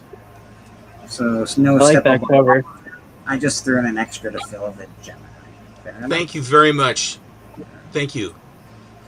But I love the long horns. Who's the artist on the Vampy? Callie, do you know who the artist was on that Vampirilla? The one with the thick hips? Like, that's a nice. It's like a two or. Yeah, that's a beautiful cover. It's beautiful. Yeah. She has womanly thighs. Yeah. It isn't like J. Scott Campbell, which looks like they took a wasp and put a bra on it or something. Well, at least the first time when I meet that Vampirilla, I don't have to say, "Would you like a sandwich?" Come here. Or you need a sandwich, or please eat a sandwich. Can I make you a hamburger, honey? Yeah. Please. Let me make you some food. Let me feed Here's you. another Kelly Jones signed. Oh yeah. Callie does not know. That's exactly what. That guy has no neck. There's a good answer. Yes. Here is another Kelly Jones signed. This is all to do with the breaking of the bat. This is a great series, actually. And here is, looks like some goodies. Oh, hello. Yeah, beautiful, beautiful eyes. She's got a little blood on her. Let me wipe that off real quick. Even with your tongue.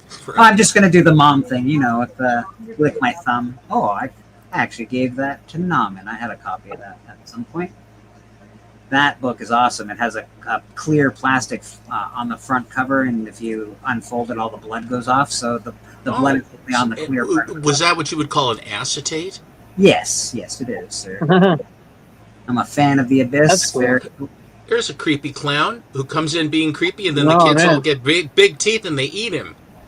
Yeah, he thinks he's creepy. The kids are creepy as. Boy, I'm gonna show these kids a wah! Those books have been having some cool covers. Oh, a little Ross cover. Oh, Ross. Yeah, buddy.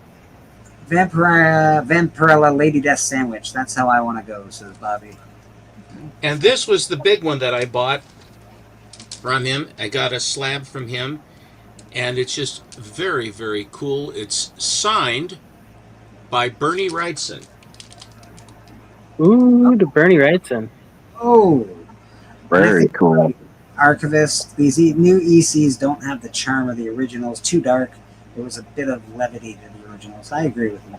I actually agree. Love that mystery. That's a beauty. Oh, wow. I actually have a whole car set downstairs. I'll show it when I go smoke. They called they call these cars, the ones that had the headlights, they called them flamethrowers. Nice. So you got these little teeny cars, and they would on the track, and they would light up. The headlights would light up, and they were bright as hell, jewel lights. And then you're running around the track, and if you're paying attention to how the headlights look, you miss the corners and sail the car across the room. So there's a couple of different moves you could do with that racetrack. In fact, if you're racing a friend and you're both pressing your buttons, the electricity is going. But if you release the electricity just a little bit and then pull the trigger again, the guy beside you gets a big jolt of electricity right before the corner, and he'll spin out and go off the track. It sounds like you have an electrical problem. No. That's how they work, buddy. That's how they work.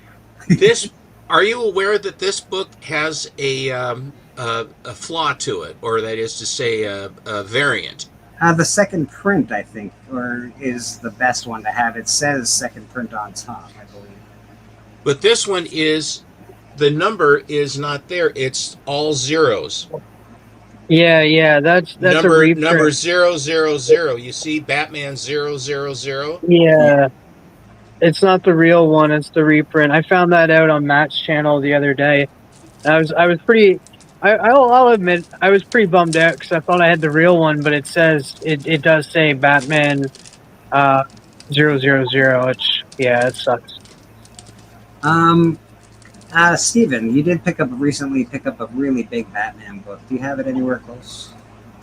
I do. Would you like to show it? I would love to, of course. I'm getting over it quick, so if anyone has a book thereafter, I'm selling almost everything. Okay. I have mentioned Callie does have mystery boxes he's doing right now as well. Don't mind the slab. That was for our auction. But the other part, pick your mystery box. Basically, you tell him how much you want to spend. Callie, I want to spend $100 or $200 or $1 million, and he says okay. And then you say, I want 3 characters. Give me Spider-Man, give me Spider-Woman, and give me Miles Morales. And Callie says okay. And then you say, I want a key or I want a slab. And Callie will give you one of those. So basically, you set the price, you pick your characters, you pick what you want as far as a key or a slab, and he'll set you up. Callie's got a lot of great books. He is trying to buy a house right now, and we're trying to help him get there, man. So, Callie, we love you. Go get that money, baby.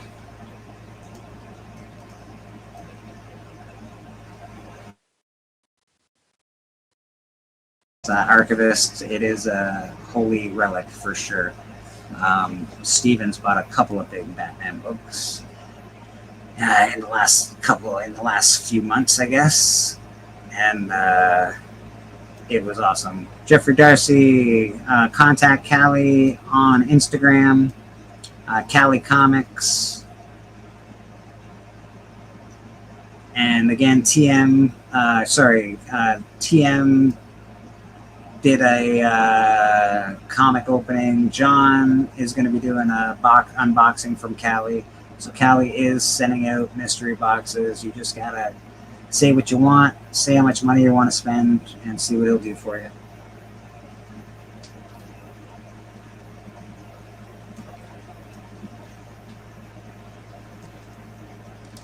All right, let's check out. This is something. So let's give Steven a little bit of... there we go. Holy shoot. That's beautiful. That is something, man. Oh my God.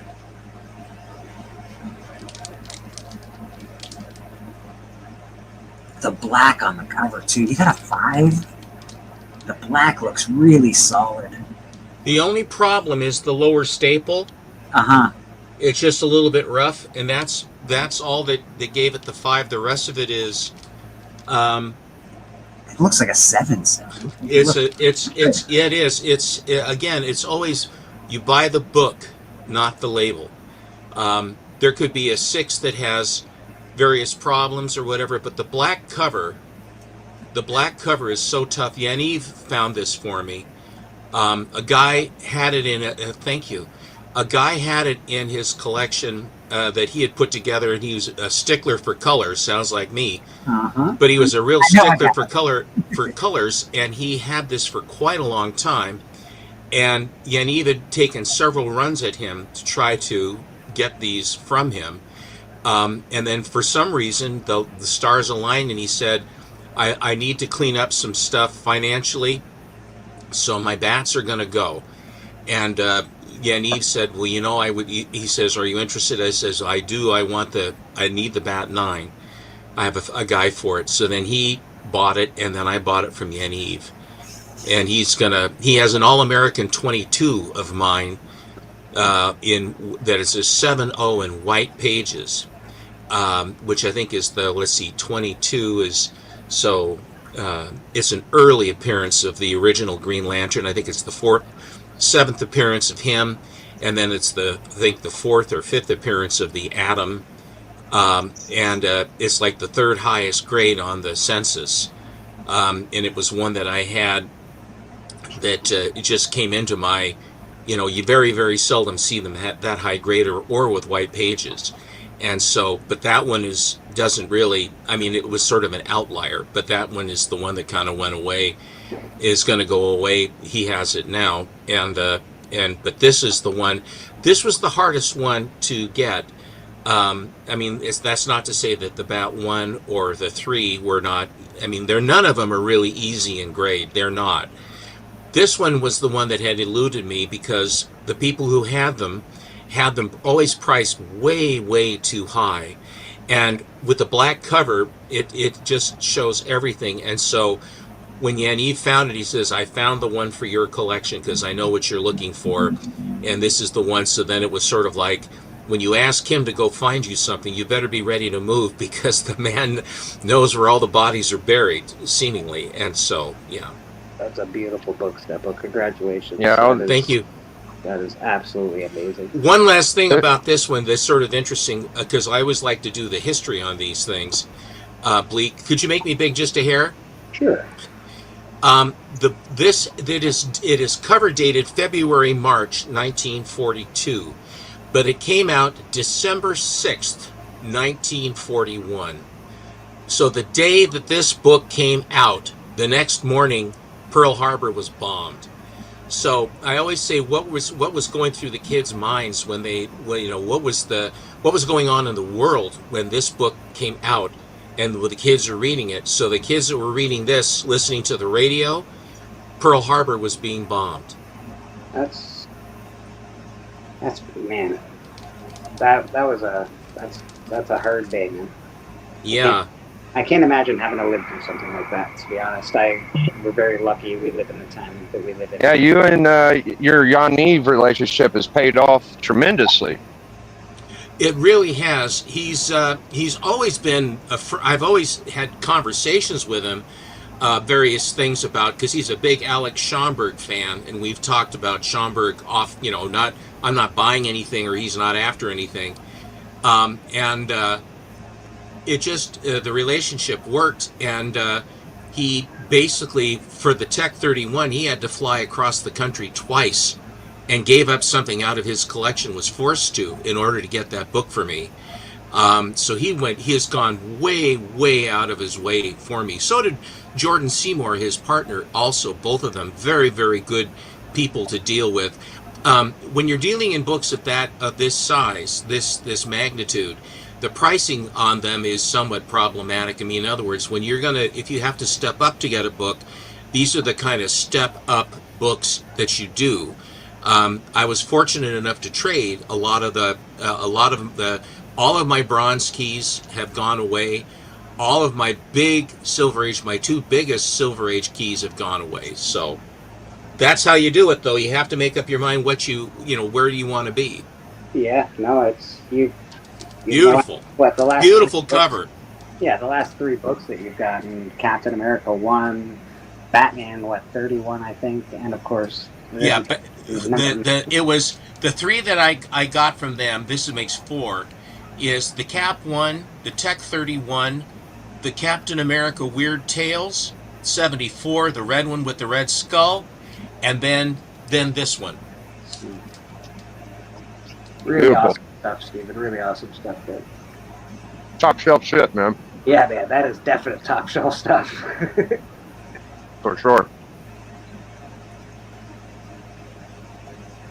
Pays off to be nice to people.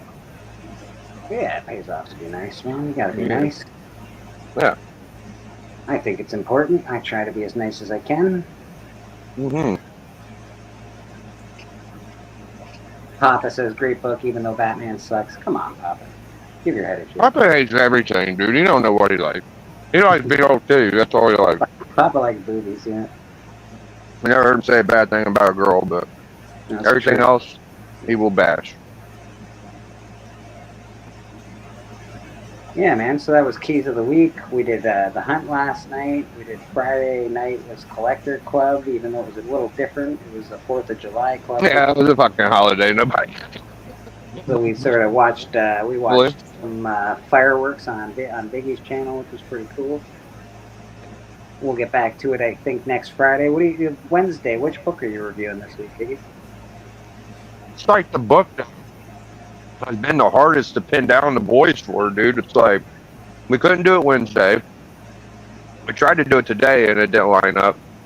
So we're gonna do I always say its fucking name. Identity Crisis #2, TM's book. I probably said it wrong. Right. And hopefully everybody will make it. I think Matt ain't gonna make it though. He said he might pop in for a little bit, but the rest of the guys should be he's there. gonna give us his ratings though. He's gotta give us his Like, ratings and his pick, I think, too. Yeah. Yeah. Well, he's in Montreal. He's at the Montreal Comic Con right now. Yeah, he came in earlier and said greetings from Montreal. Very cool.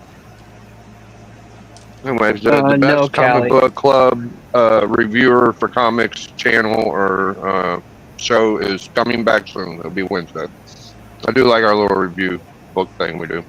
Biggie, have you ever reviewed the Doctor? Sorry, Papa. What was that? No.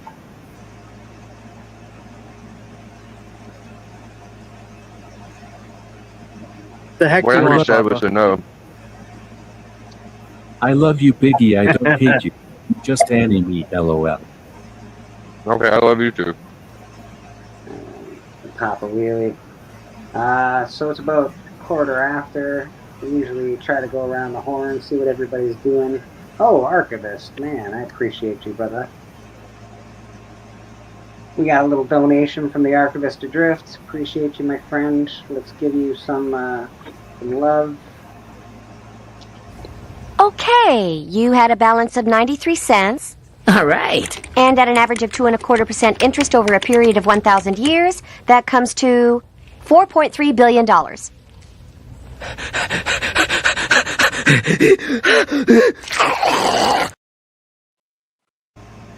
Appreciate you, man. Thanks so much, brother. I appreciate you. Mr. Steven, what do you got going on with yourself this week? Well, tomorrow I think we're going to have a Monday special. I'm not entirely sure what sort of a wacky mayhem will ensue.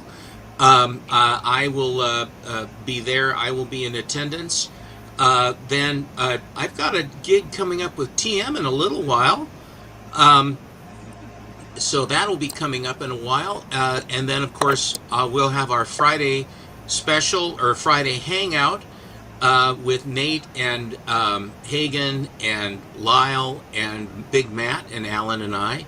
And then, of course, I will be back here, God willing, and the river don't rise for Sunday for you. Amen, brother. Amen. I appreciate you always being here, Steve. It's always a pleasure to have you here. Some of the best books I've ever seen. Mr. Boston Chris, are you with us, or are you hanging out with your family at the moment? I feel like he's probably with the Fan Jam. Let's go on over to Who Dat Comics. Who Dat, what you got going on with yourself this week?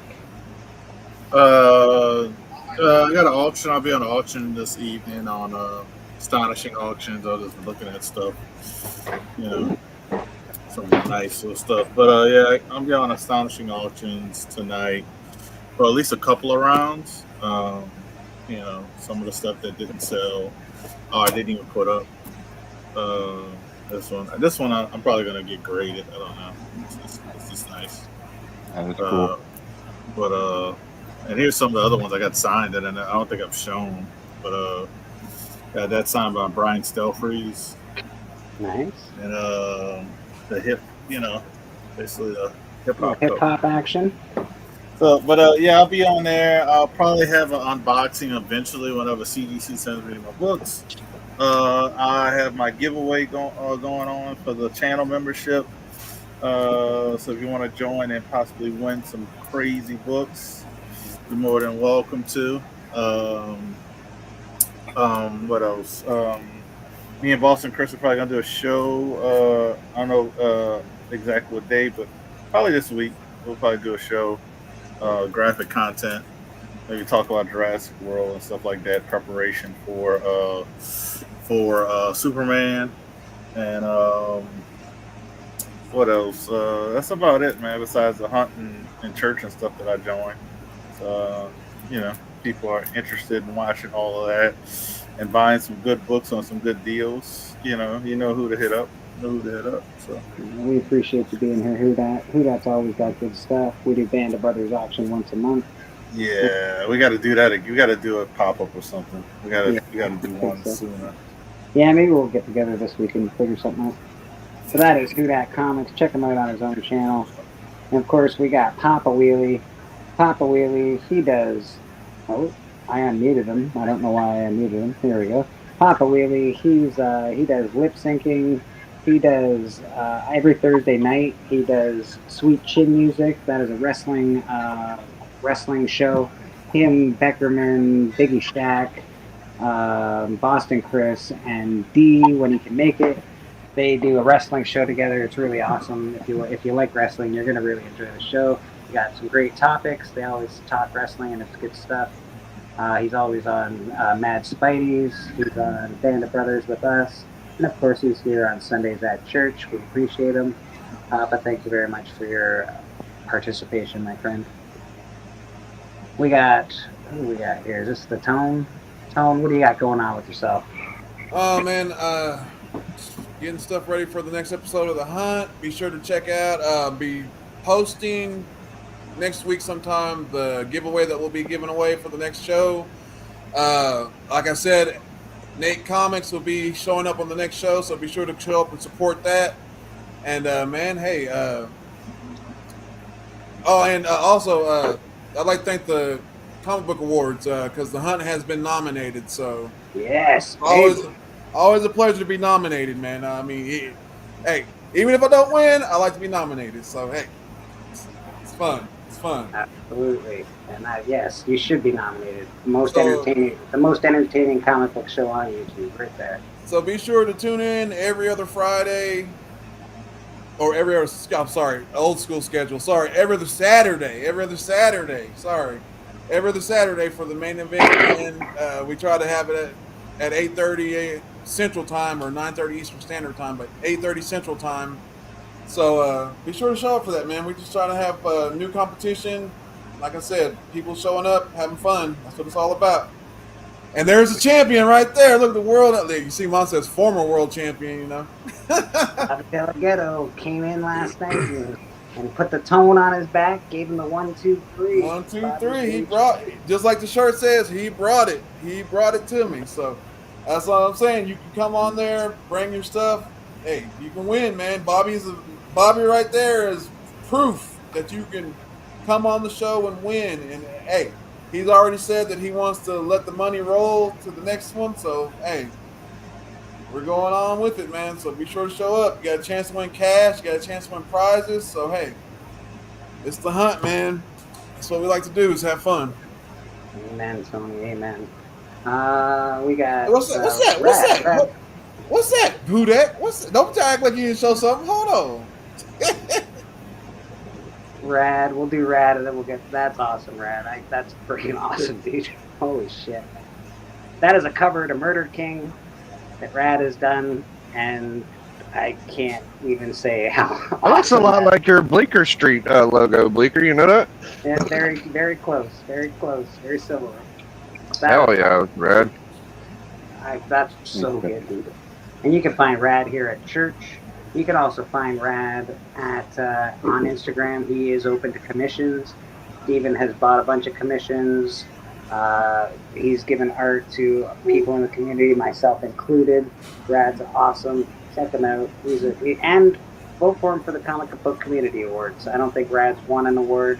I think this should be his year. He's kicking ass. He's taking names, and his art is truly awesome. The one piece he did for Steven, which was Red Skull, is to die for. It really is. So, really awesome. Rad, you're great. I was amazed that it was still available. I was so lucky. I love it. I really do. And Biggie Shack, what do you got going on, sir? Yo, so I see a bunch of you fucking faker wannabe undervalued key channels popping up lately, dude, and I just want to let you guys no, you're on notice, dude. I see y'all, and I'm gonna defend my best undervalued shit channel and comic book. So come one, come all, our undervalued shit on Collector Club is the best.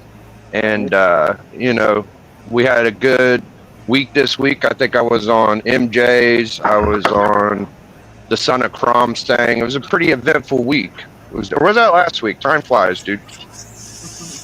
Melody heard it, so I just want to. She heard she had to chime in. I want to promote Packing Tape. Packing Tape is fantastic.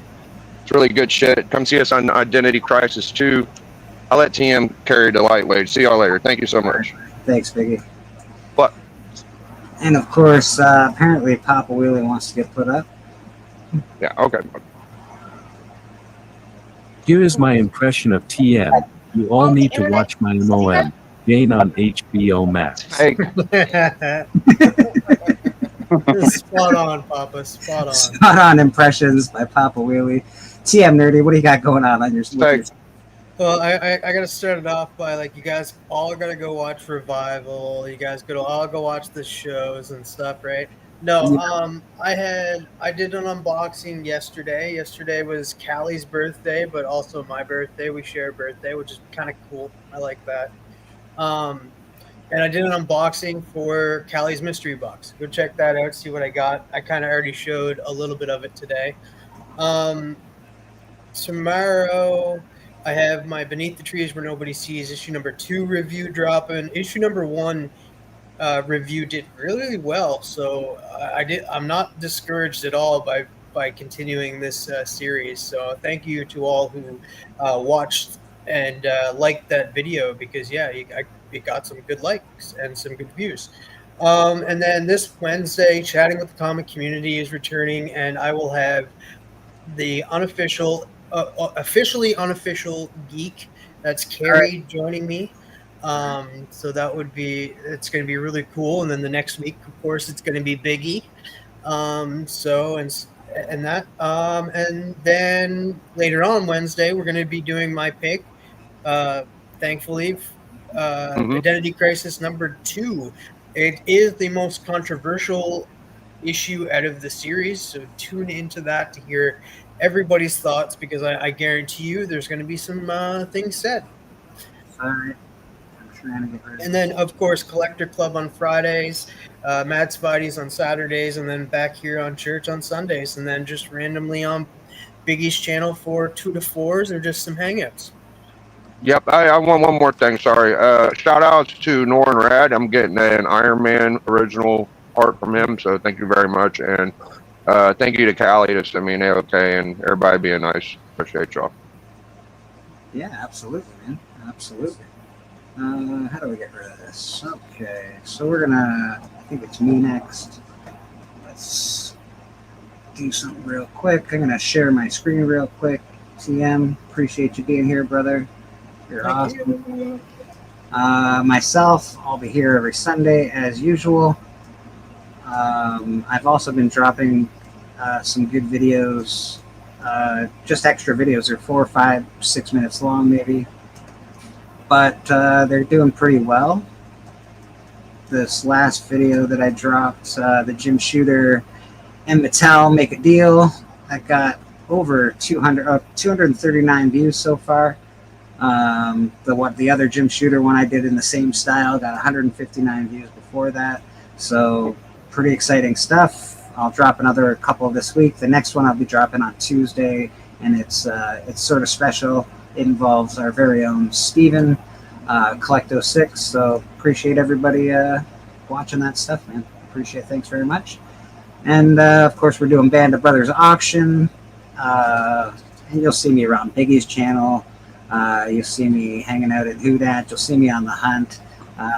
You'll see me in all the chats. I like to watch the Friday night hangout and the Monday night special and Sweet Chin music. And I watch TM Nerdy's interviews with the community, which I think he's doing one with Collecto pretty soon. And of course, I'm on Biggie's very often. We got something from Hoodat. He's got a little show and tell down there. What do you got? Yeah, what's that right there? Yeah, Buck Rogers. Oh, Buck Rogers, little Justice League. Pedigree. Slab or not the slab. I haven't done it in a while. I do have one ready to go. I just it takes a lot of work to do those. Oh, that storm though.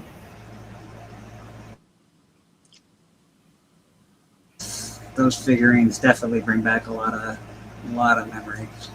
I like that Hulk original art behind you too, Huda. That's pretty cool. Oh, is that the first? Hold on, is that the first Peanuts? Yeah, so this one is from 1958, Peanuts issue 1. Damn, you still got that one, or did you get another one? No, that was the other one. Yeah. This is one I got later. I got this one later, like a month later. I think that I got that other one for Susan. Yeah. You Damn. got that one. And this is the thing that Biggie was wanting to see. That's Hell awesome. yeah. That's fucking good, dude. That's really good. Good that is. Dang. Look at them struggling to lift up. Oh, that green, man. Oh, man. He can't lift Mjolnir. Oh, shit. Look at this. Oh, I remember this. Okay. Who that's gotten into buying page comic art here. Damn. Very cool. Very cool. Anybody else have anything they want to promote before we get out of here? Shout out to my daughter. Her birthday was before these guys who just had their birthday, but shout out to her again. She turned 10. She is getting ready to start her Boost summer program to get back into school and get ready to get into talented art. So I'm very excited for her. She has a big test. They do testing for the state for talented art now, which is very interesting. So, shout out to her, and hopefully she continues to do well. That's all I can say. Let's get out of here with Vincent K. McSands telling you to go see The Hunt. Who's going to give away cash money? Here comes the money.